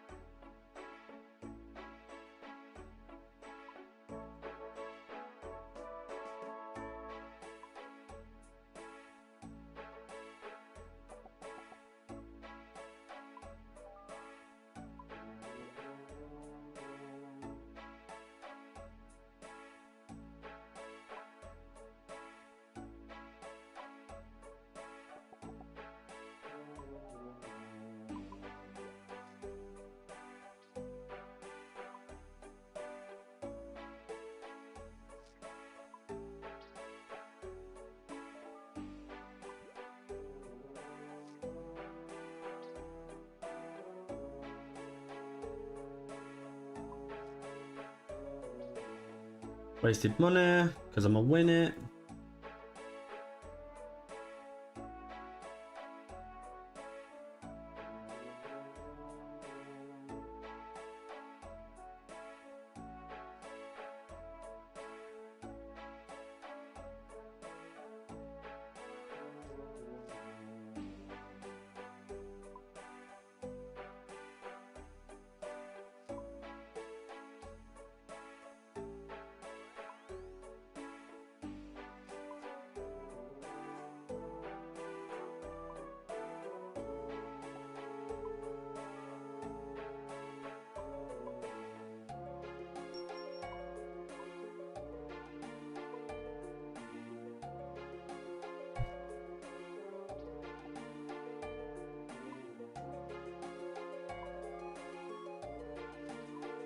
Fucking Jesus.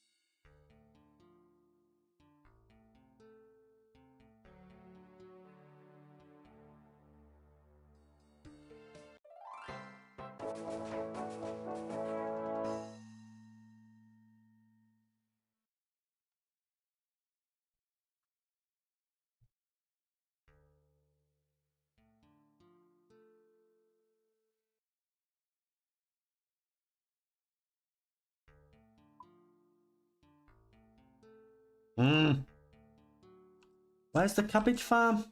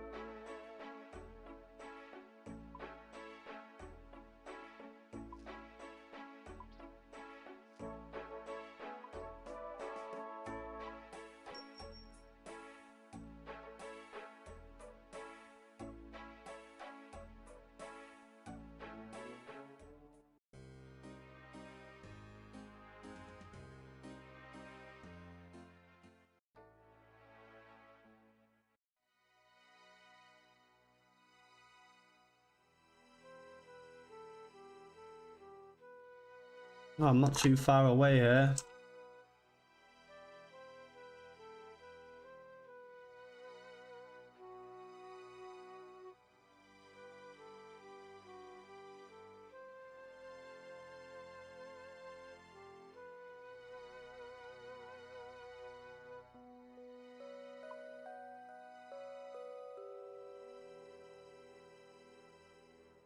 I mean, I need food, really, and I don't really want to buy it.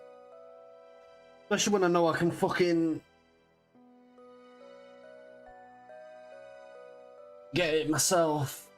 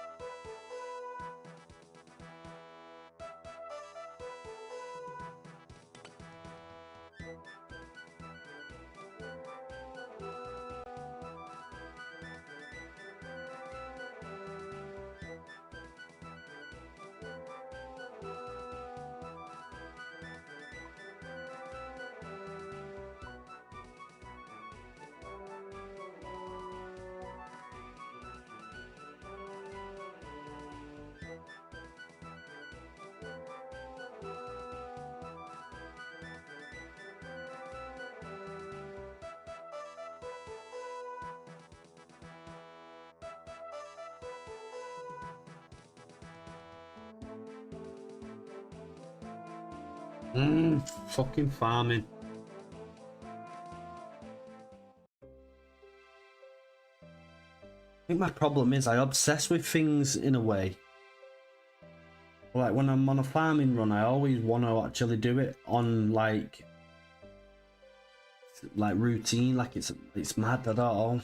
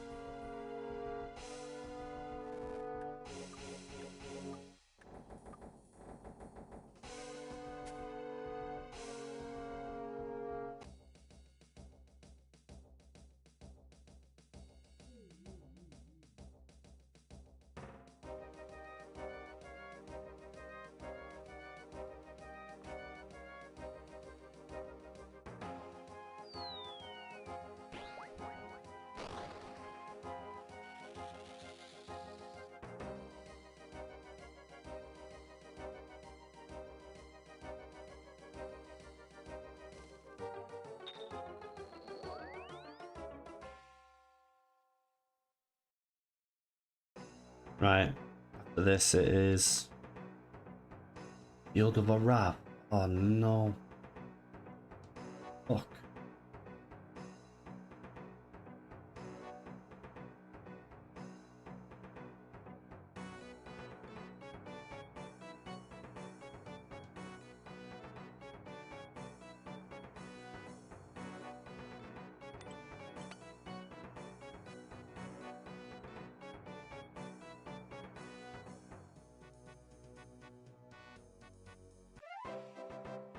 Nice.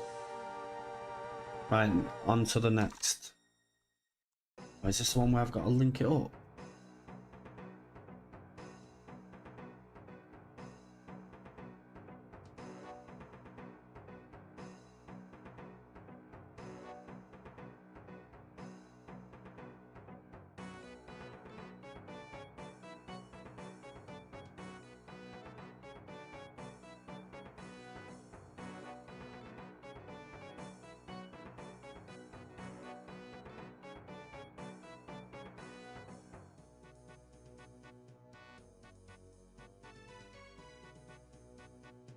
It matter which side I go. Black Arm Gang, the other Varaz.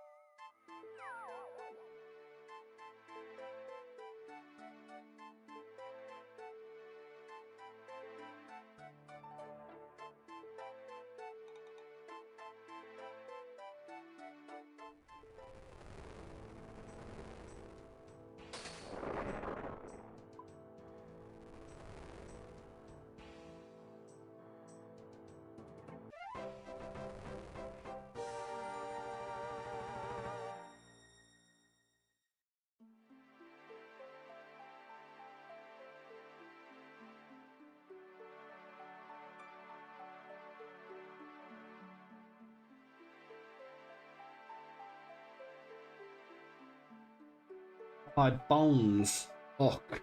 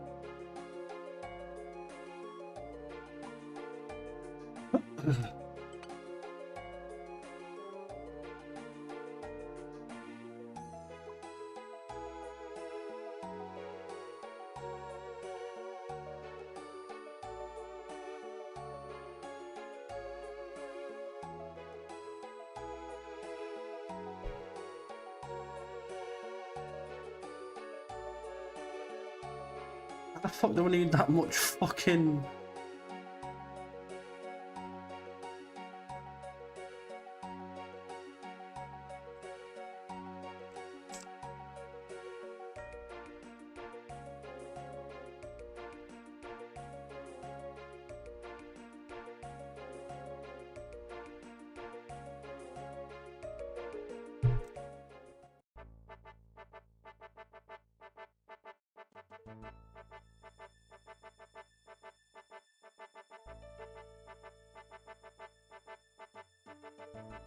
Oh, I wish I had the requirements for that one quest.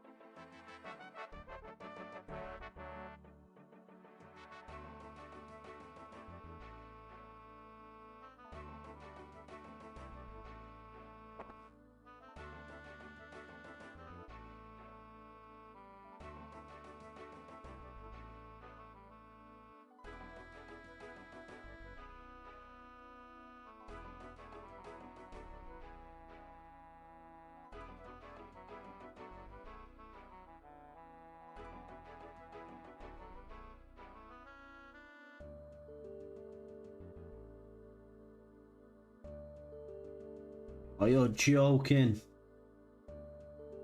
Oh.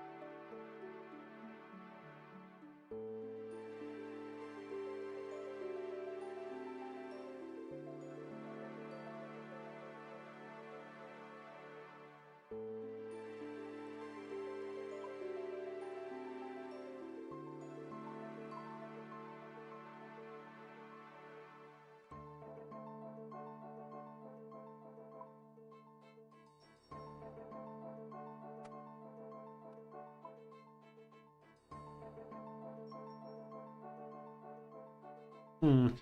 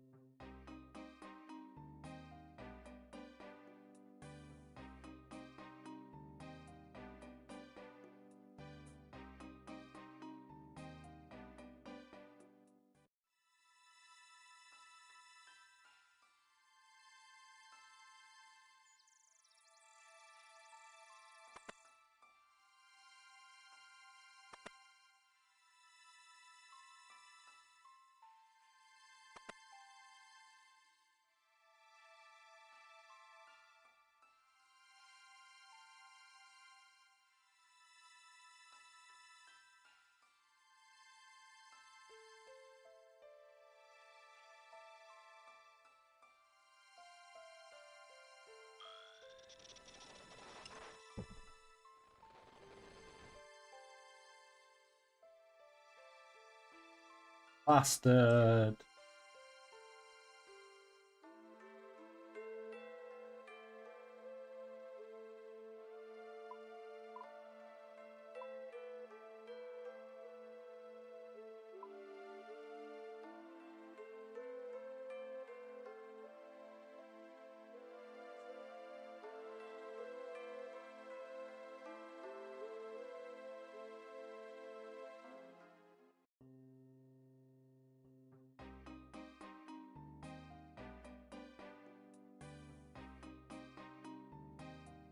What do I need for Guardians of the Rift?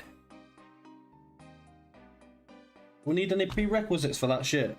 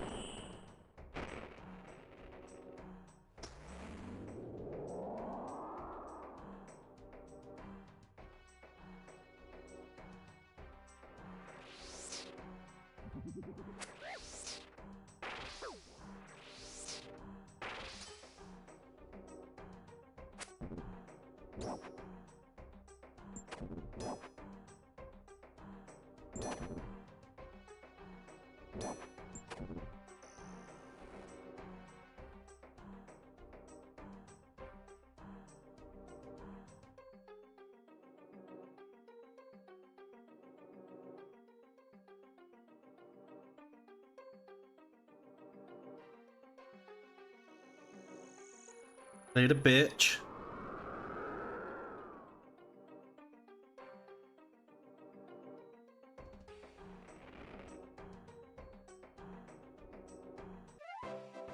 Oh yeah.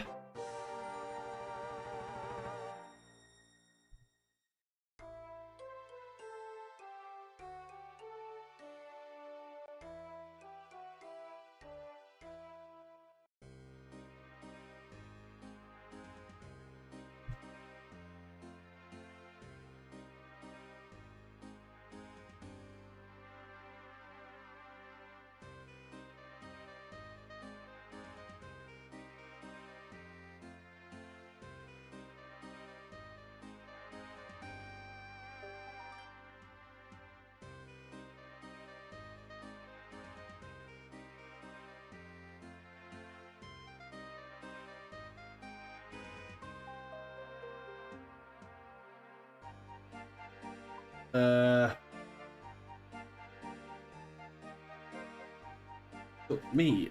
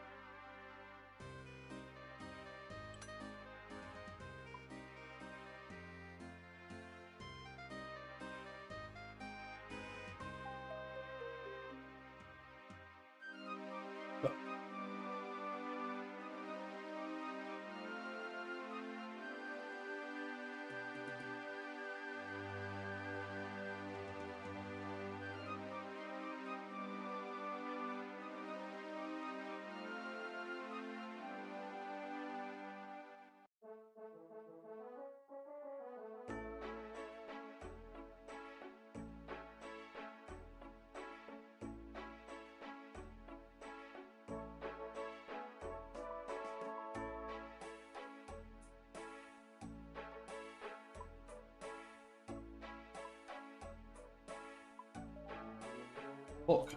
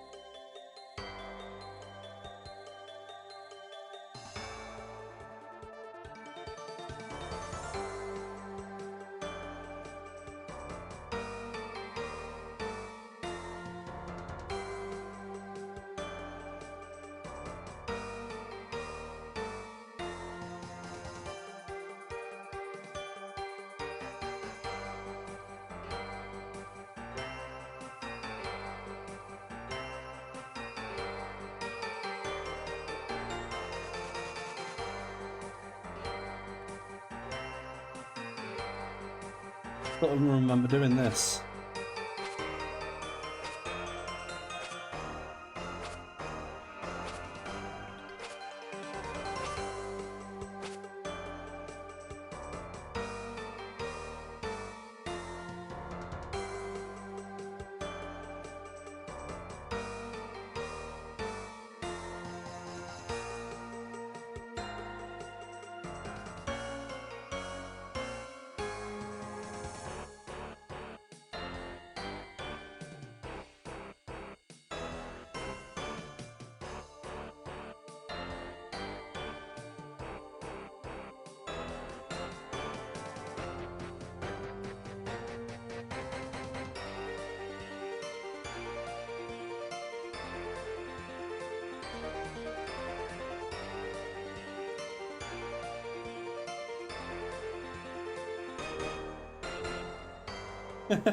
This music is mad.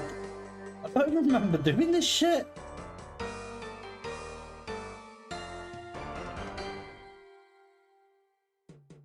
That's some Rambo shit right there. What? Bow, bow, bow.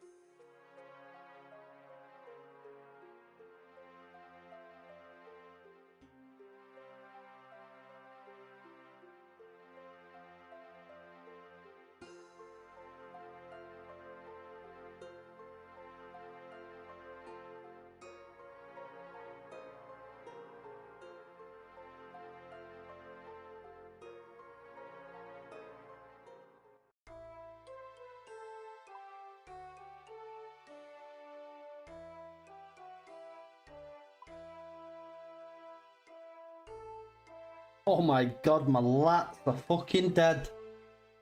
Oh.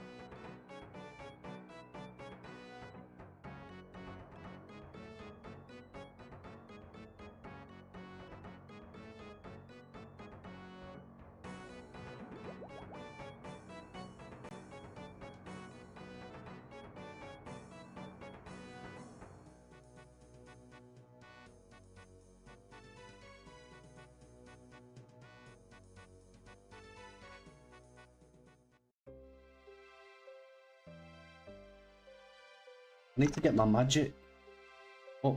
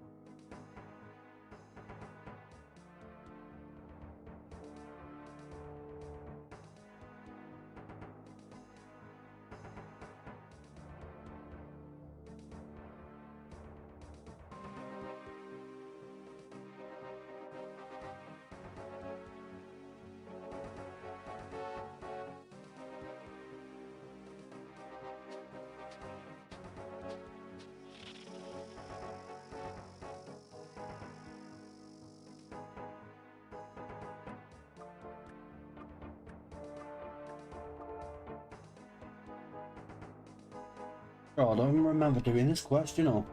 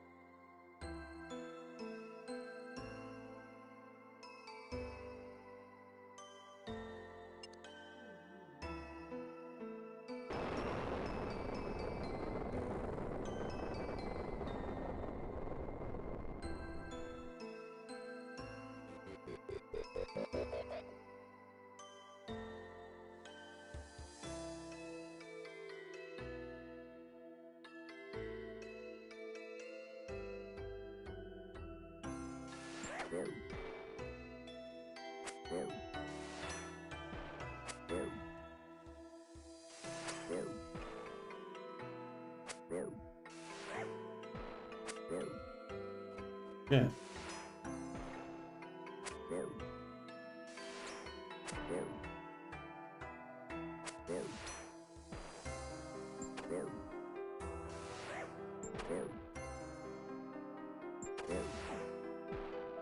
Don't think I'm going to be able to kill this fucker.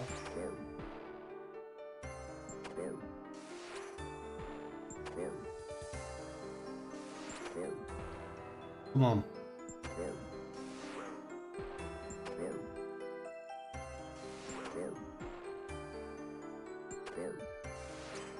I should have him.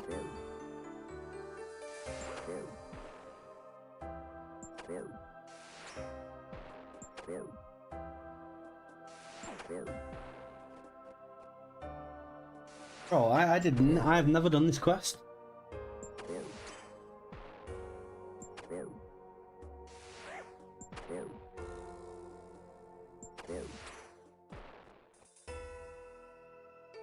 Come on. Oh, man.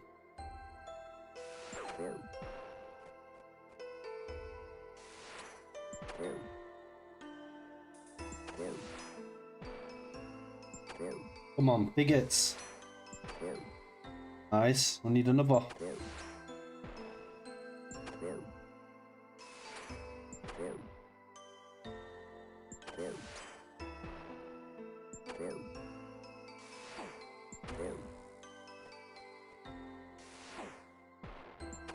Oh no.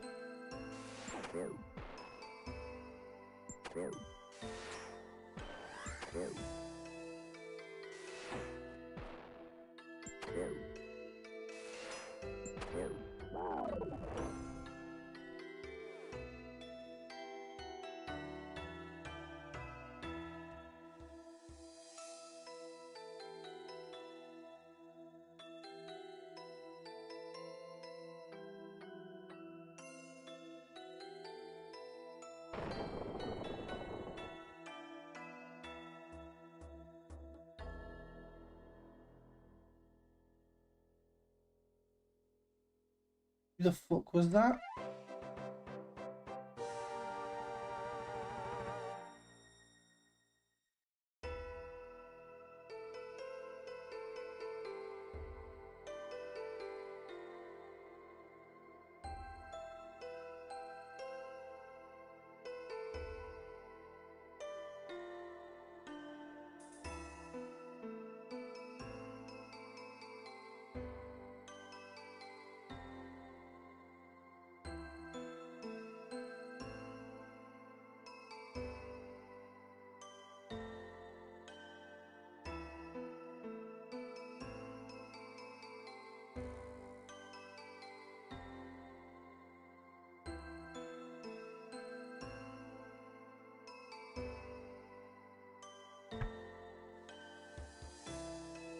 Meet that guy in a bit.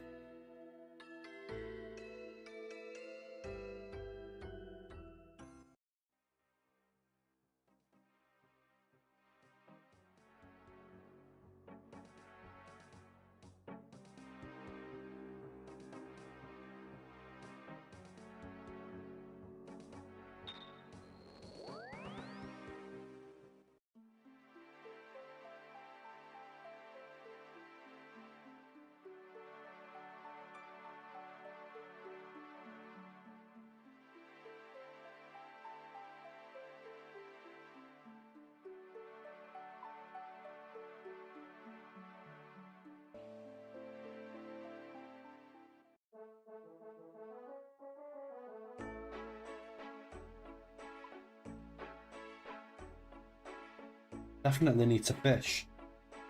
Get hold of some fish.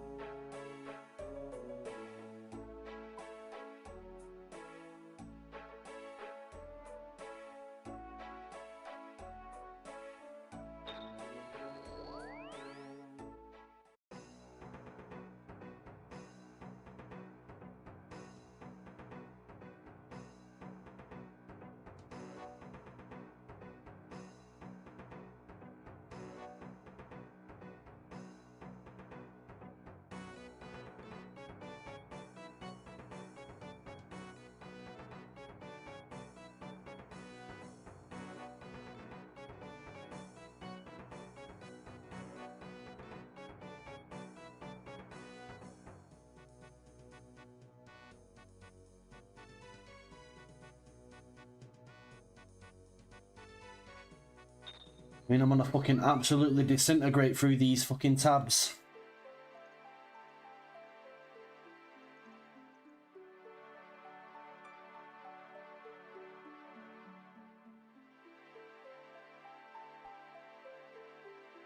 I need to get my fucking mage up as well. 37 at least.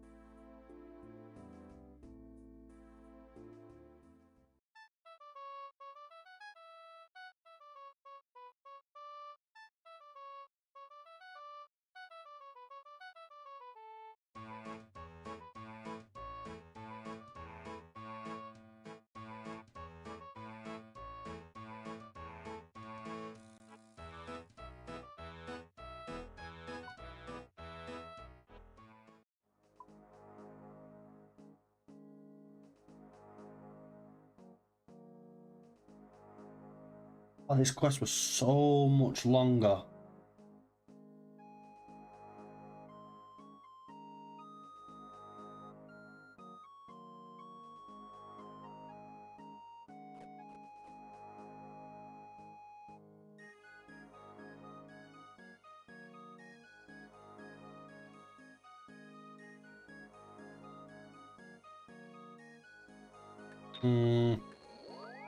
I mean, I can't even really afford to be doing these TPs.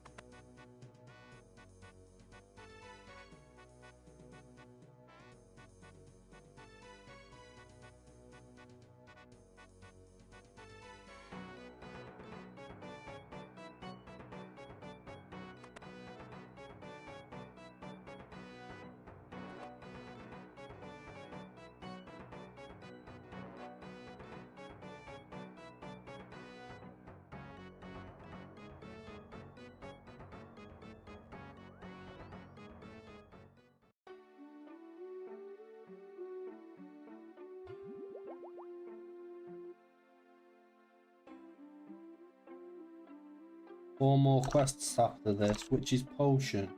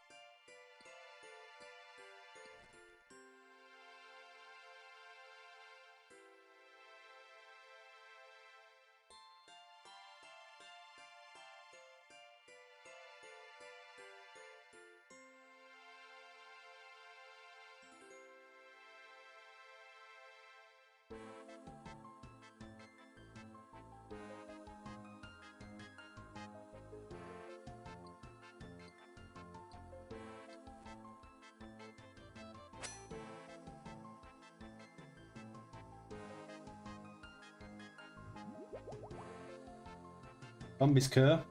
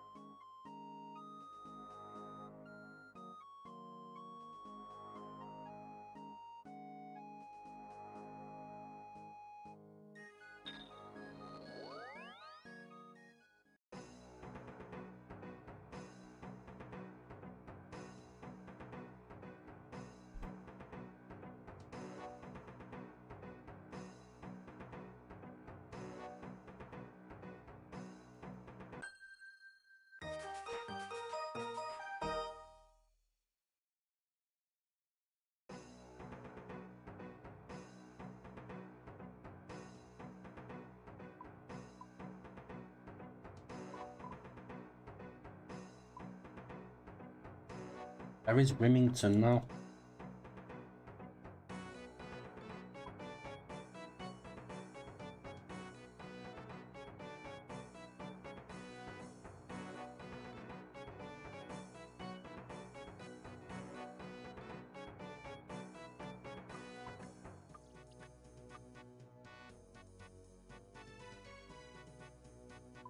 Hmm.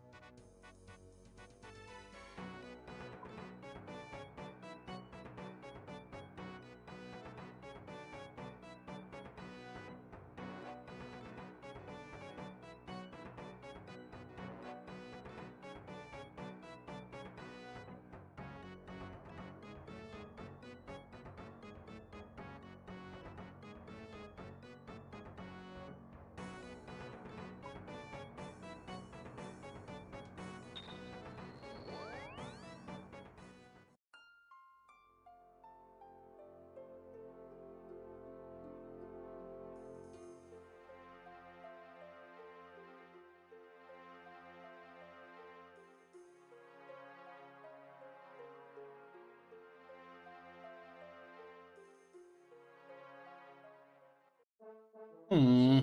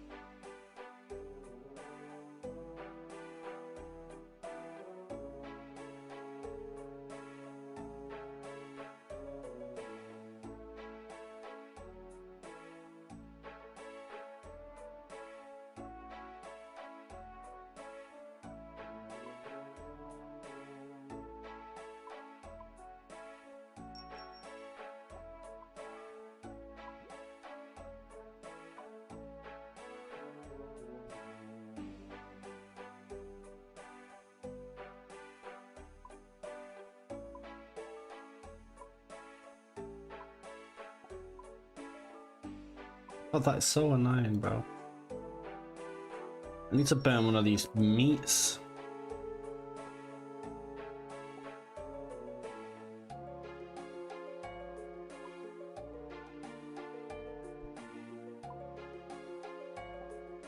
$66. Wow.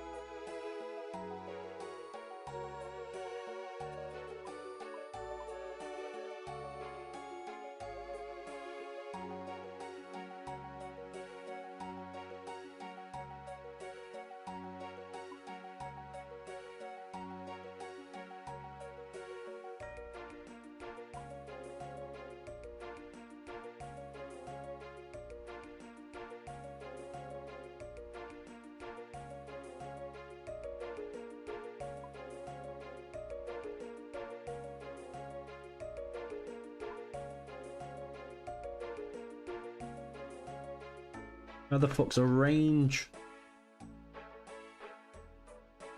There's one in Lumbridge, isn't there? Just go to Lumbridge, I guess. Can't believe these haven't sold, man.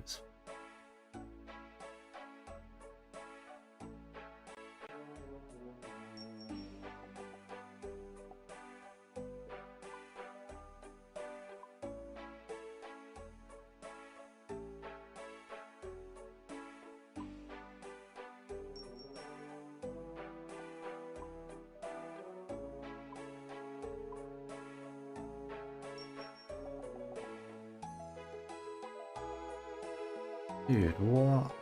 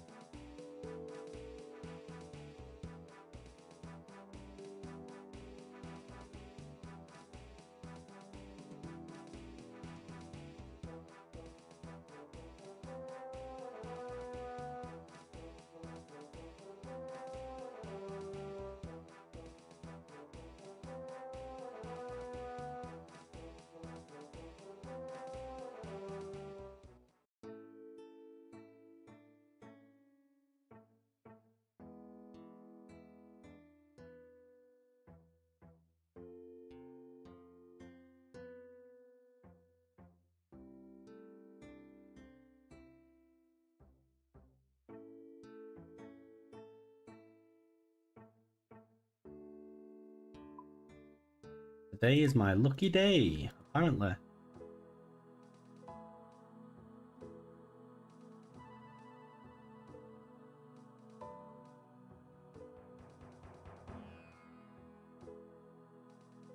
Could be true.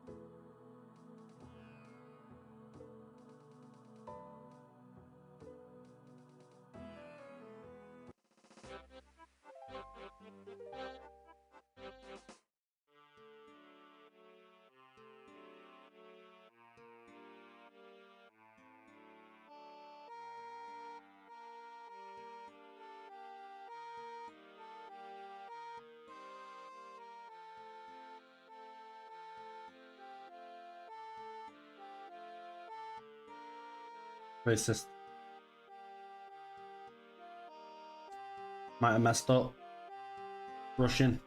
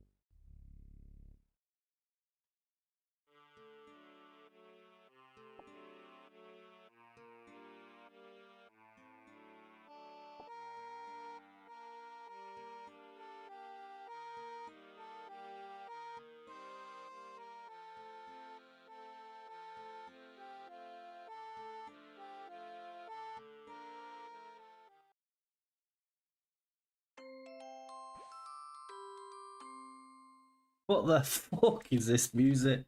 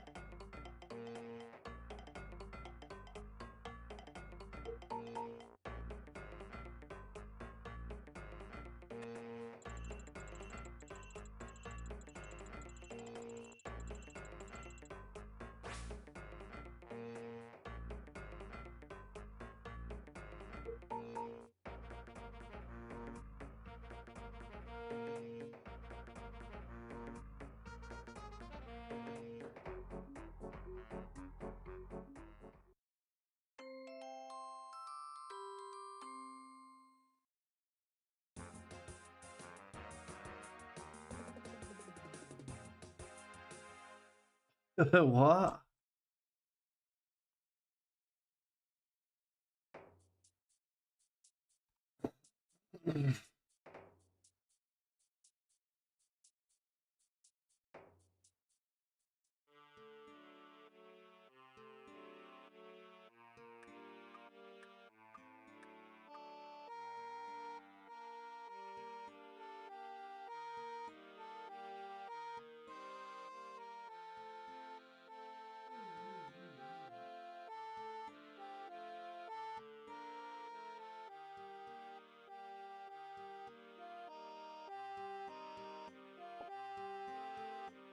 Might as well take it. I need as much gold as I can get.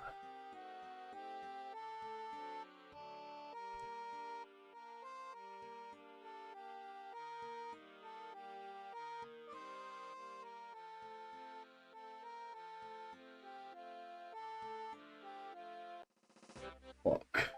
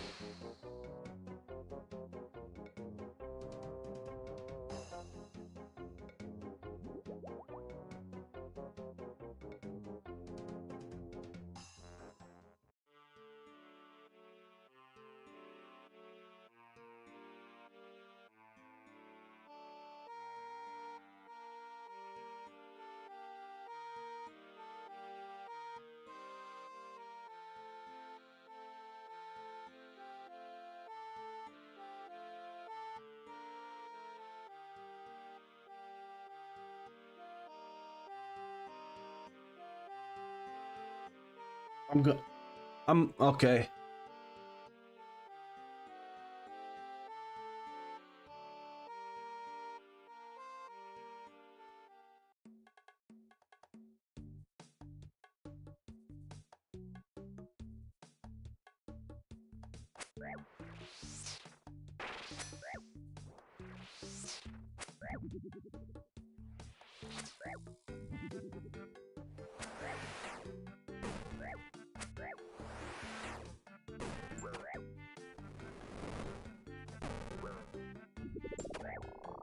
I'm gonna get. I need to level up my fishing. Ooh.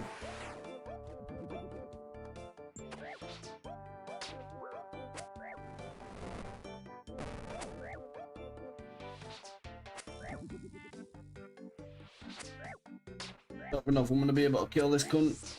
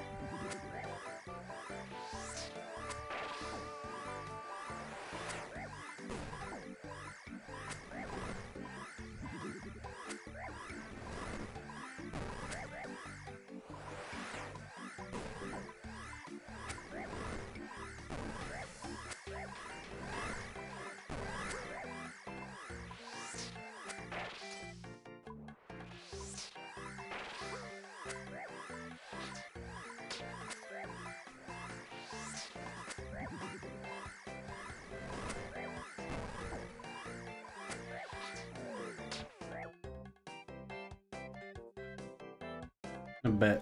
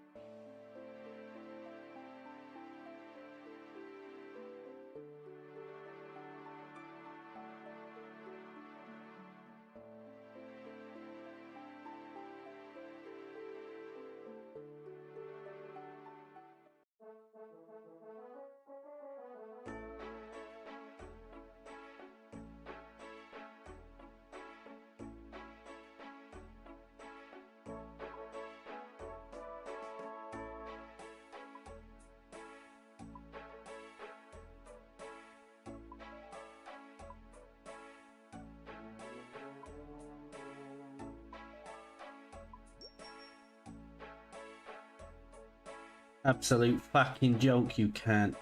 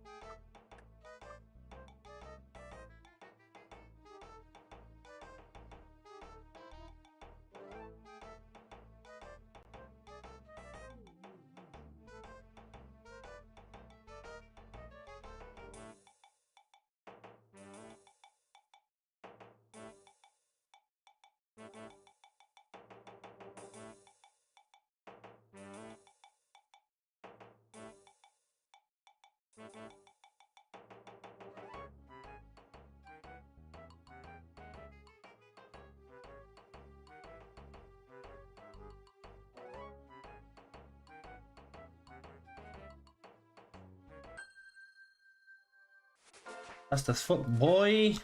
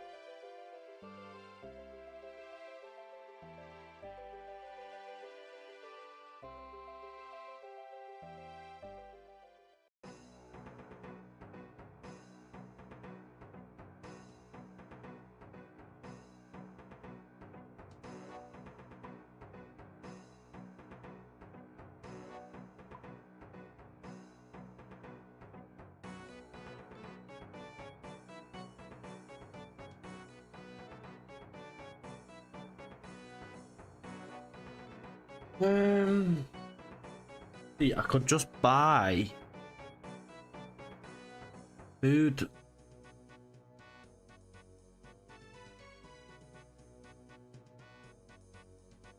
Because there is.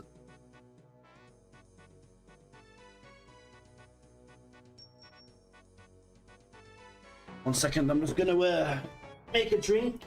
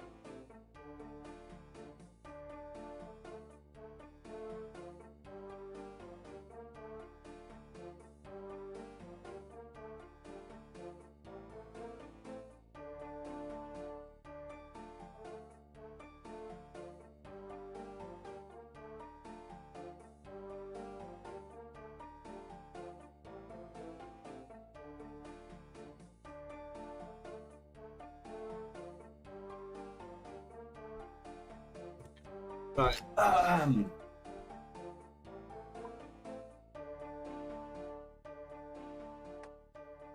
Genuinely don't know.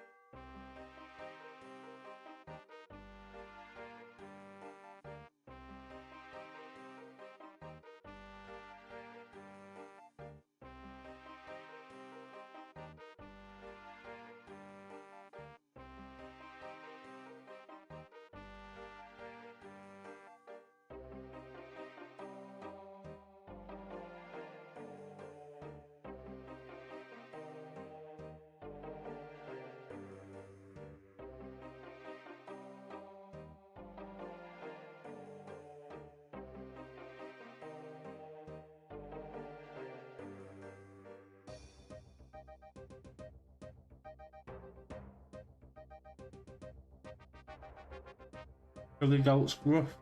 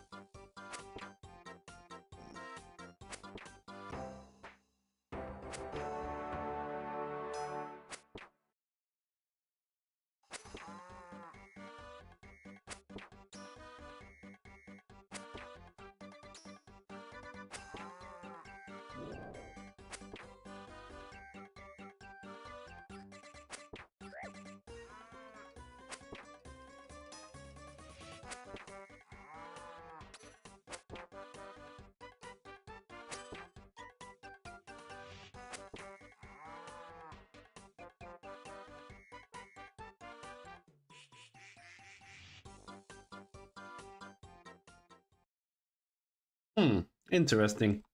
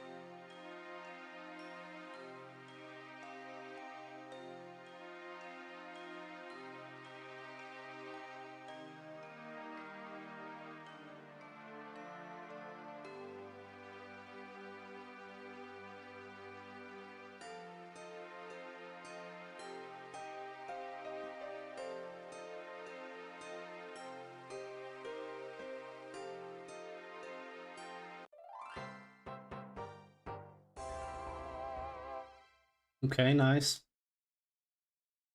43.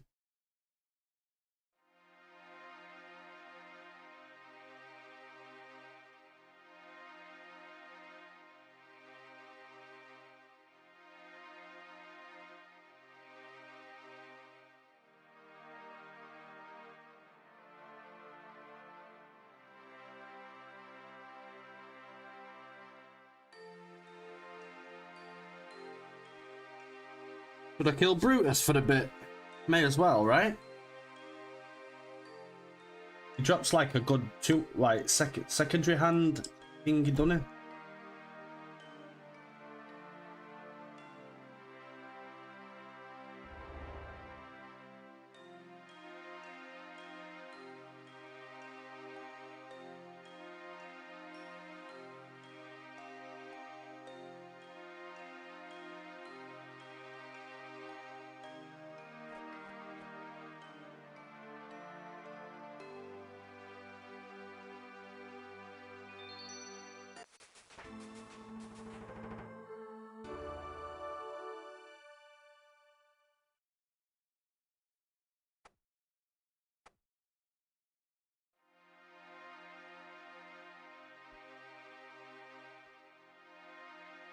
Is it the exact same fight? That shit was easy, bruh.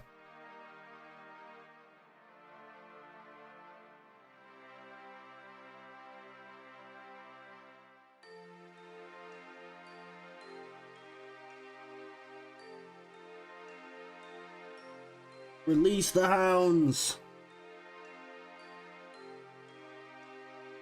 Now I've got to get my magic up and my prayer up.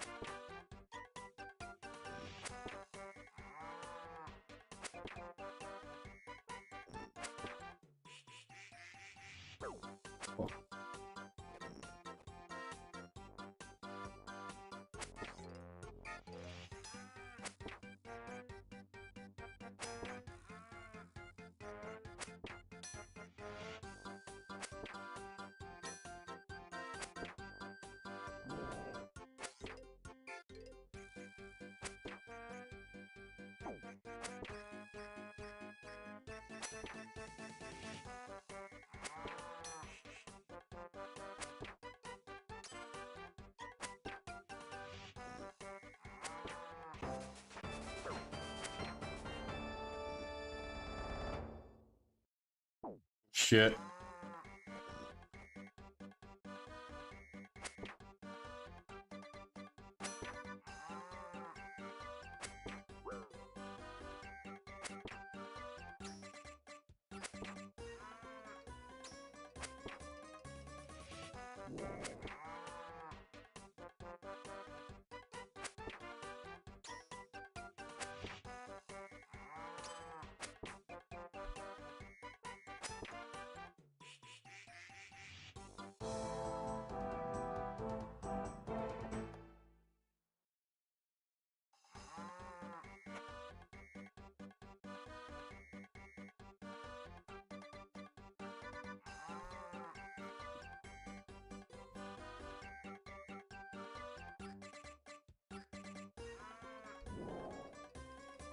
Okay, nice.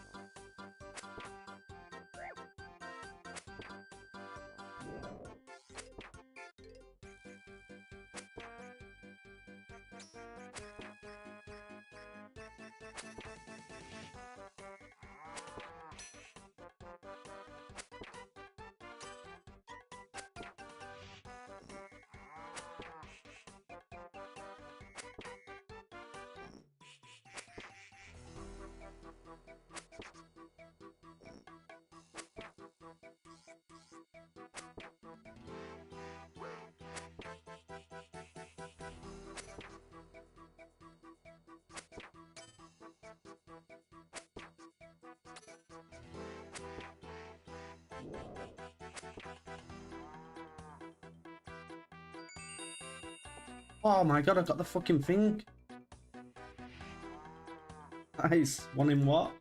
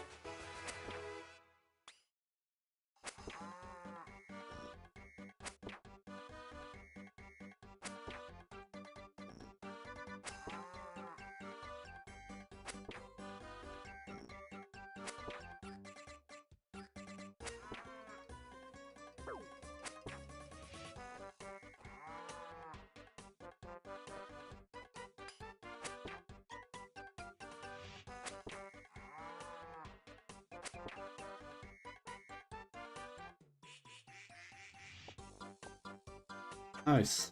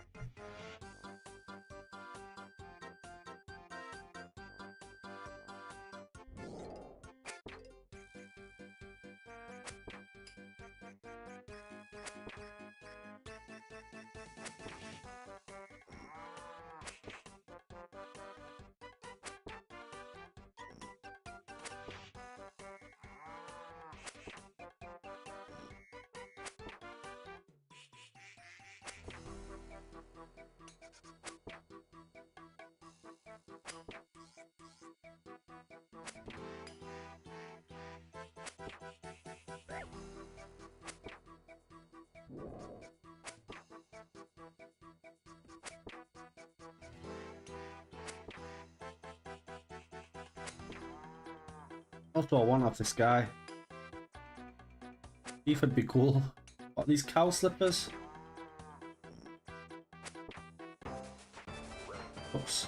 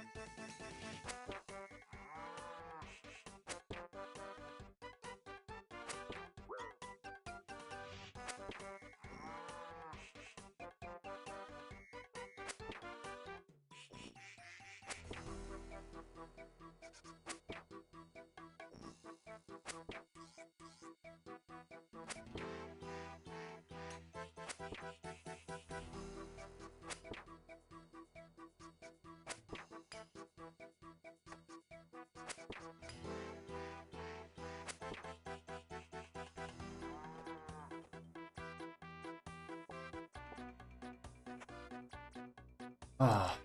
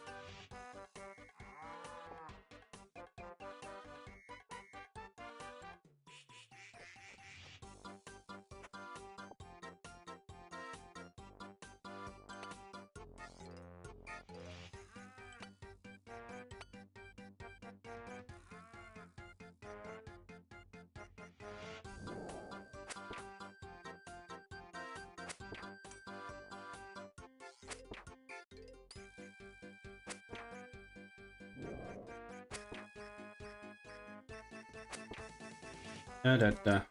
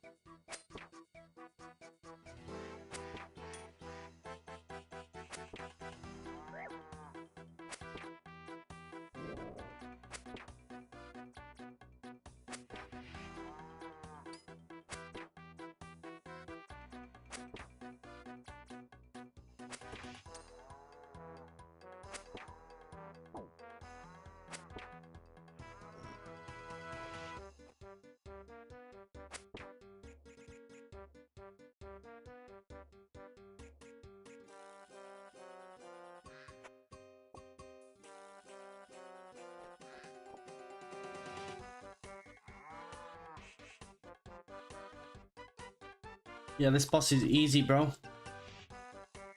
Is it? I got the muleta on like the second kill.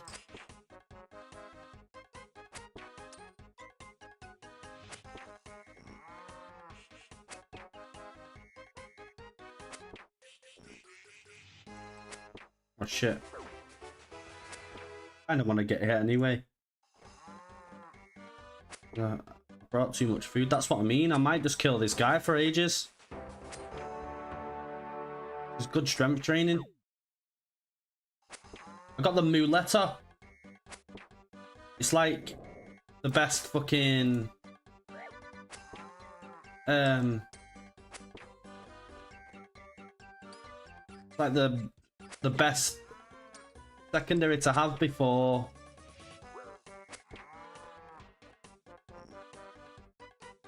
I don't know.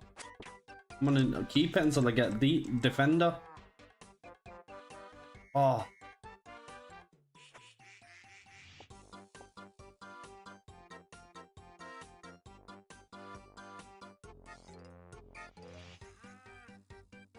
I don't think you can sell it.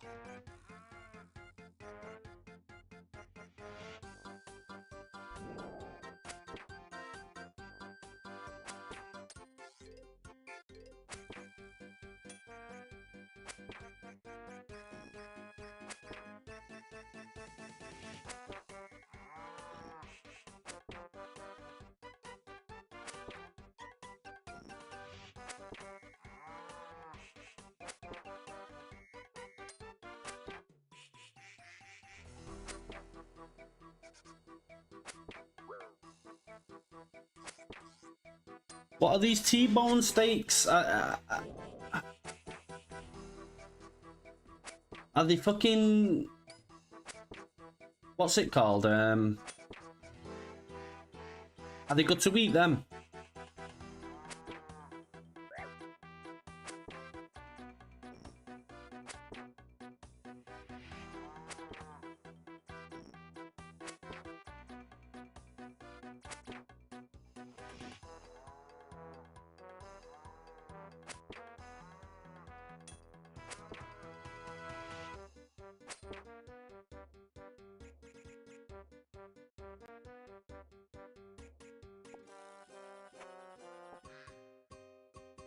I don't know whether I fucking... Yeah. I mean, it's good to keep. It's probably better than the shield to have right now.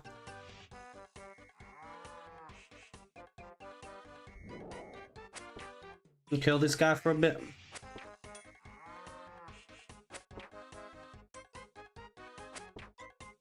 Ah, what? I use them, don't I? Need food right now because I've not got that prayer thing. I've not got set for melee. Fuck.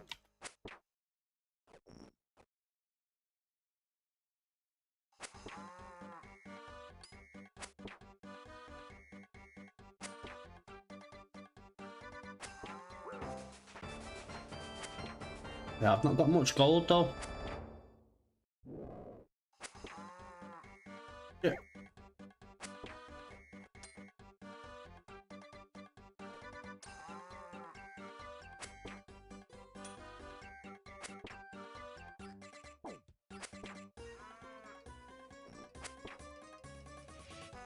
It'd be so cool if I got the pet.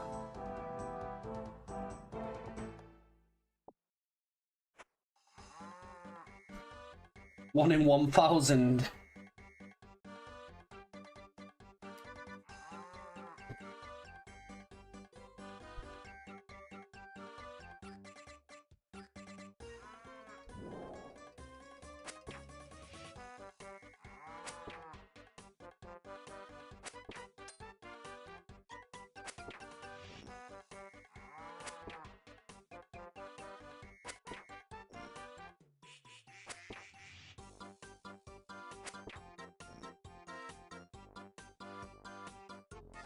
What's the point of killing it unarmed? I don't get that. I could fucking probably do that right now with my current stats. Boss ain't hard. Easy as fuck, this boss.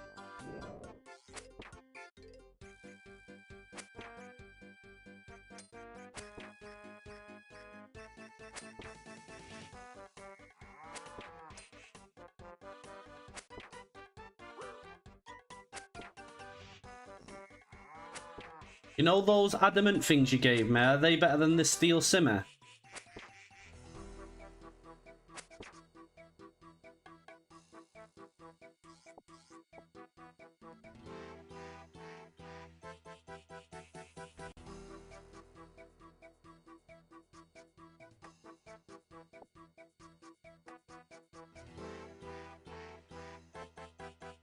Oh my god, what am I doing?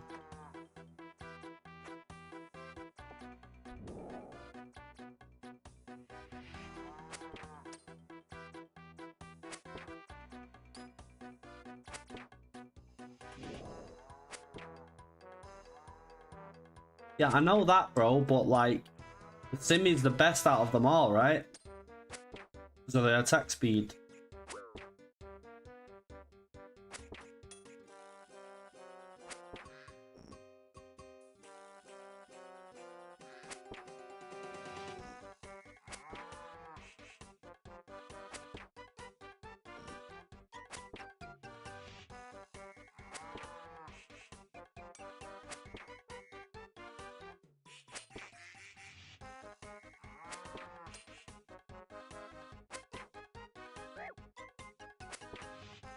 But I mage this guy. Shit.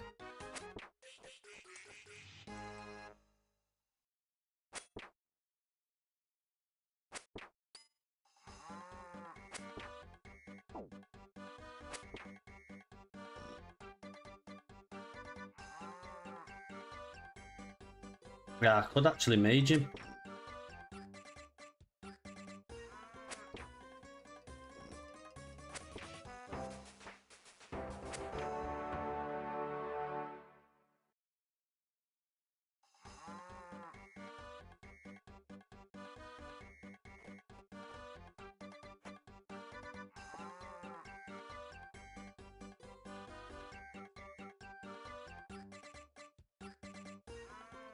Yeah.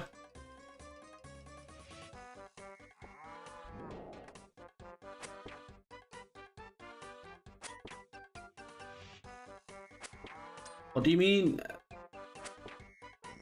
Like, obviously, doing mage is like spending money. Is that what you mean?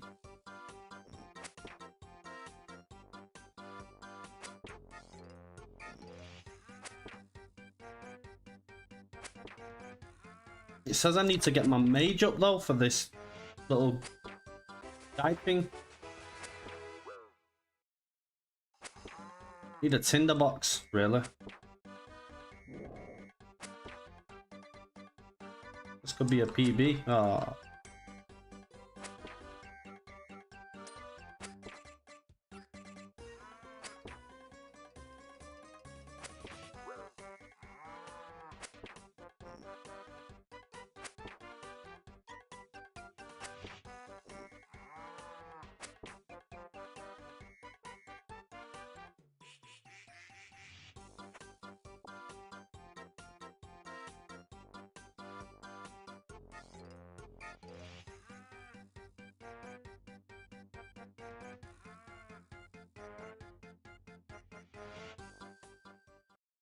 How much do these T-bone steaks give? You know.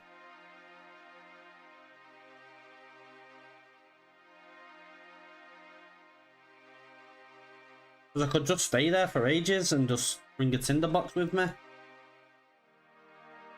Just pump out some strength. I don't really want to start Slayer until I'm like 70s.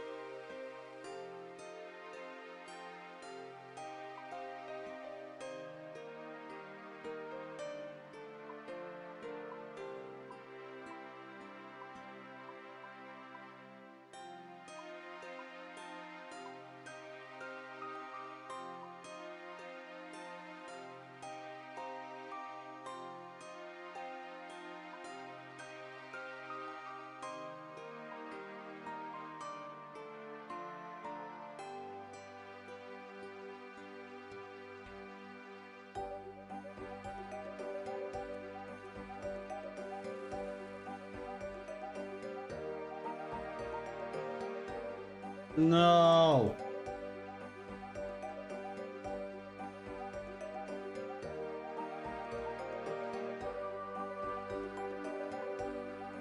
Yeah, I've only got 86,000. I want to keep my money, you know. I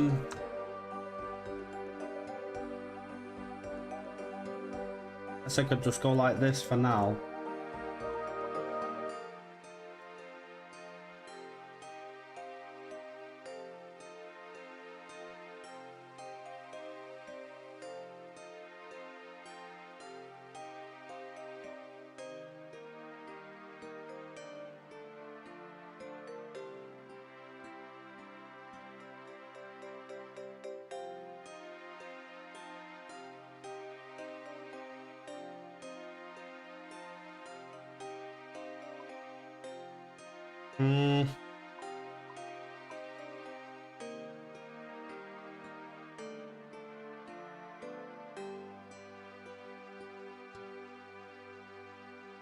I'll just get my cooking up so I can cook them T-bone steaks. Quick. Might smash that guy out for a bit. It'd be sick if I can get the pet. I'll be happy if I get that pet, man. That's what we're hunting for, really. See if I can get that shit.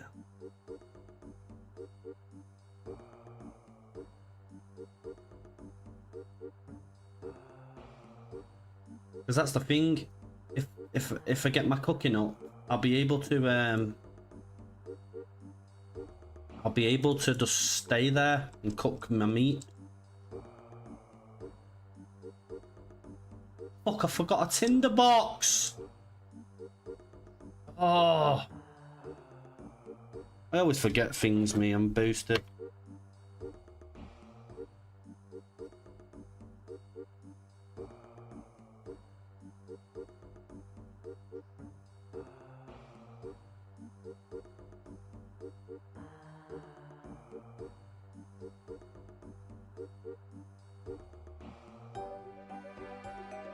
I might just sell the adamant longsword and battle axe and buy a Addy Simmer.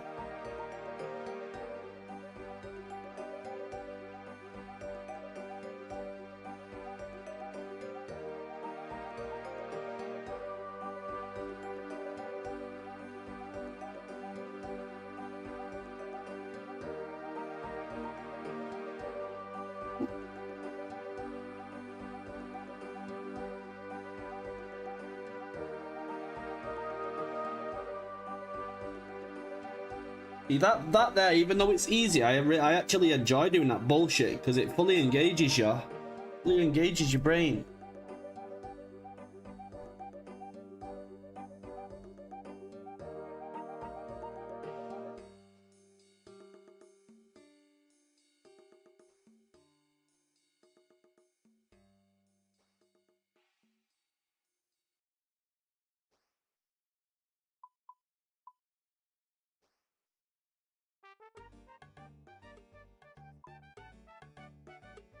T-bone steak, fish.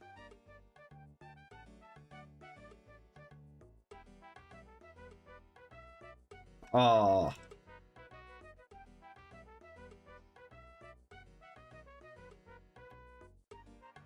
You do get a lot of XP for cooking though.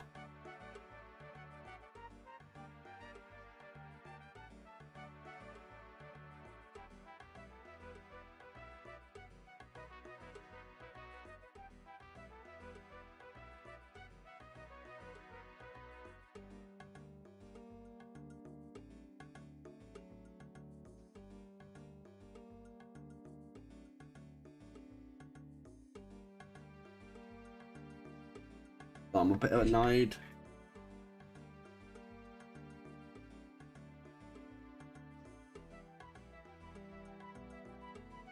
I'm literally like, all I need to do now is get my mage to level 33 and my prayer to 37. And then I can do Dragon Slayer.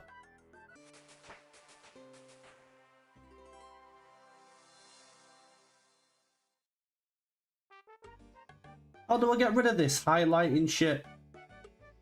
Don't like it.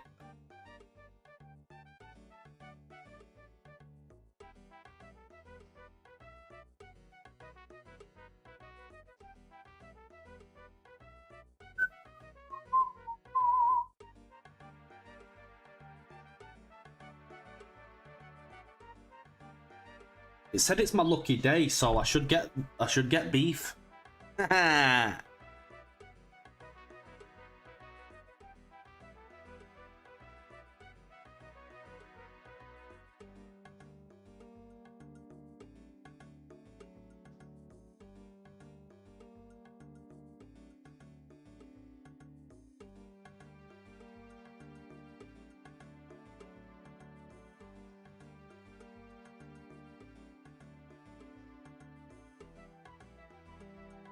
I'm gonna go gym 17 hours from now, 16 hours from now. Stream for another like 6 hours or something. Maybe even a bit longer than that. Hopefully wake up, go gym, come back and play. You smell me, Kerr?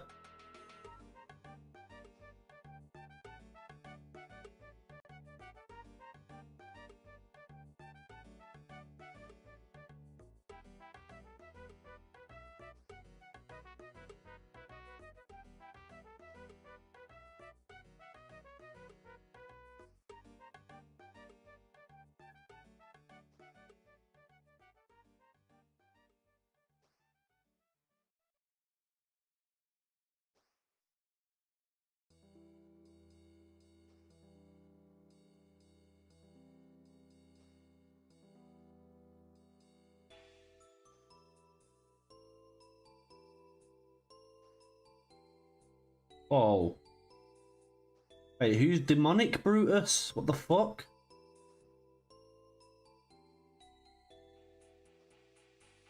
Like the upgraded version.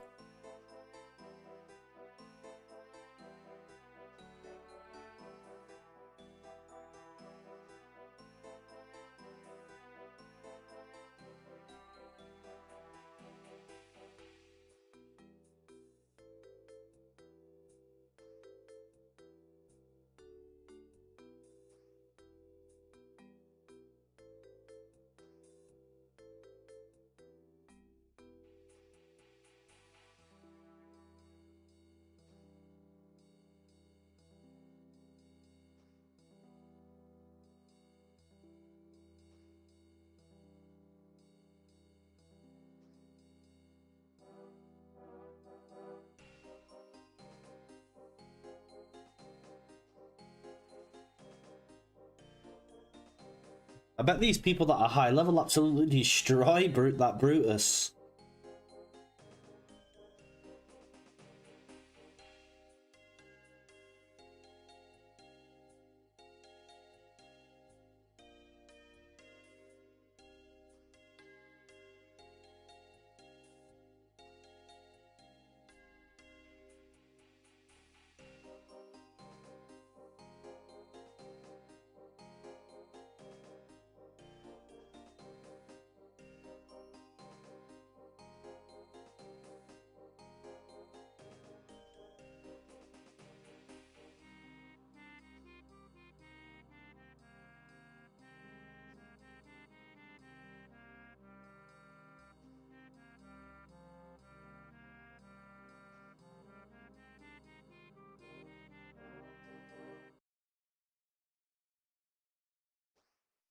Good level up here.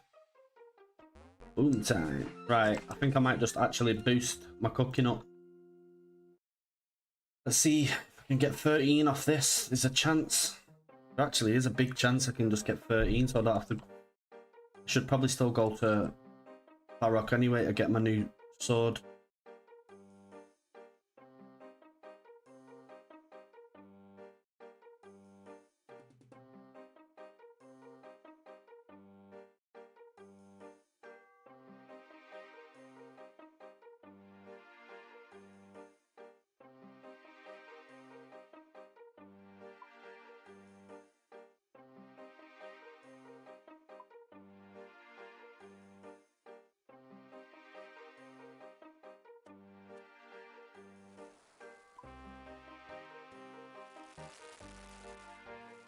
Come on, don't burn them.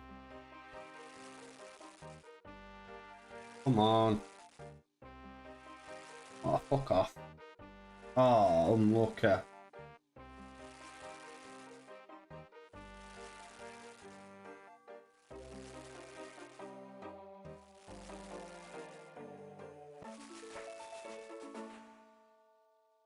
Come on. Wait, why did it stop me cooking then?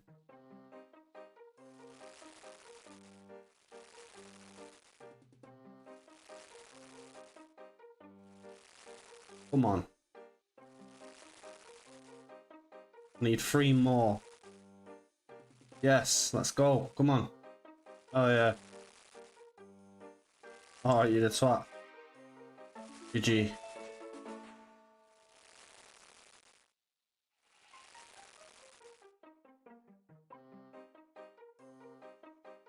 Oh, it just ran out.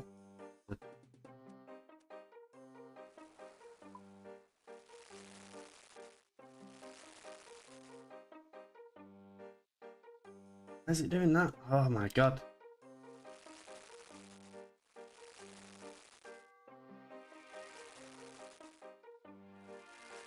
90. Bloody hell.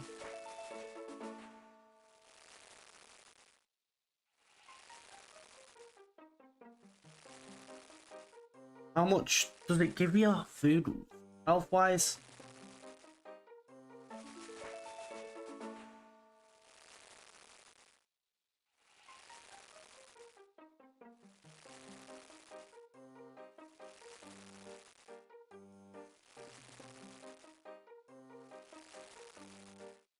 A lot of burnt T-bone steak right here.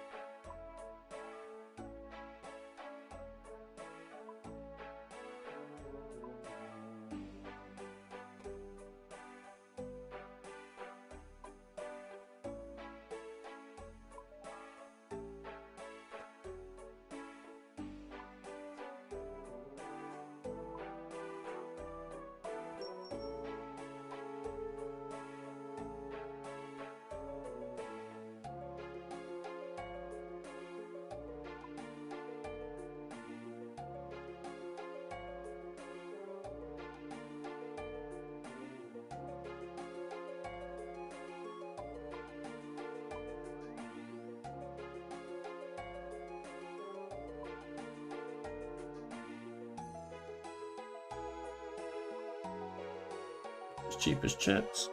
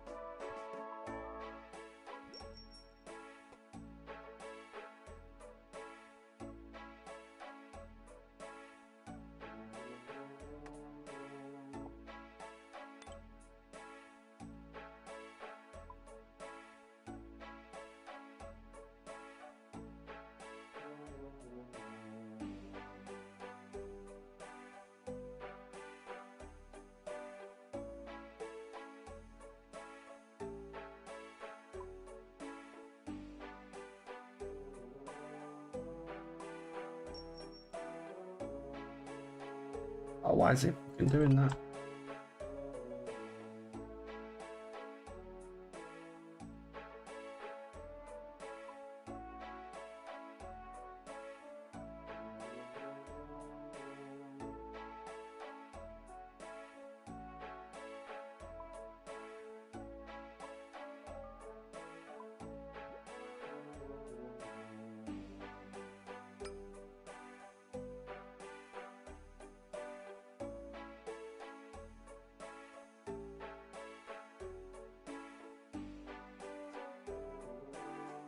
Okay, nice.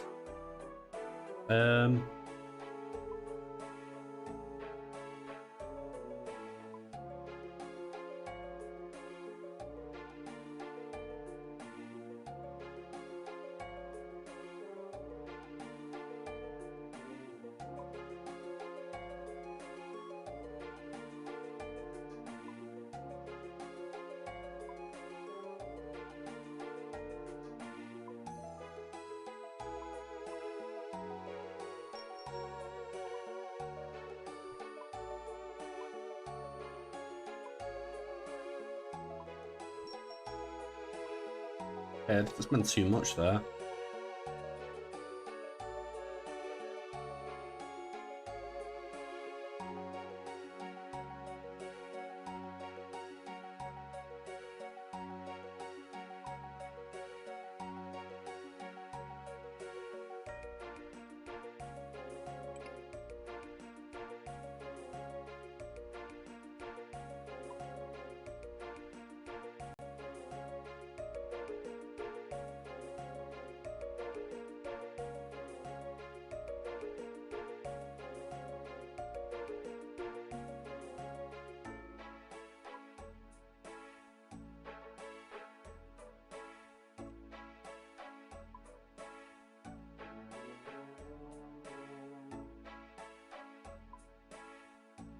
Woo.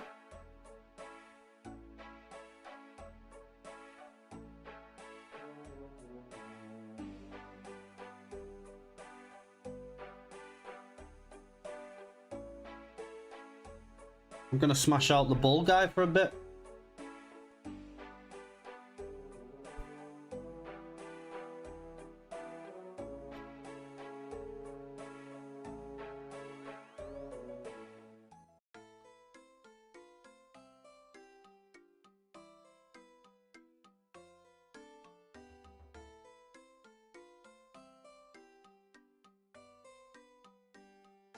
Be fucking epic if I get the bull.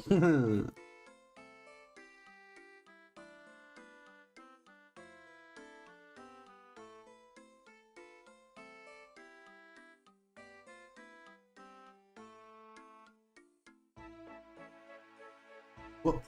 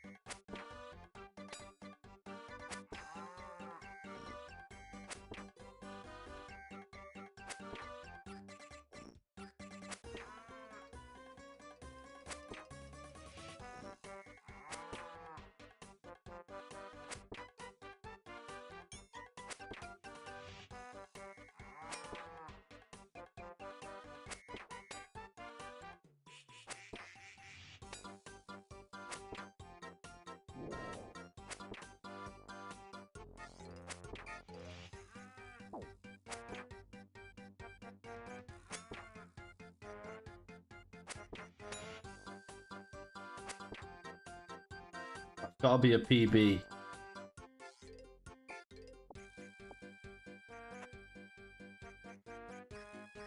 Yeah.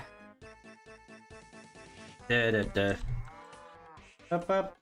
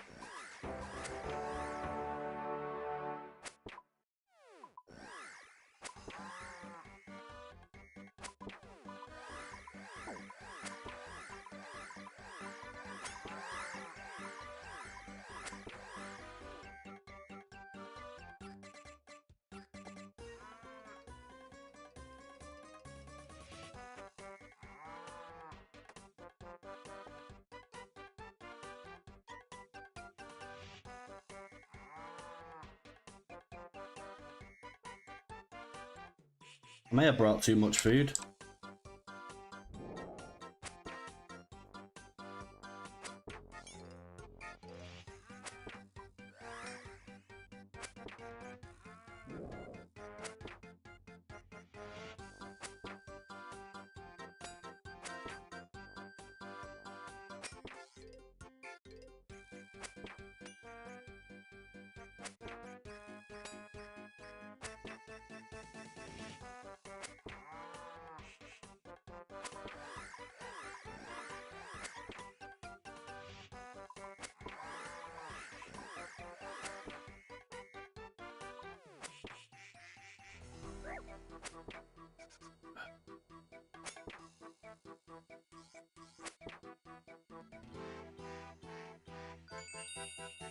Oh, nice.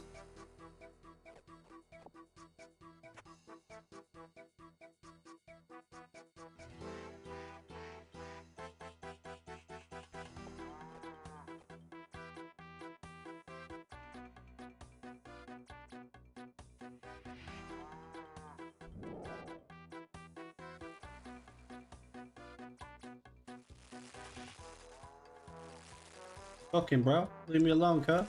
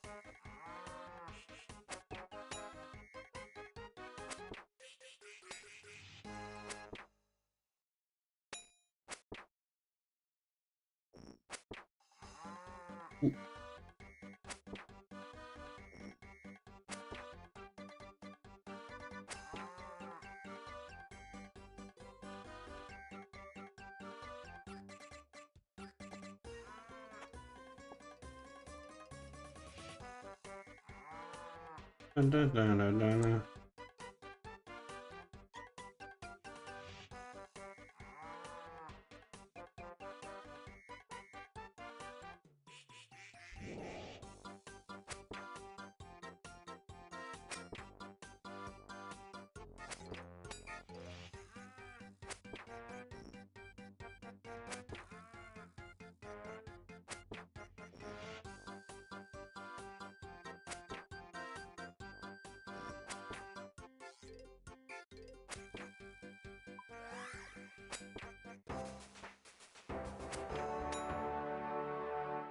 Oh my fucking god, I haven't got it on me.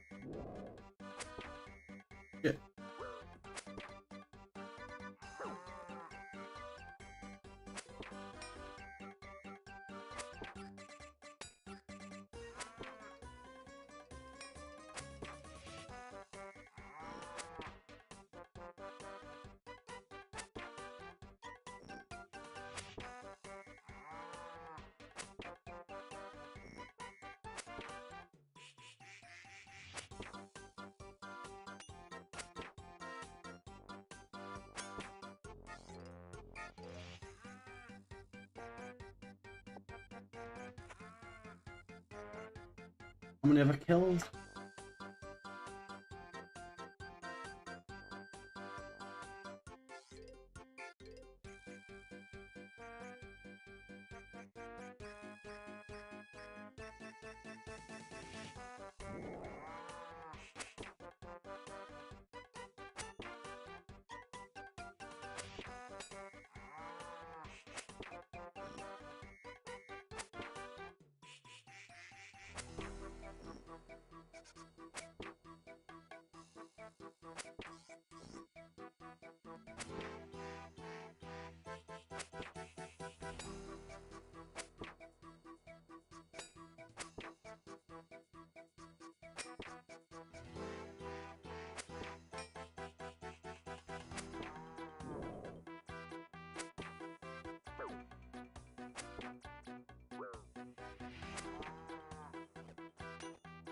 Oh, it's random how much it gives you.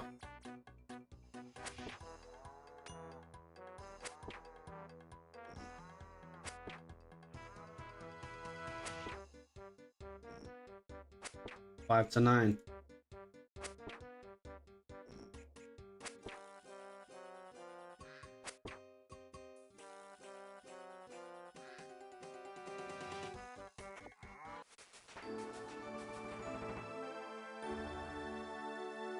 Nicer.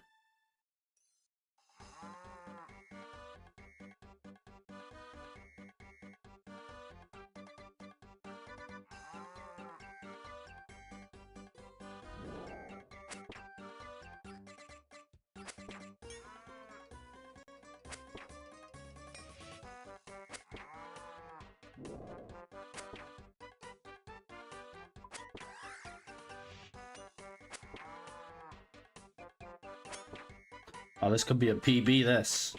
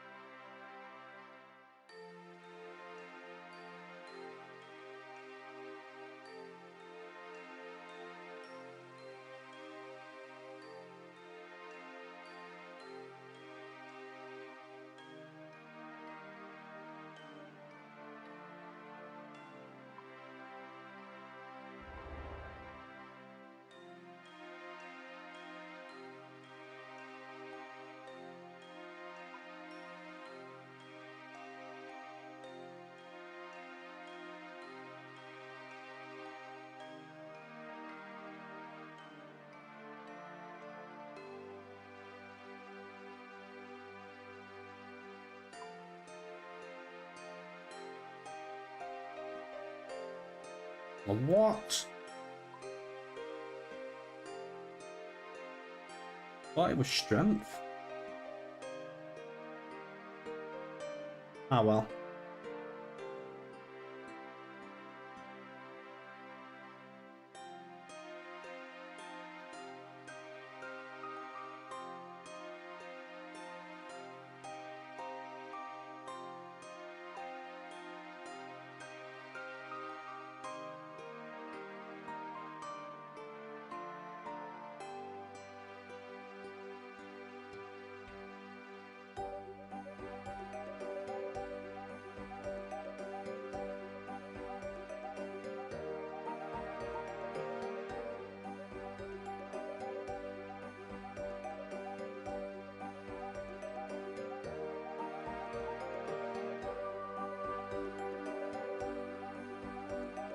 Why do I see the kill count now? I fucking forgot.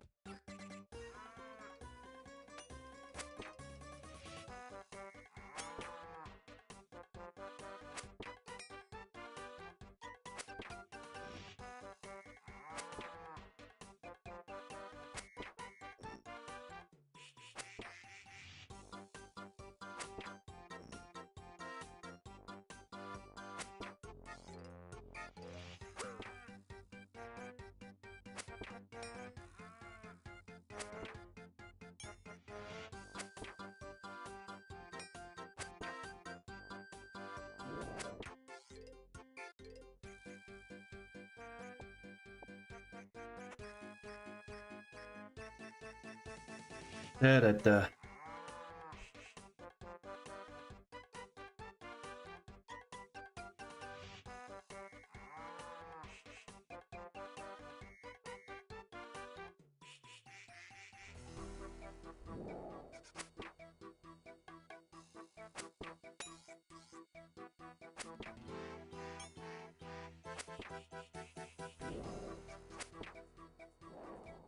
Oh, fuck off.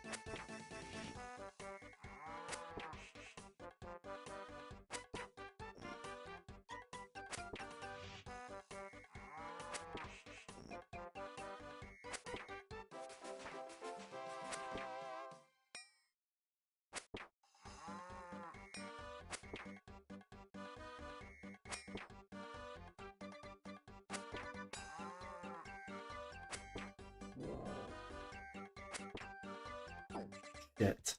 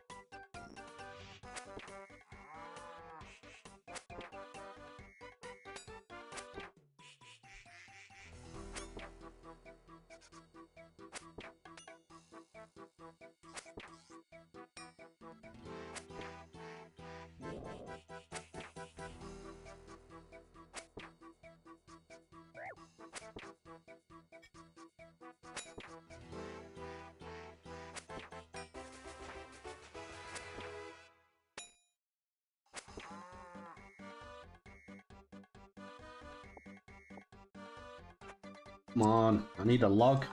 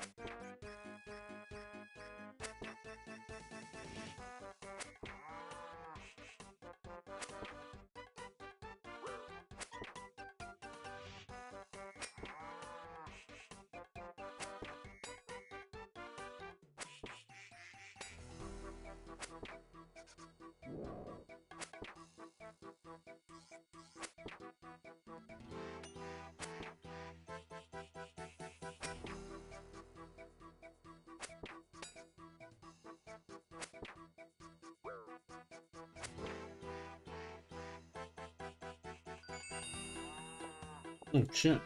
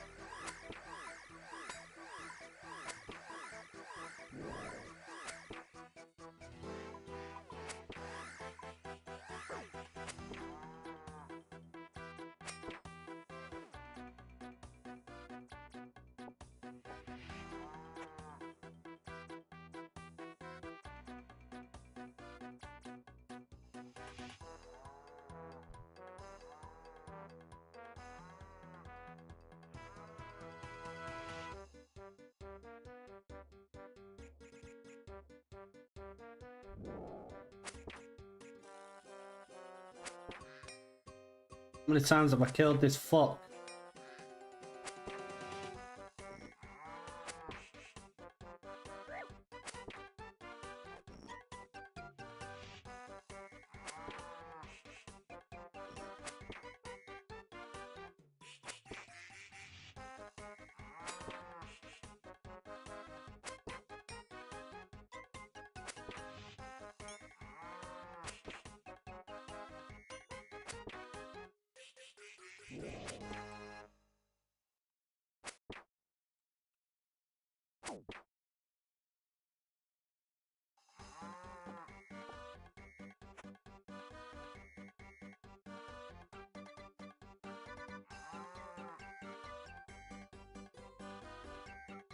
Oh, 29 times.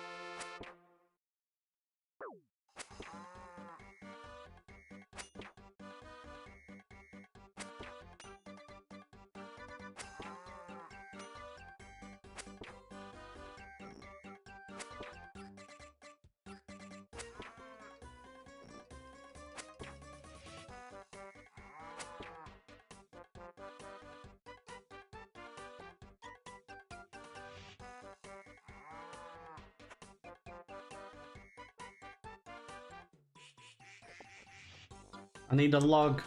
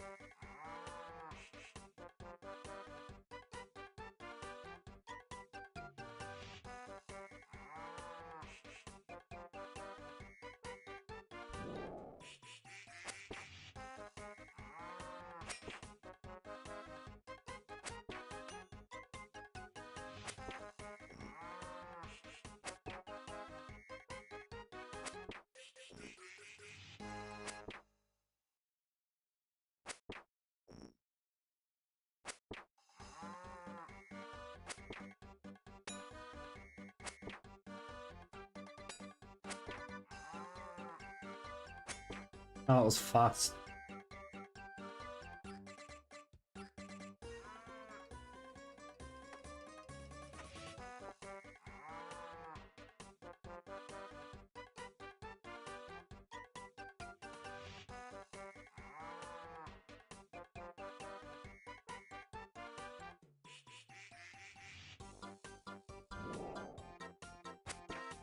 Man, if I could get a log drop, that'd be great.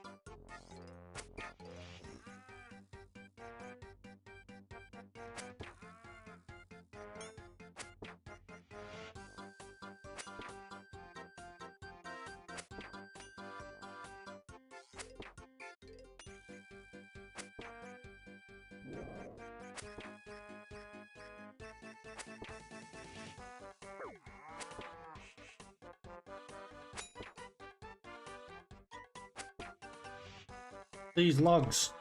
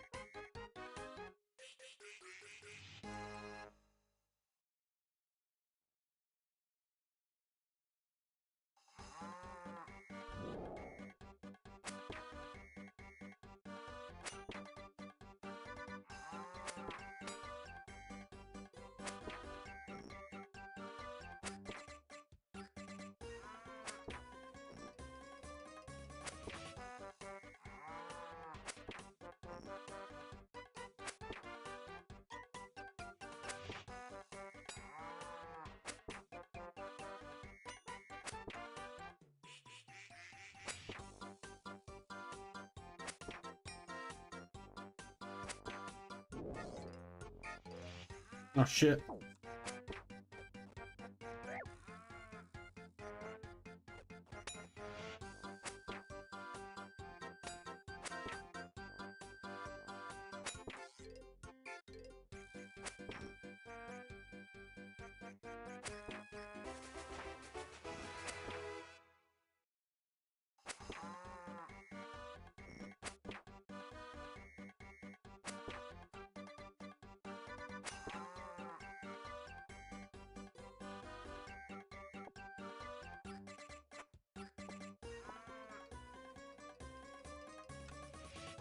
I'm just getting pure fucking T-bone steak, lad.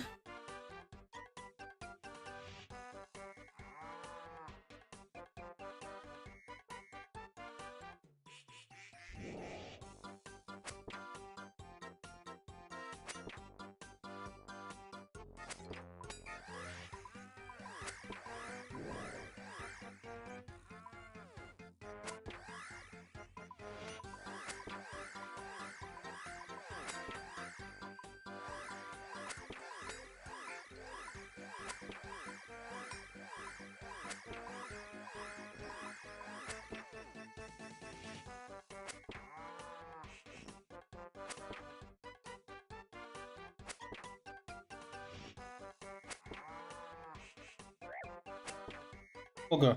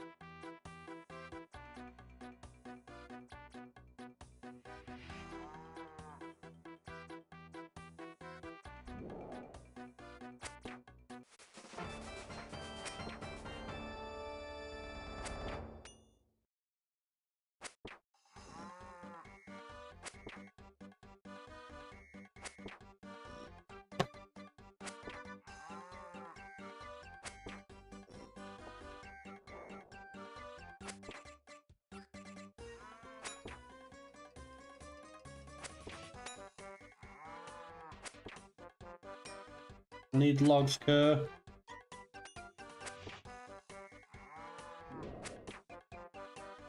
Oh shit.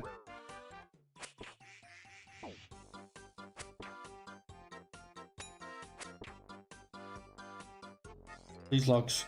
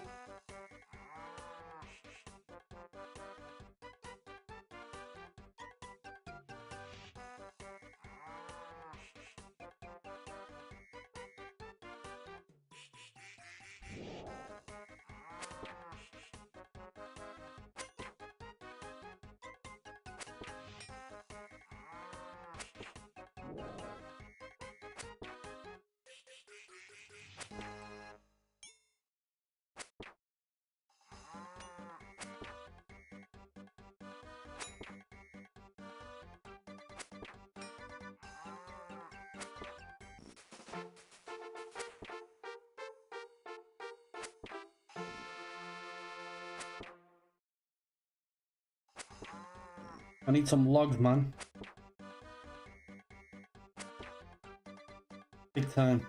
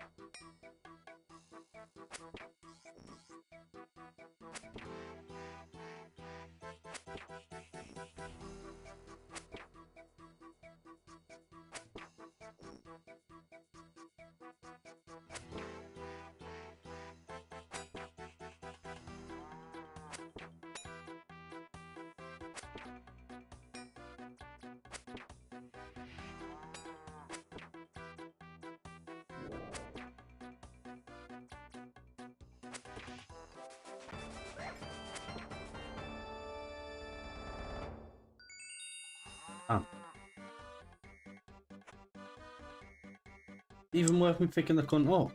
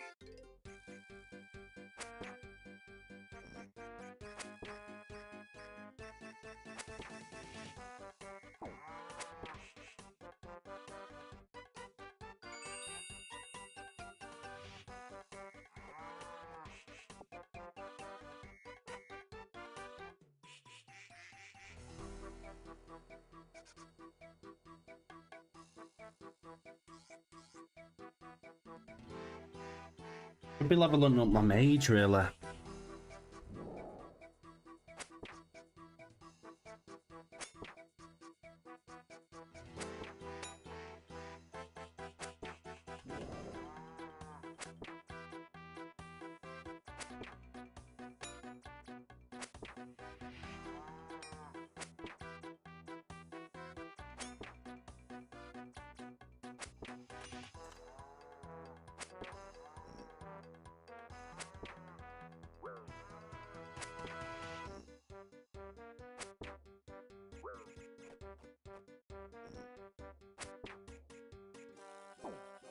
Oh.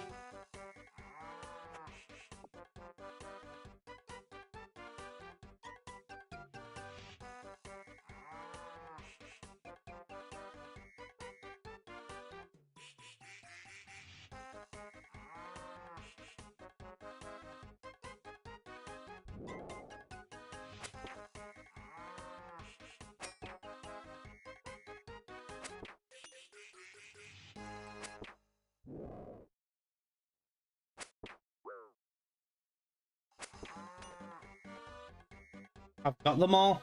Near enough.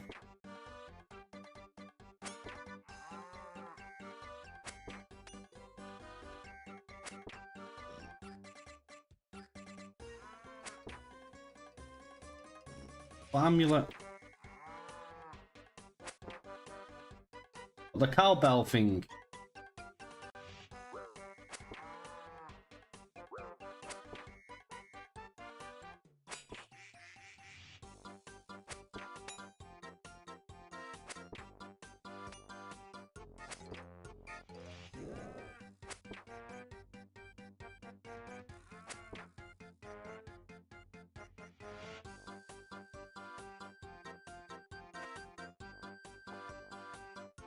I didn't even know you could TP. I feel like it's a waste of a spot though. I might mage him honestly to 37. The dude's level 1200, he'll kill me in 1 hit.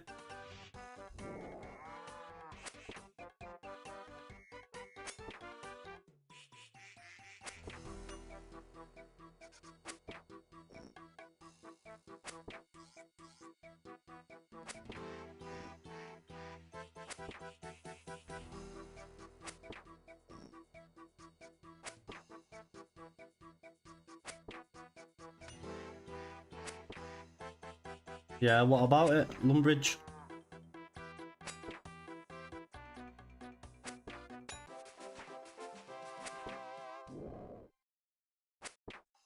I might mage him genuinely and go and buy some... I need to get my prayer up and my mage to do the Dragon Slayer quest. Might get 40 attack and then do it.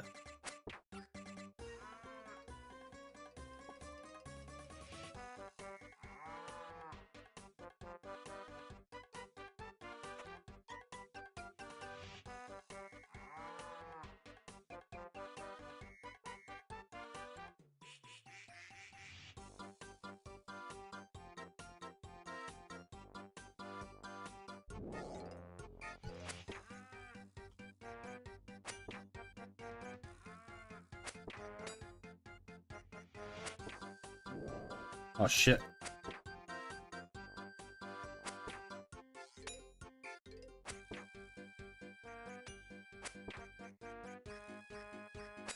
I'm trying to get the pet.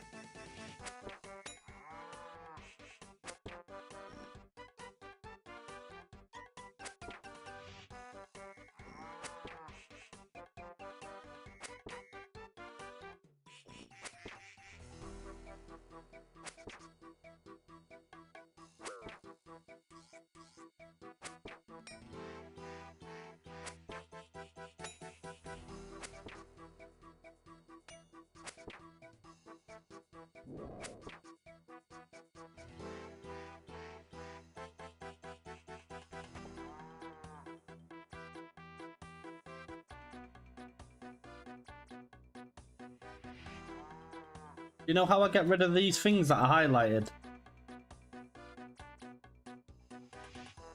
Definitely while I level up my mage.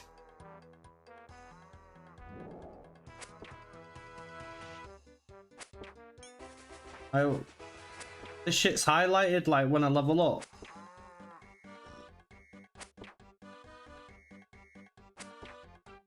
What did I just level up with then? Oh, fuck off.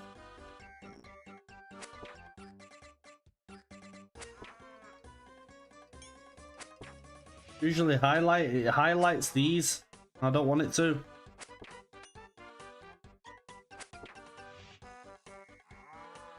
I killed him. Oh, I got one of these again.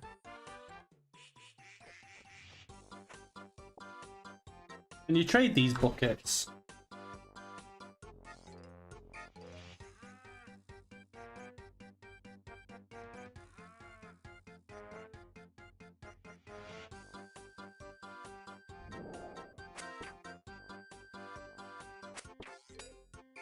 It's a bottomless milk bucket. Only need one of them, right? 1 in 37. Yeah, I'd rather give you these 3 and you high alk them for me and give me the money back. It's the high alk for like 9k.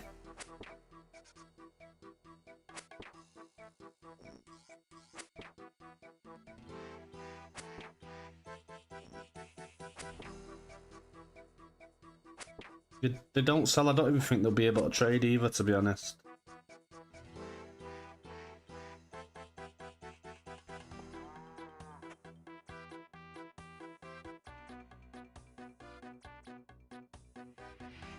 I'm probably gonna invest a bit of money into my mage. The maging. I'm just gonna kill this guy for a bit. Fuck it. Might get the pet, man.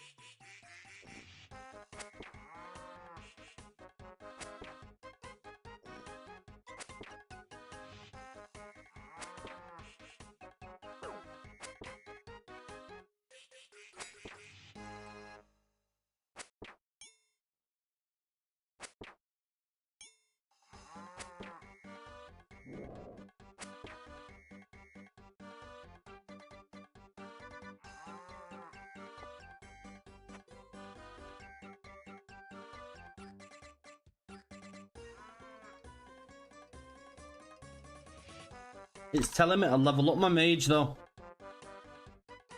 I need it to be level 33 so I can do the Dragon Slayer quest.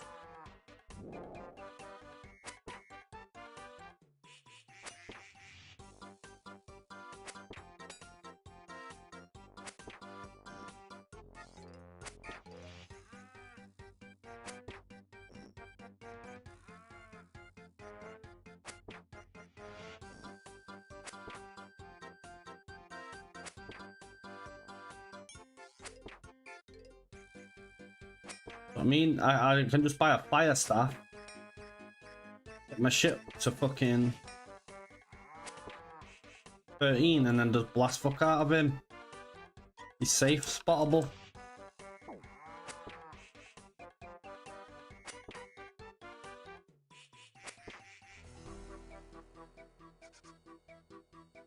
Oh, nice. That's a rare drop.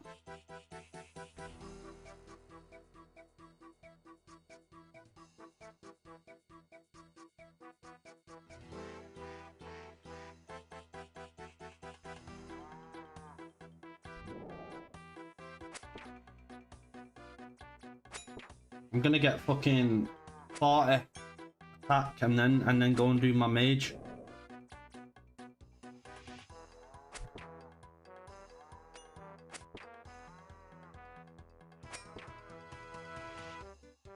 No, I haven't got the slippers, no.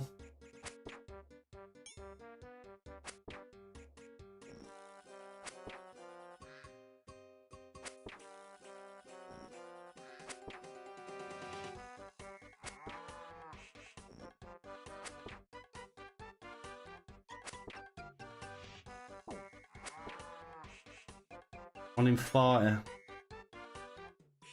I'll probably see the cow slippers before the pet though, that's for sure.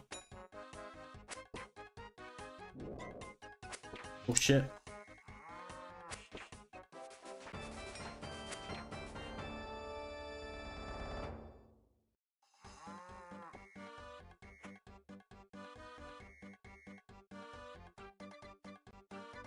See, that's money, that.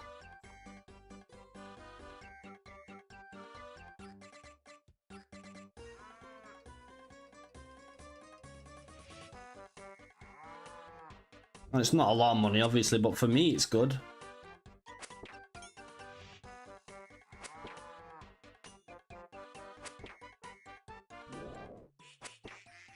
How are they? Right, I guess they cost more because people want to cook them.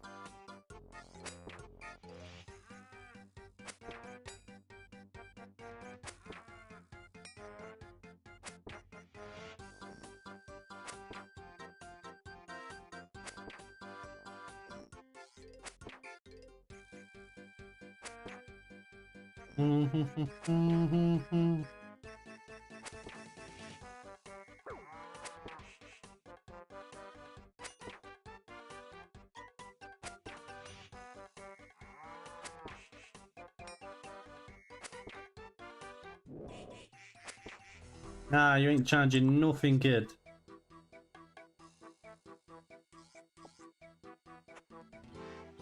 That's the thing, everything stays, man.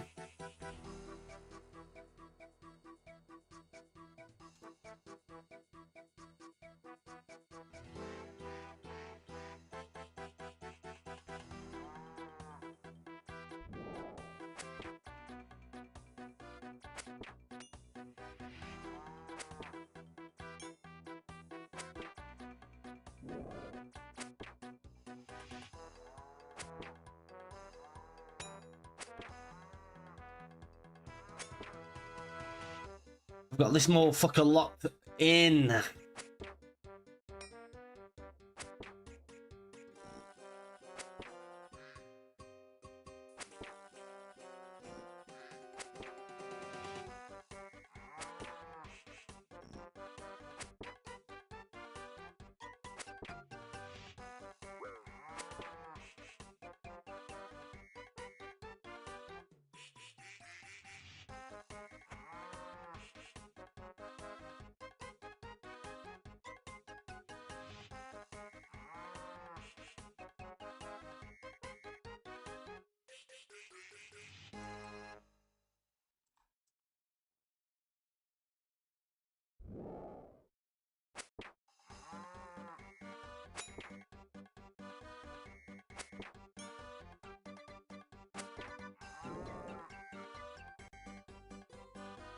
I mean, you can level up your cooking in here if you're lucky with the log drops and you bring some too.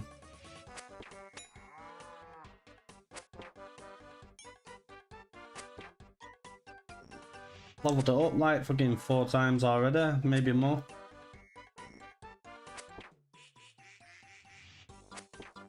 Has to be the easiest boss in the game though.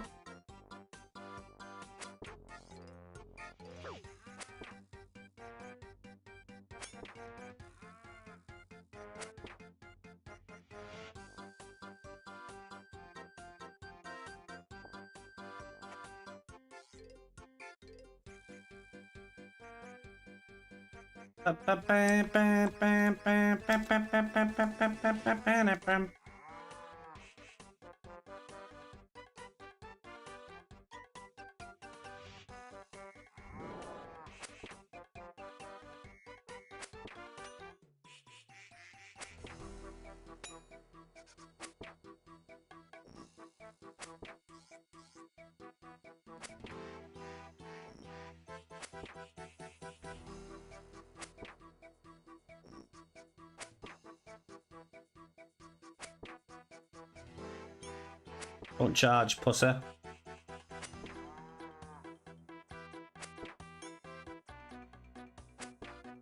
Don't charge. No.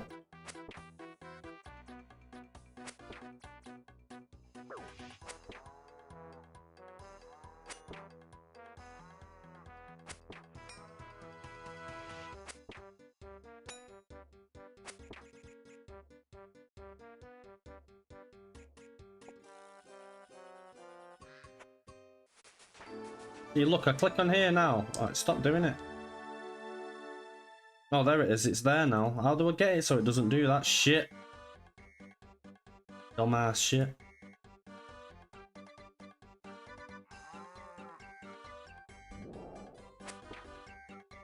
Right, what we're saying, 150 on the slippers. If I do get the pet drop, I can nearly add everything apart from fucking... I've literally had everything apart from the pet and slippers.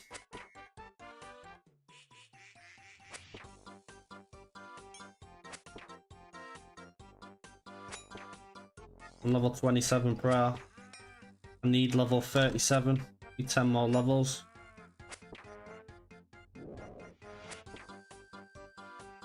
Oops, a daisy.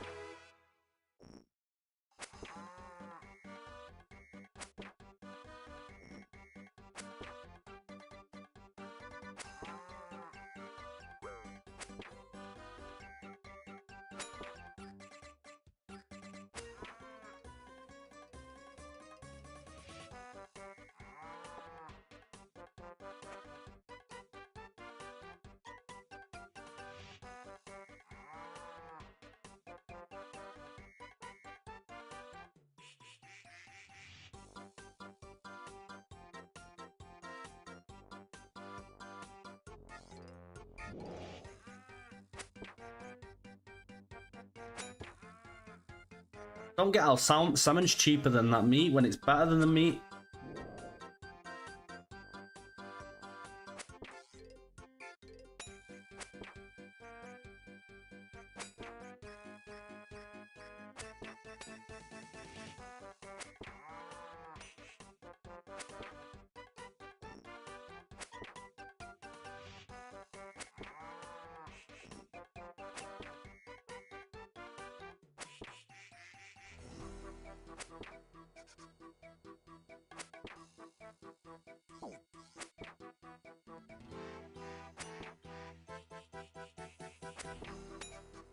Give me the slippers. All I need, cunt. Oh shit, this could be the slippers. He's done 2 charges.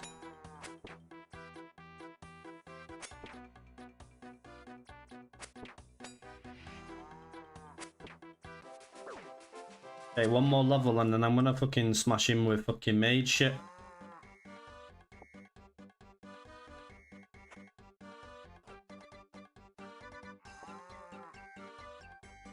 All that T-bone steak, fucking hell.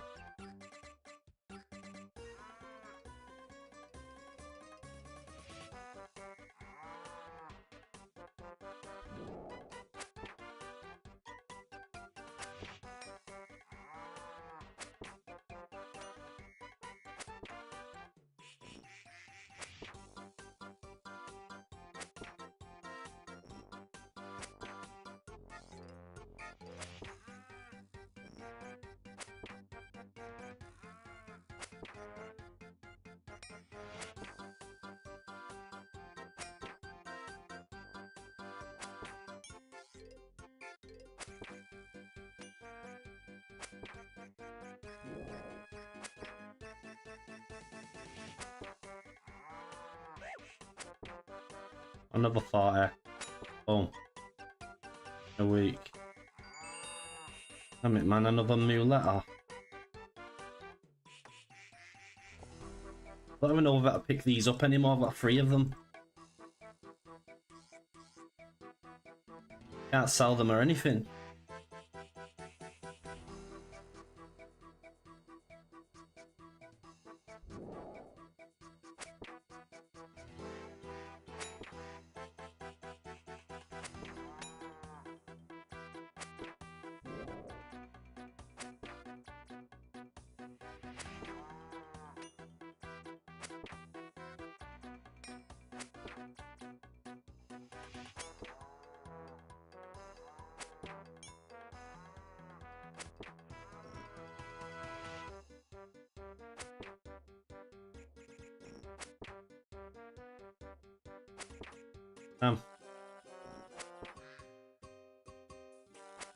Ooh, that might be a PB, that.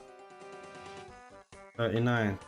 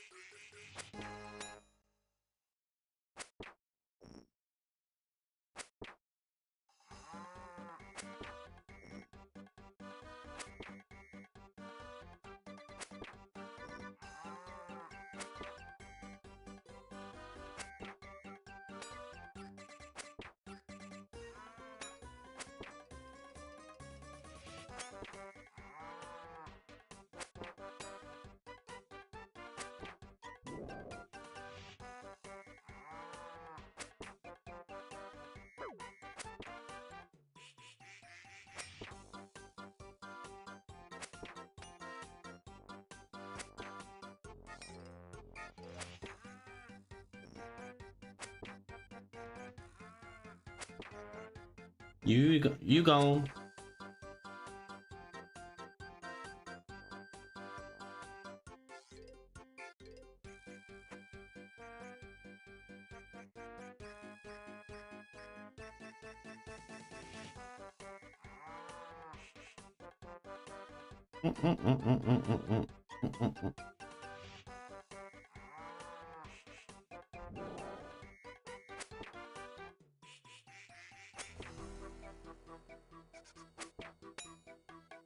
Come on, we need your beef.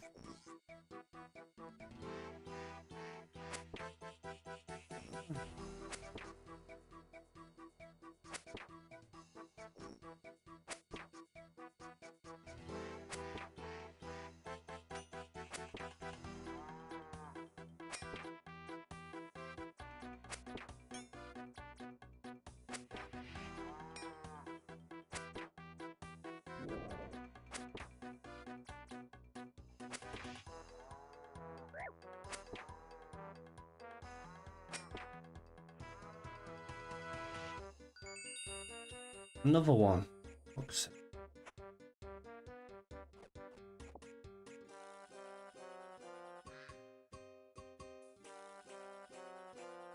I don't know what to do with these new letters, man. May as well keep them, right, in case I die.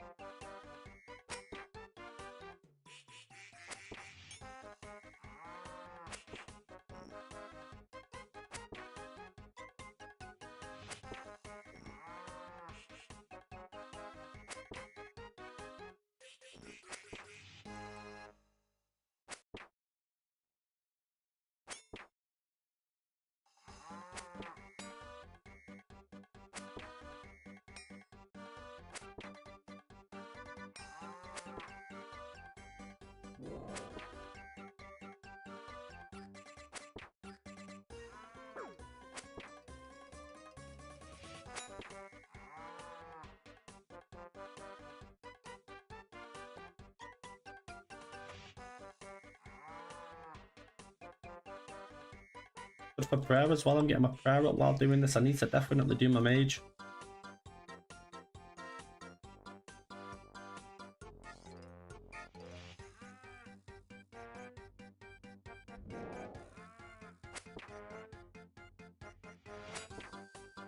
Honestly, for the current stage I'm at on my account, it's actually not a bad money earner with the meat. Oh shit. Like I've got how much here? 6.5k. Da da da.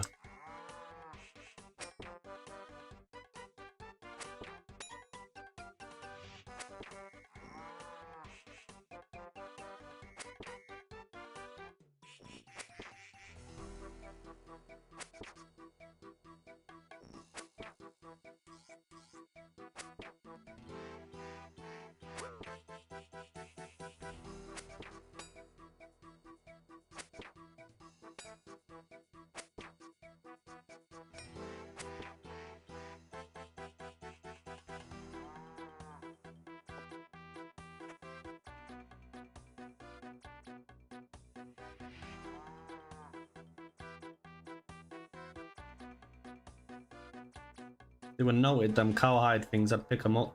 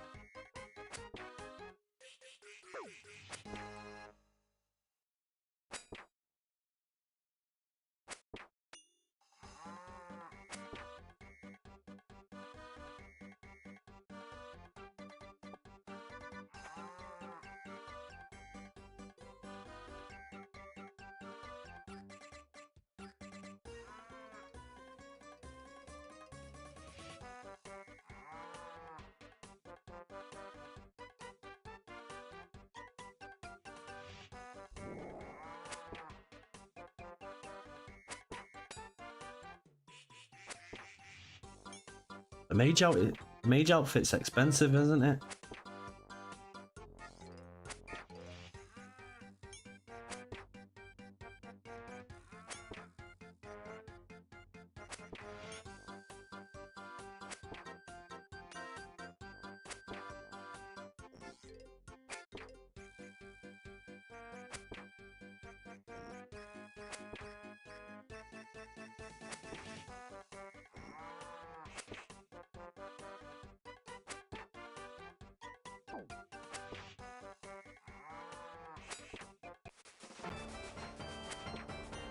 BRUTUS.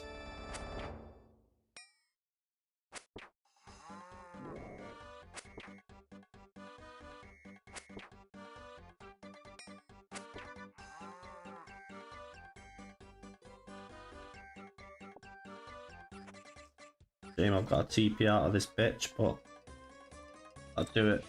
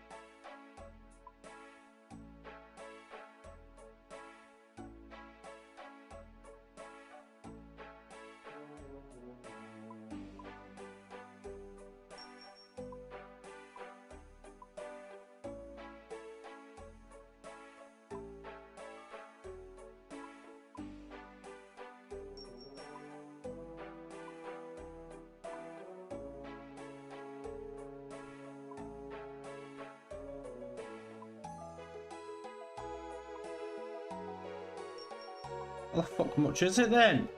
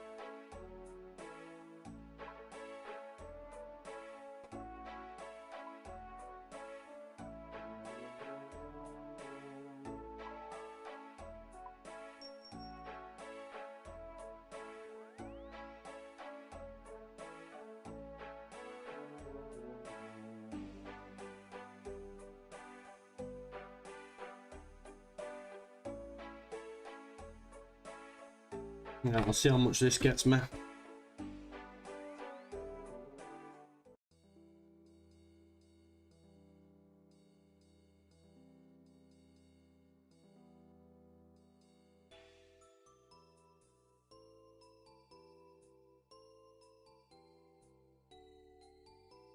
I need to get my prayer up and my mage up. I'm gonna make a brew though. Give me 2 secs.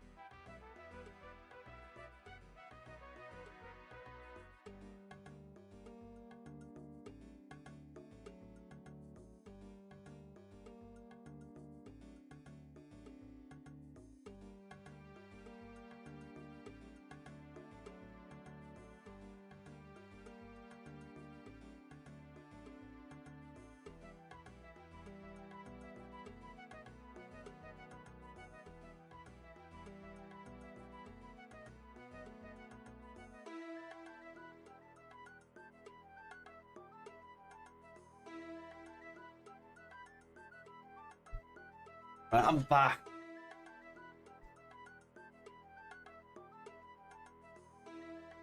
Need to level up that mage, Kerr. Dun, dun, dun, dun, dun.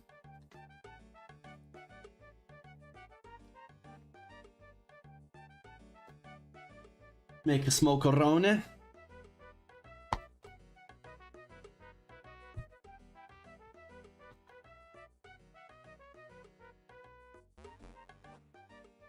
Give it a rest. What you saying, you win it.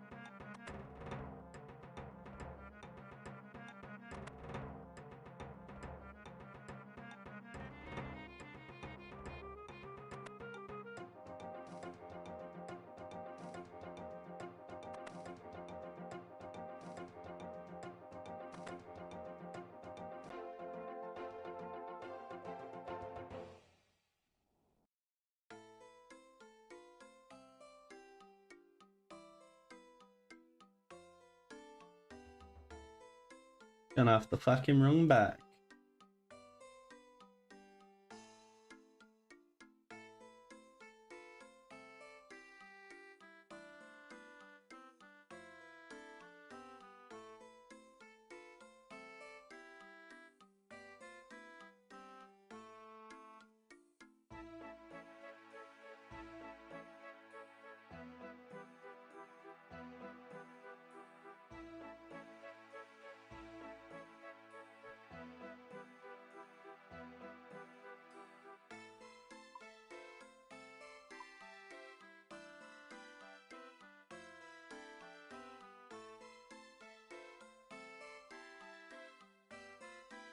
Hmm.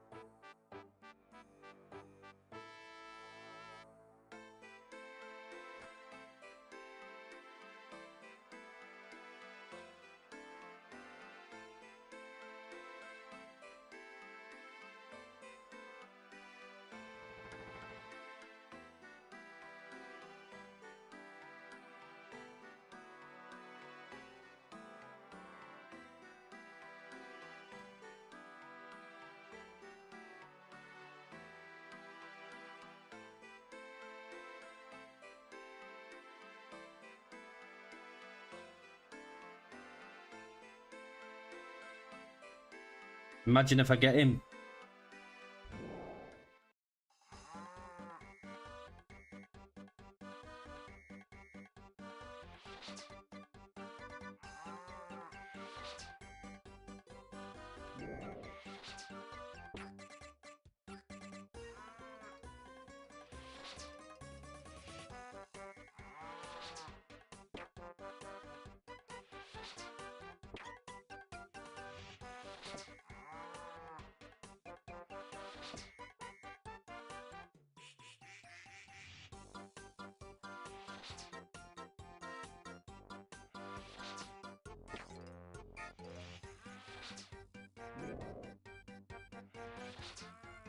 Ooh, goes for everything, doesn't it?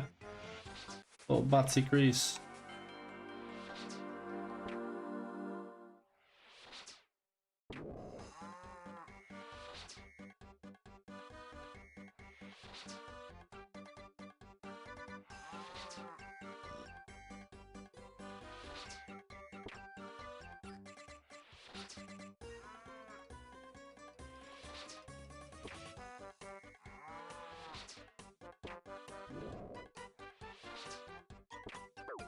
No way.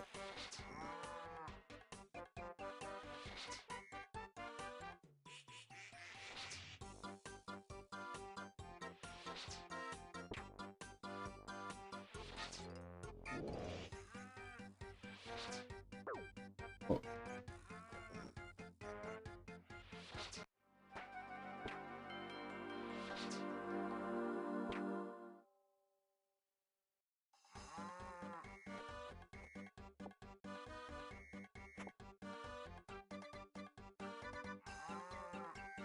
Genuinely think it's just better to save spot him here. And just invert when he comes in.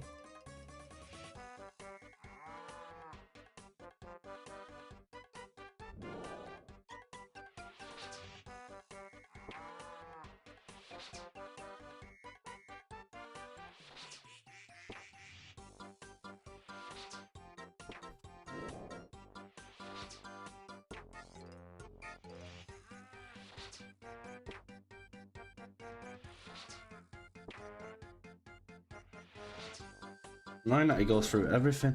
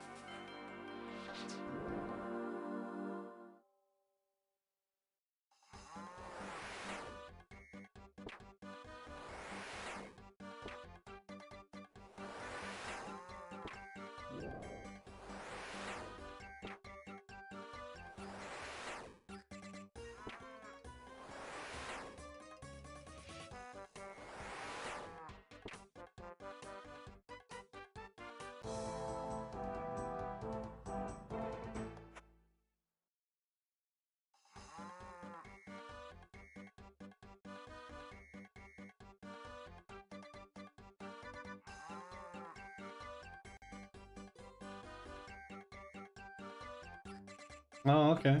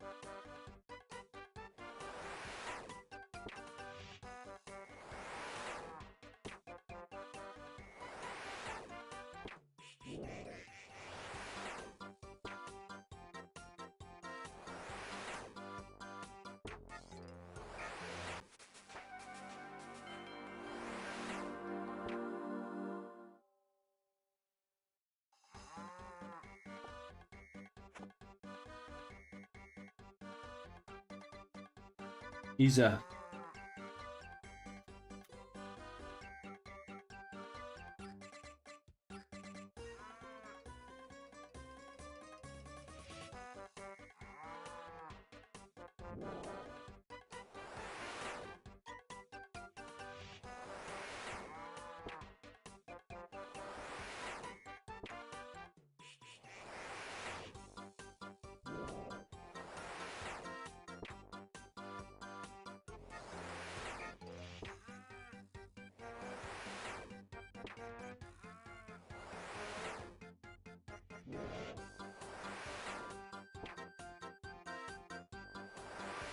Ah, you big winner.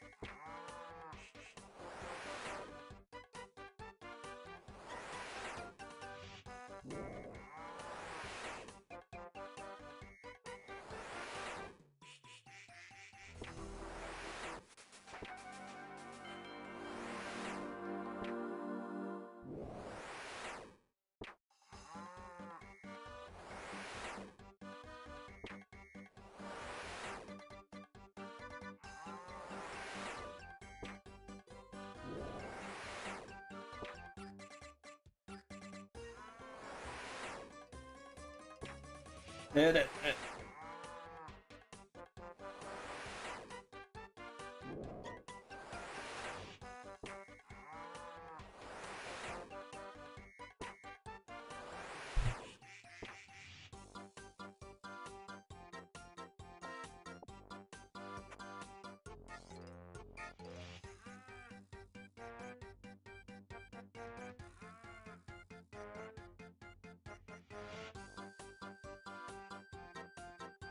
Ba-ba.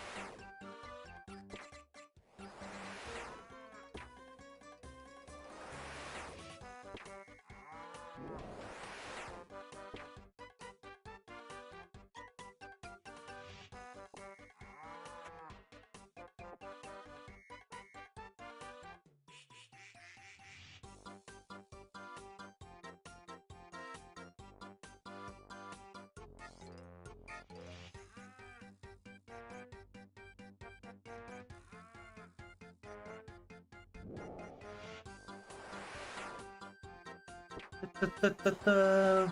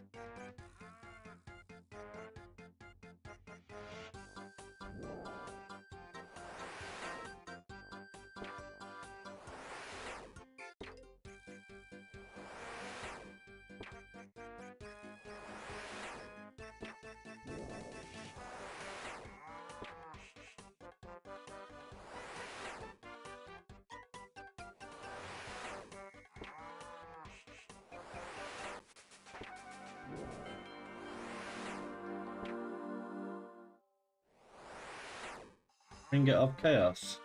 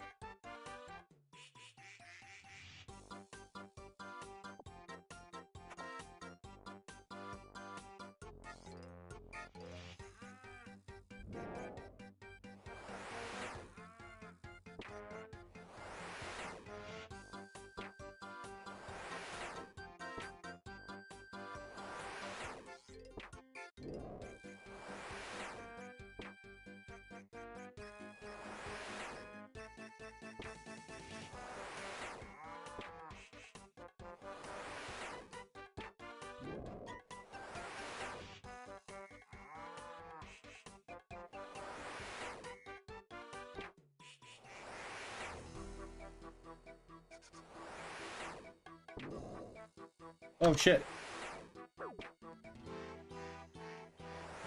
Alright, I was changing my title.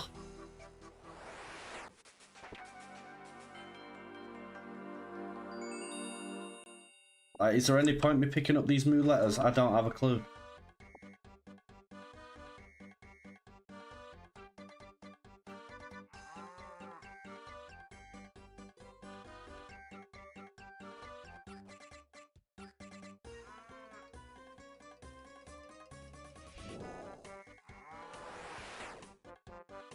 Well, I'm leveling up quick.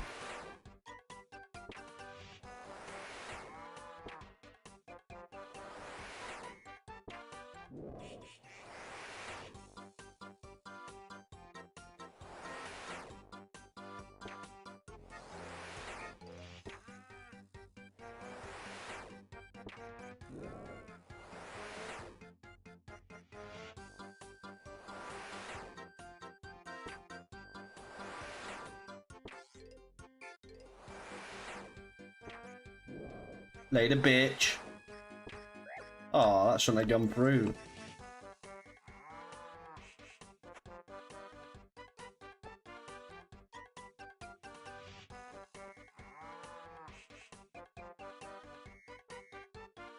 I want as many of these T-bone steaks as I possibly can.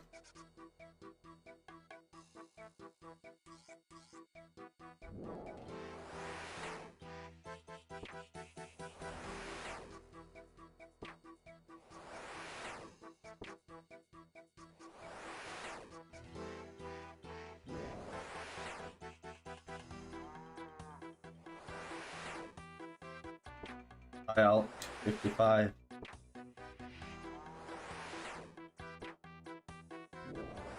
They get cow slippers? Not yet, bro. I've gotten everything but the pet and the slippers.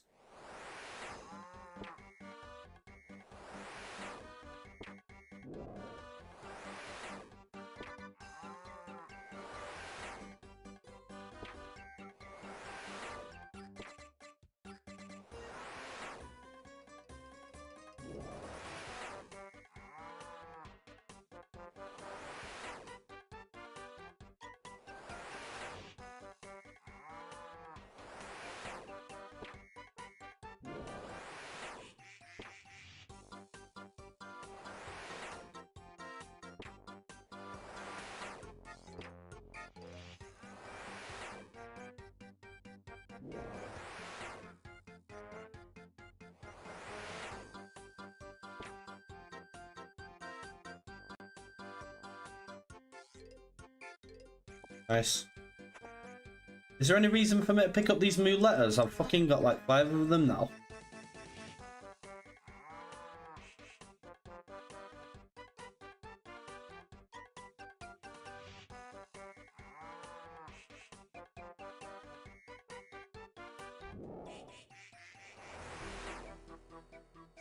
I need another one of them things for members.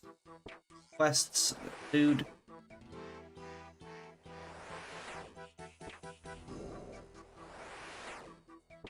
I'm literally at Dragon Slayer now. I need to level up my mage and prayer, and then I can go and do it.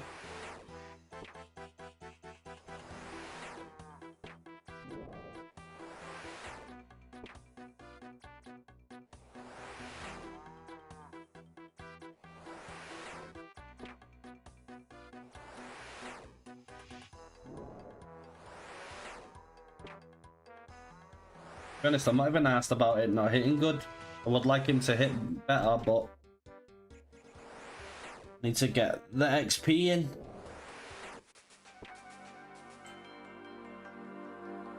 Level 23. I need level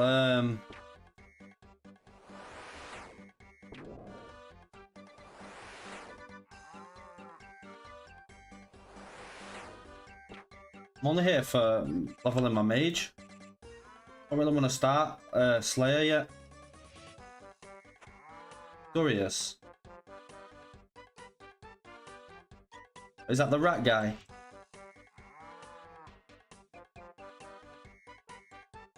Yeah, that was the one as well.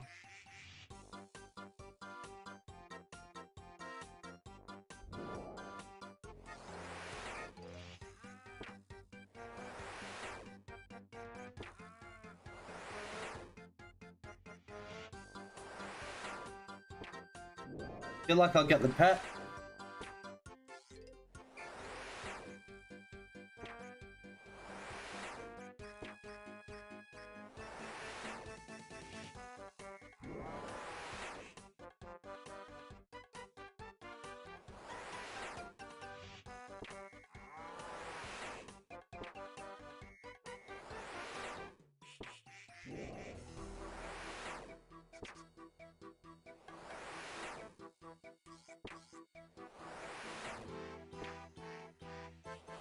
Yeah, it's 1 in 1,000.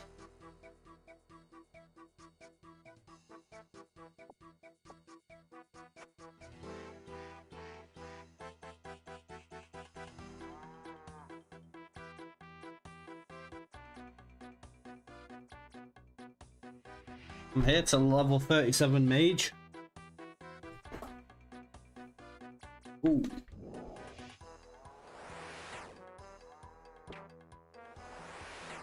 I'm gonna stream for a couple more hours. Like, it's 8:30 right now.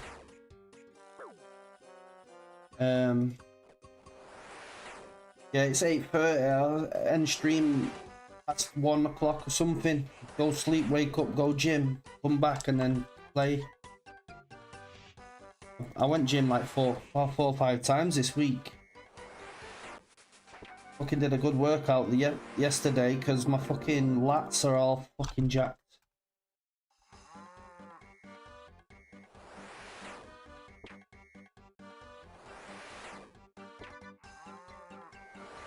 You should start going gym, Caleb, man. Seriously.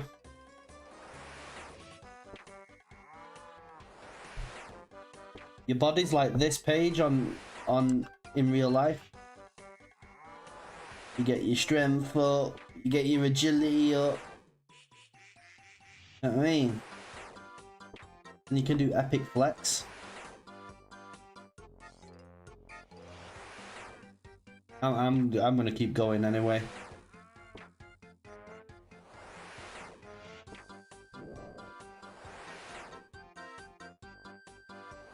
Lost quite a lot of weight already. I want to get a hench. Oh, I've had like fucking 9 of these.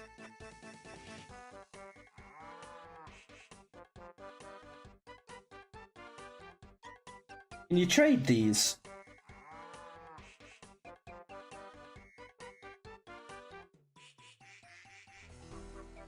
They can be high alt for 9k.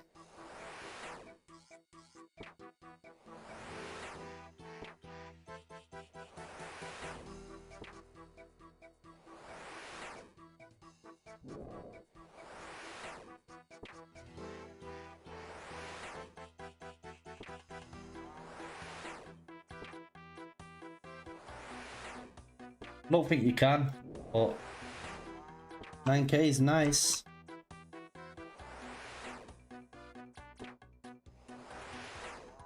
Nearly at 100k kills.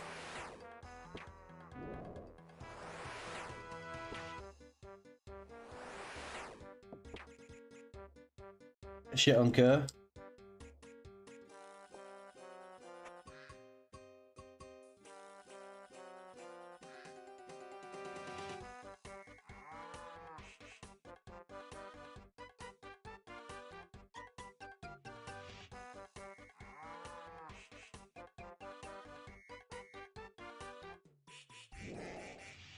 Have you got another one of them pages, but for like membership quests?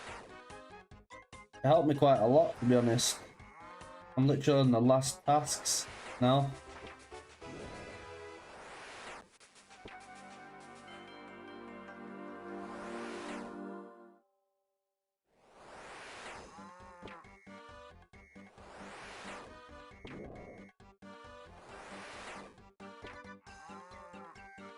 I'm literally at Train My Magic to 33. Oh, it's 33. Okay.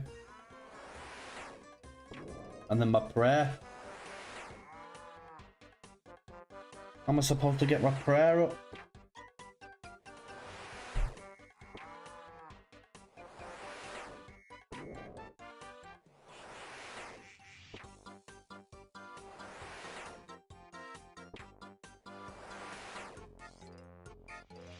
Do Slayer.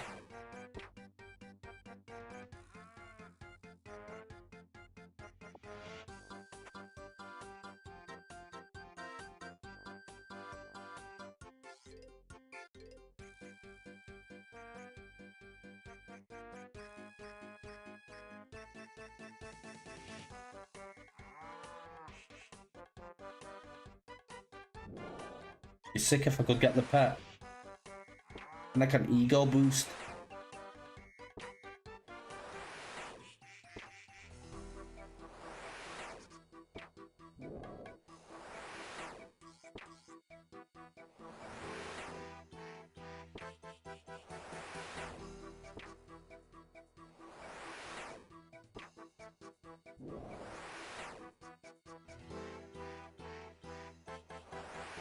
Level 28 here.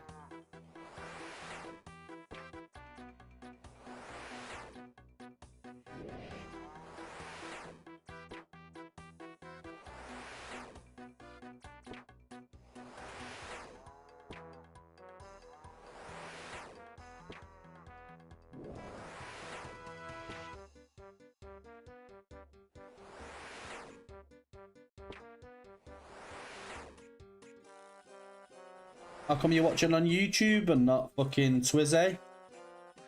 You little YouTuber. Bum bum bum bum. Level 28. Let's go. Steel skin. Yeah, buddy.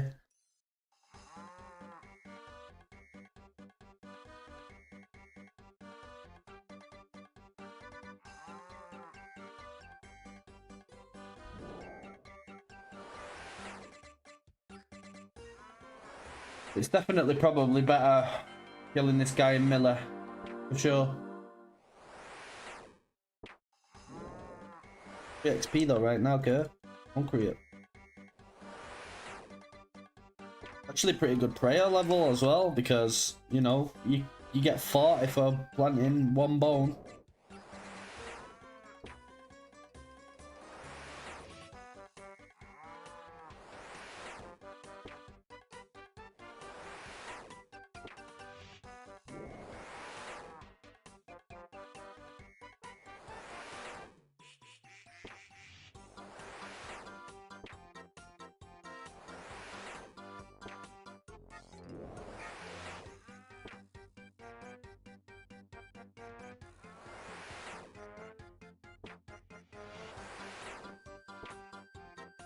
Ba, ba, ba, da, ba.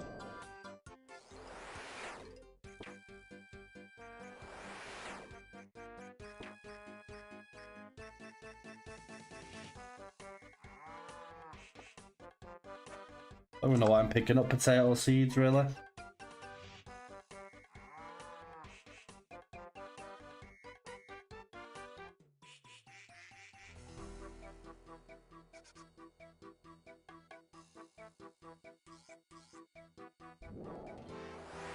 Come on. I need these. I've had everything. I don't think... Yeah, I've had both of them as well. In fact, I don't think I've had the coins.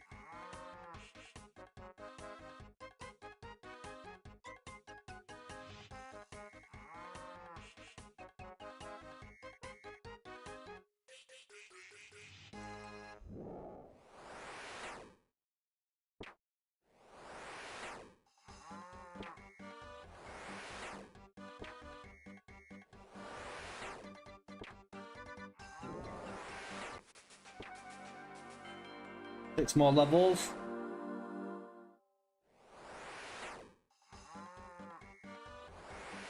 I don't want to get level 37 though. Palador TP's OP. Getting all of them law runes though. When can I go and do get Guardians of the Rift Void?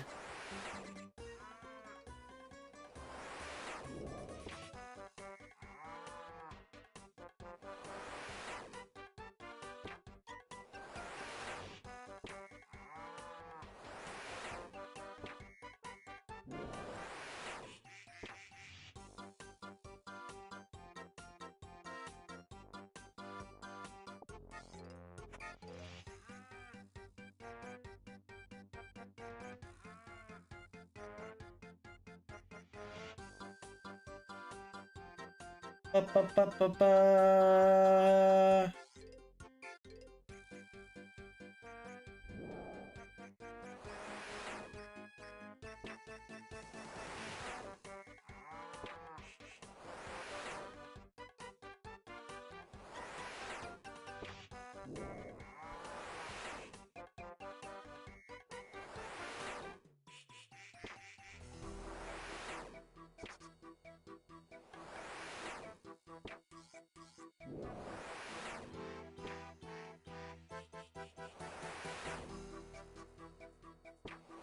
Level am I now? 27.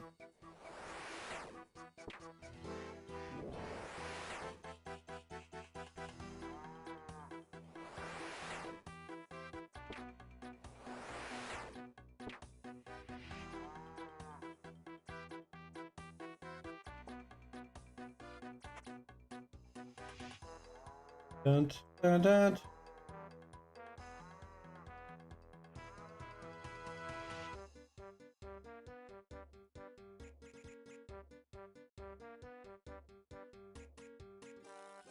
My name is Jeff.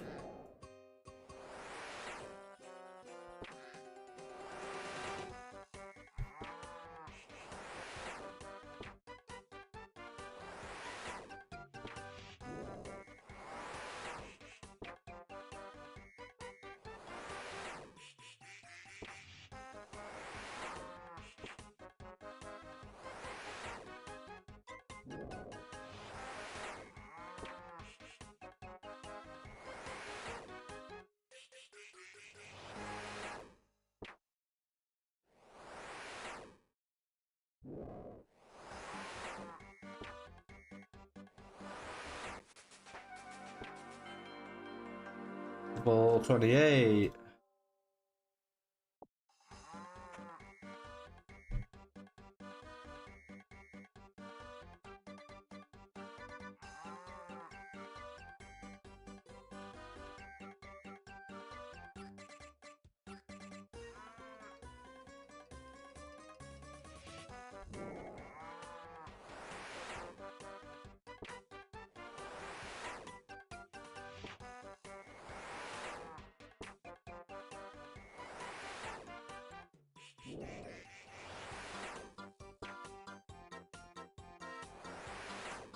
Wow, the Germans love it.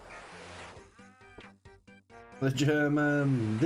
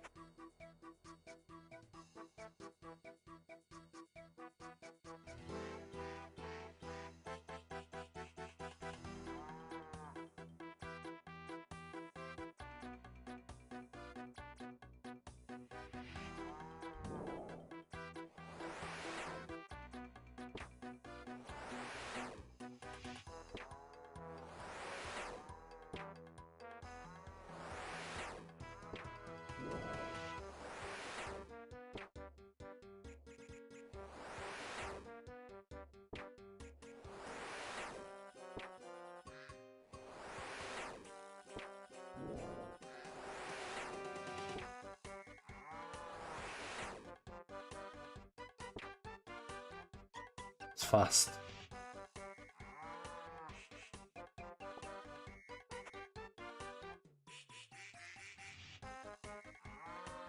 Da, da, da, da, da, da.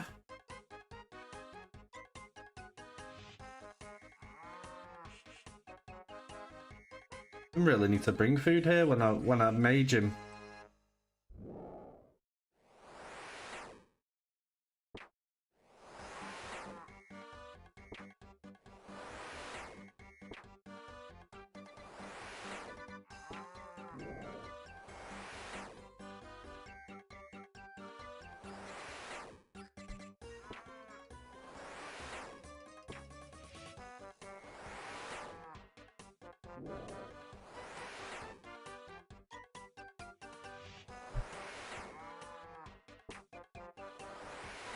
I need to get fairy rings, that's for sure.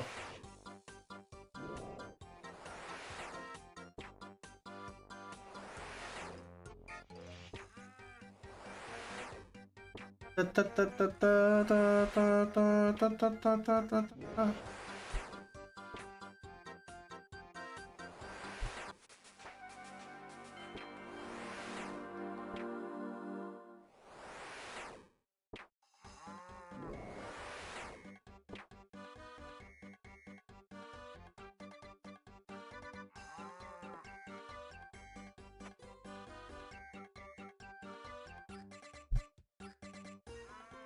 $29.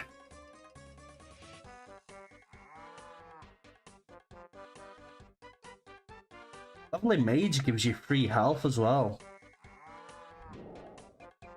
Free health level up.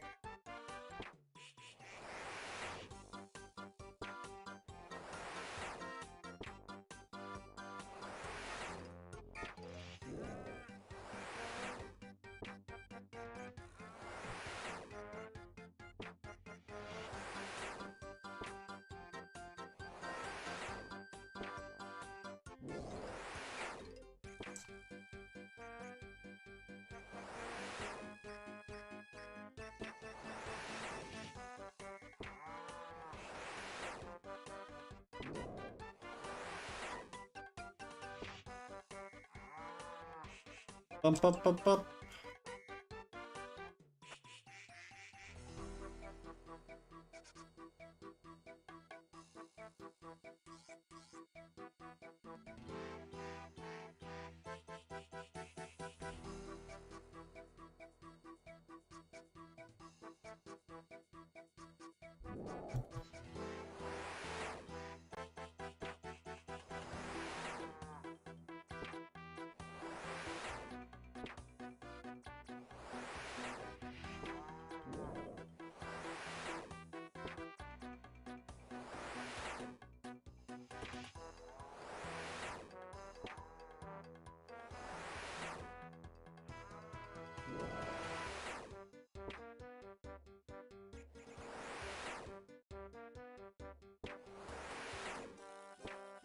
The big eights.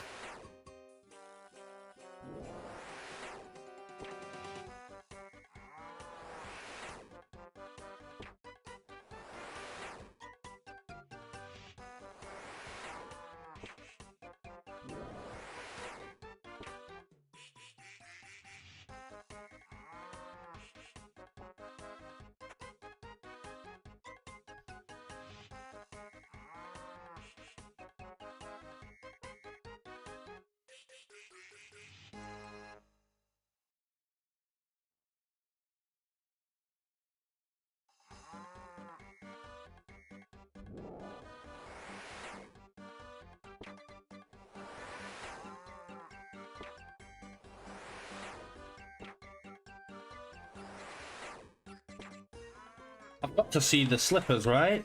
Earlier.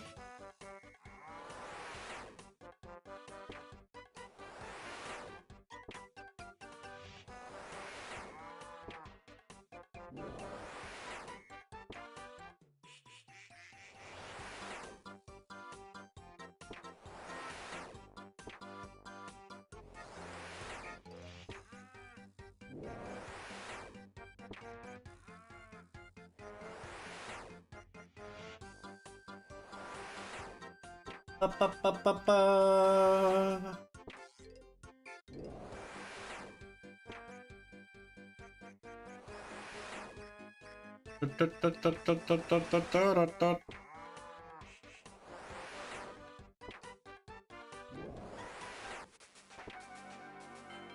Level 30.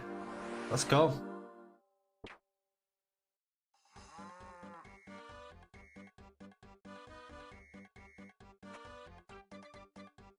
Let's go, Caleb. Let's go, Caleb. What you saying, Caleb? Do you hate me because I stopped playing WoW? You absolute win it. You absolute win it. Absolute win it.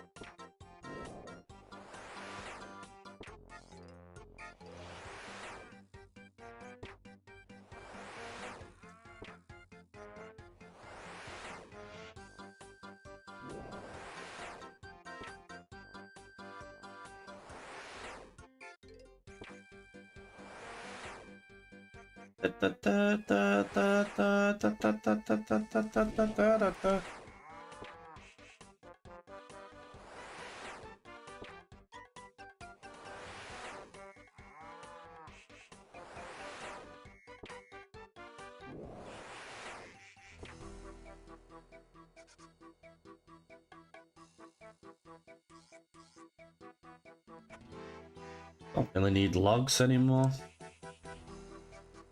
Like these for the mulai.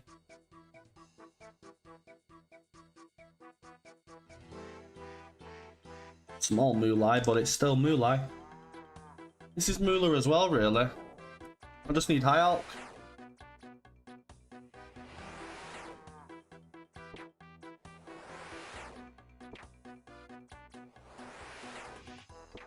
Da, da, da.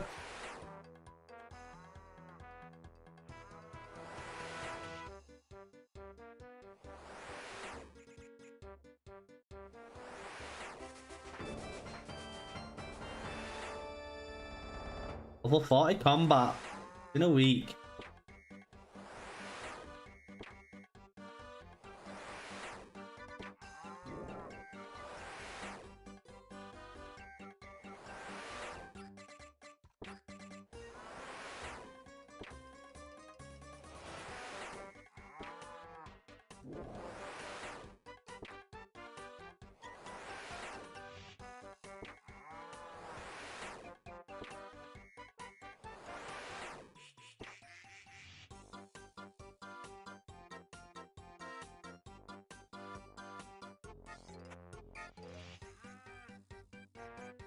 Really don't know what to do for prayer. Needs to get to 37 and then I can do Dragon Slayer. Feel like it's a bit slow. I don't know though. That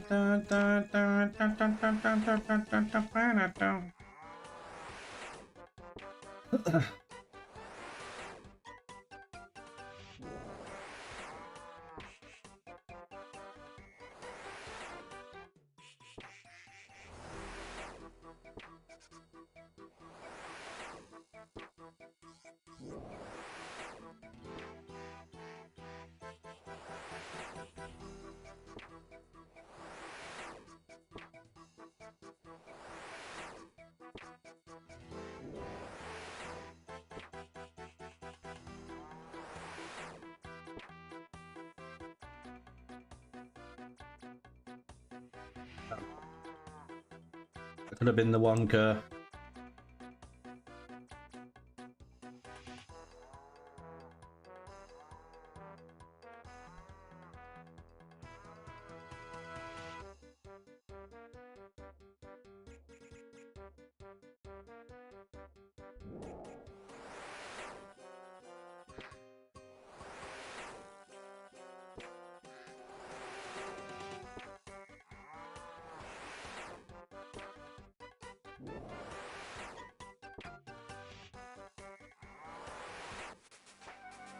$31. Umbridge TP.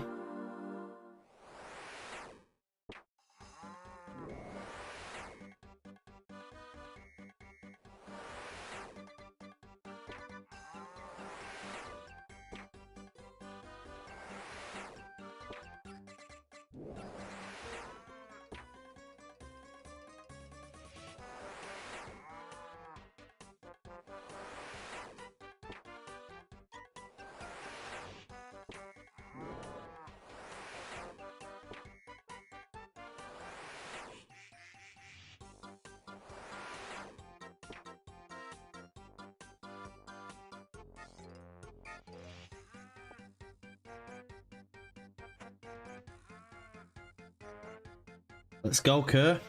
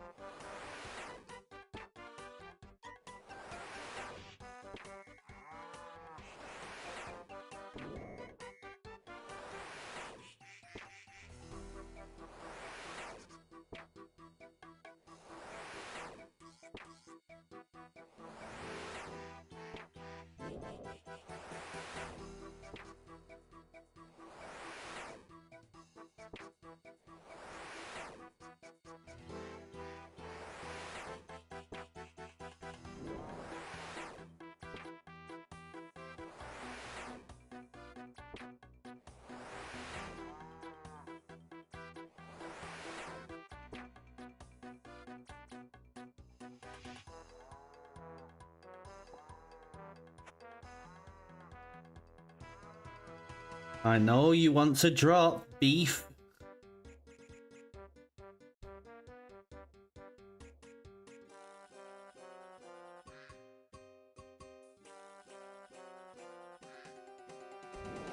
Come on, beef, you little beefington. Show yourself.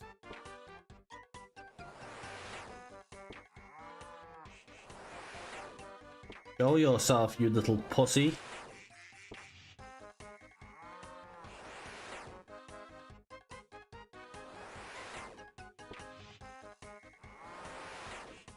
Looking forward to going to the gym. That's all I know.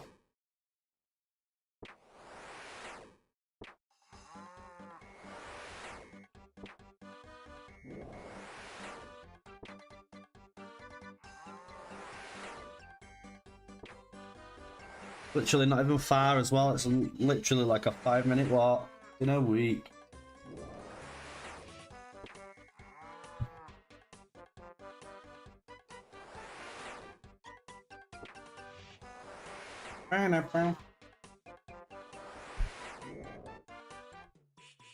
Outrageous behaviour from you there.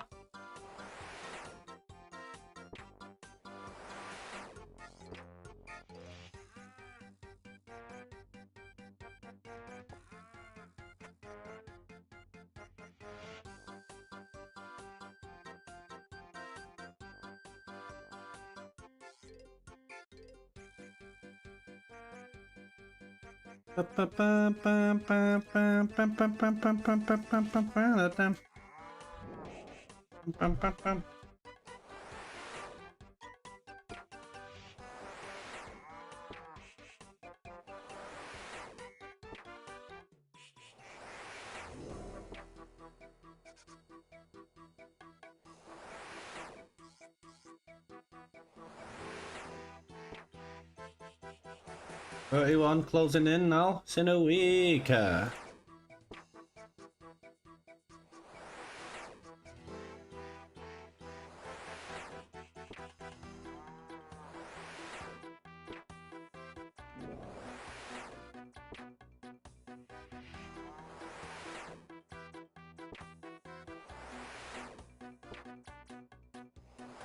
What would anyone recommend that I do right now to progress? Okay.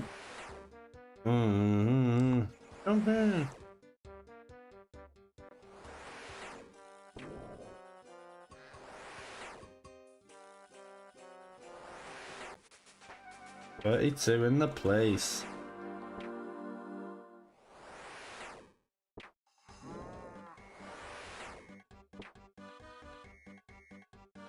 Where the herd at?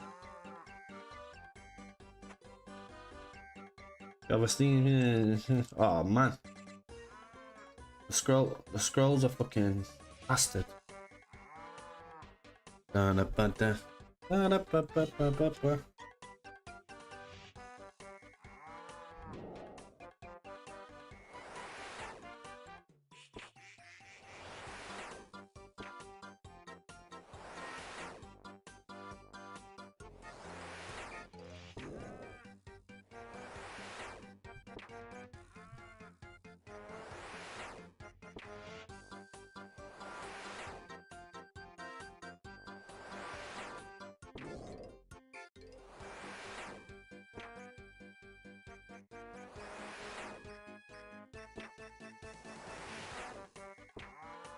Mr. Rodney.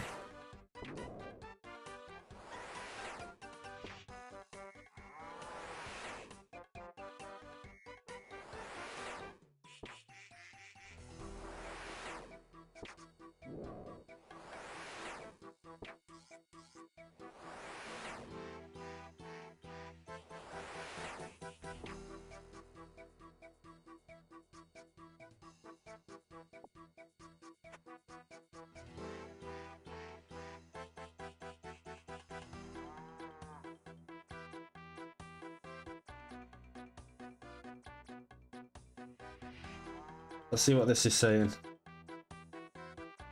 if I hit big with it.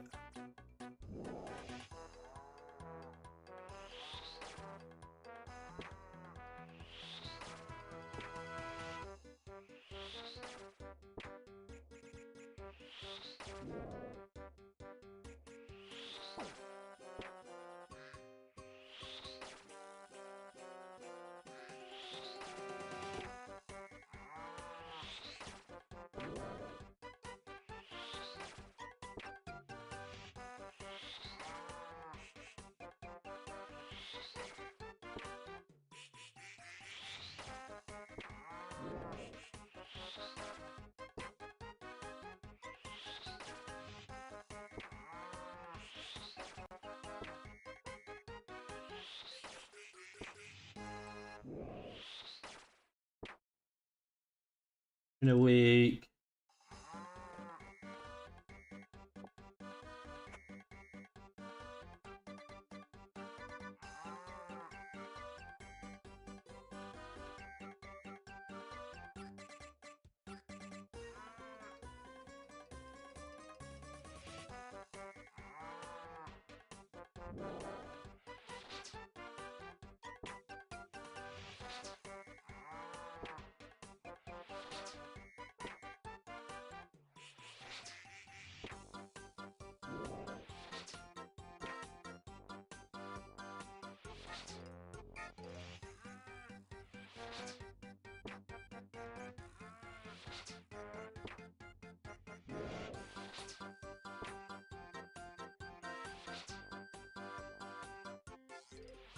Packing 6.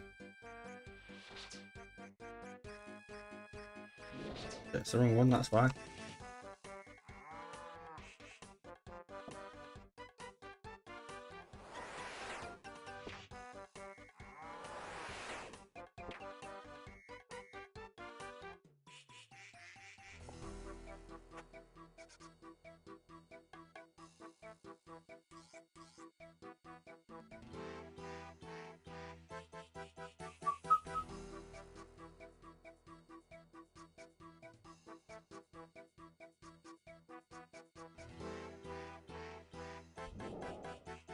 I don't know what to do to get my prayer up, man.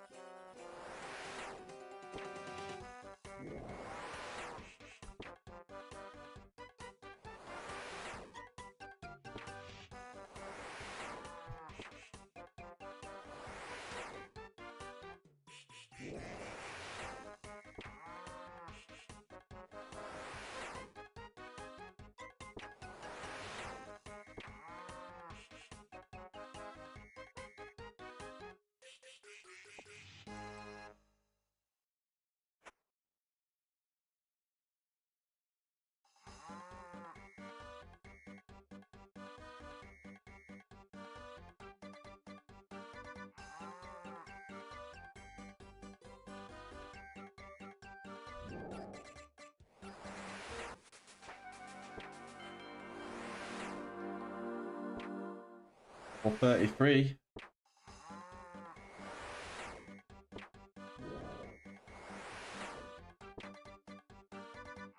Could stop right now because I've hit one of the thresholds.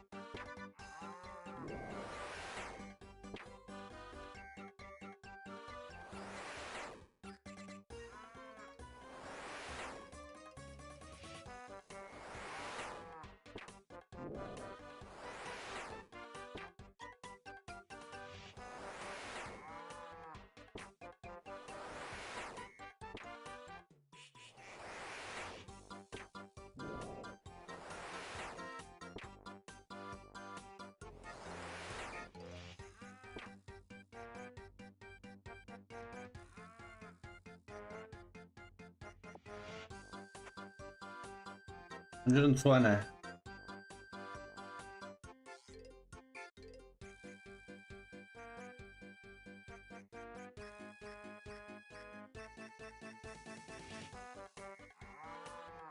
One more level and then I'm gonna play some Val for the rest of my stream. Couple of hours of Val. Da, da, da, da, da, da.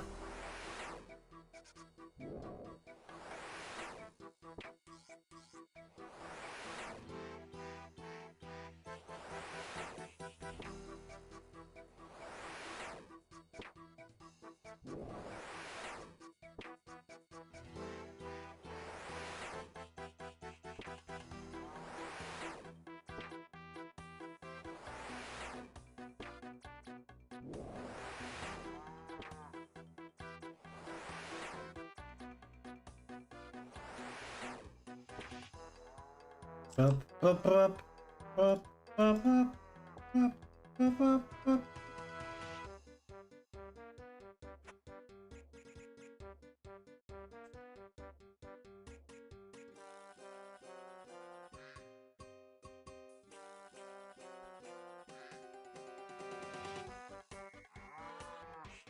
Da, da, da, da.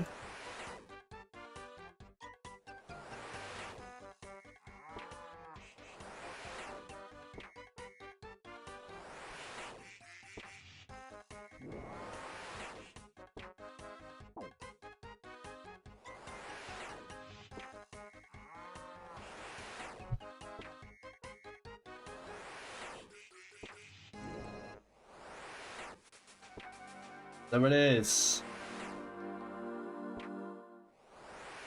I'll get one more prayer level.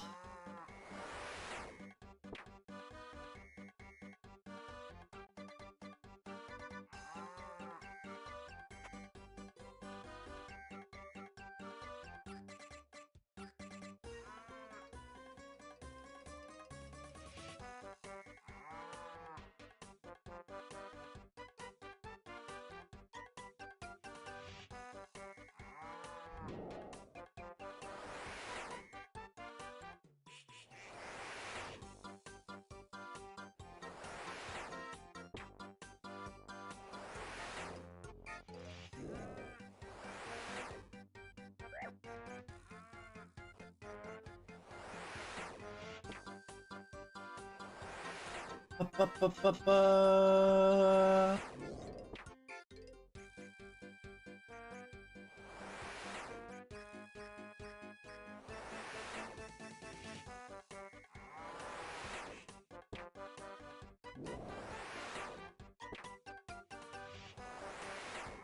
Harry rings.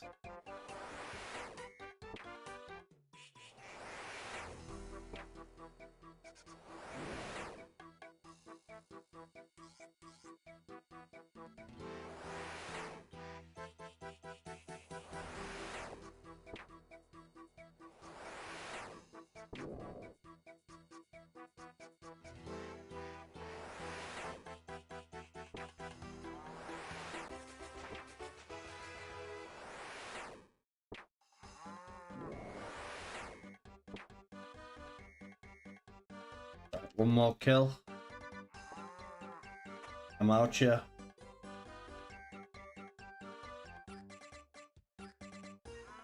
Pass.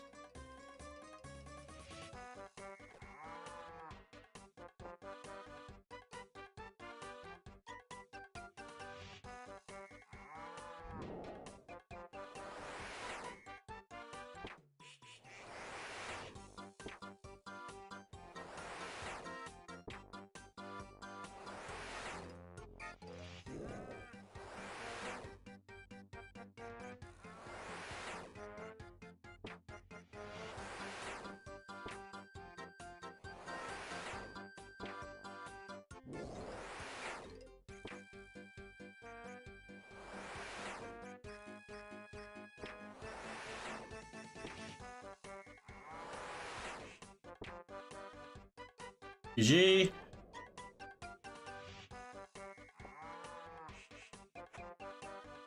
Oh, one more. Oh. Alright, one more. Good luck.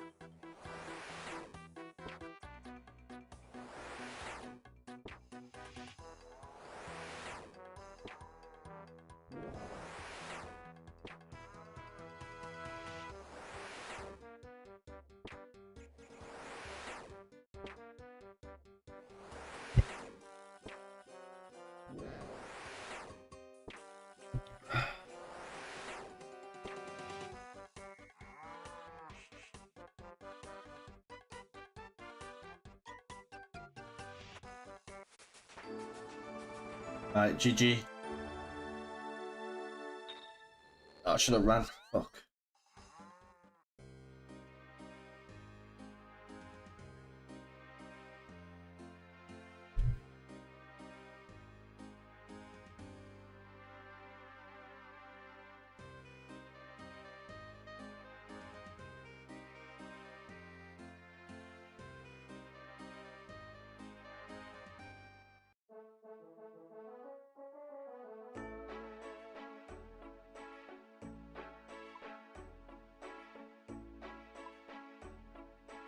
Da, da, da, da, da, da, da, da.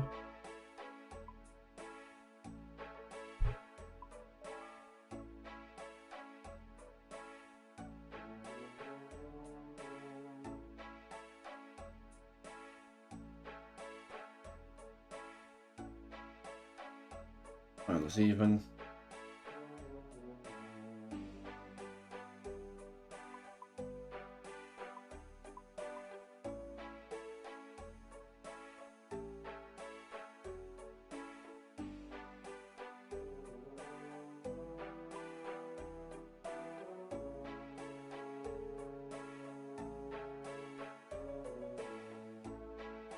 Right, right. I'm gonna play some Val.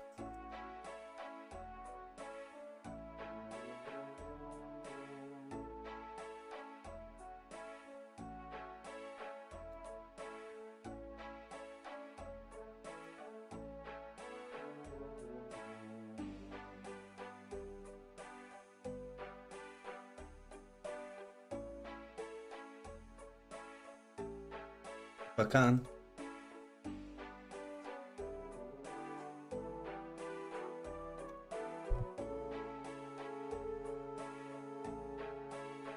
Da, da, da, da.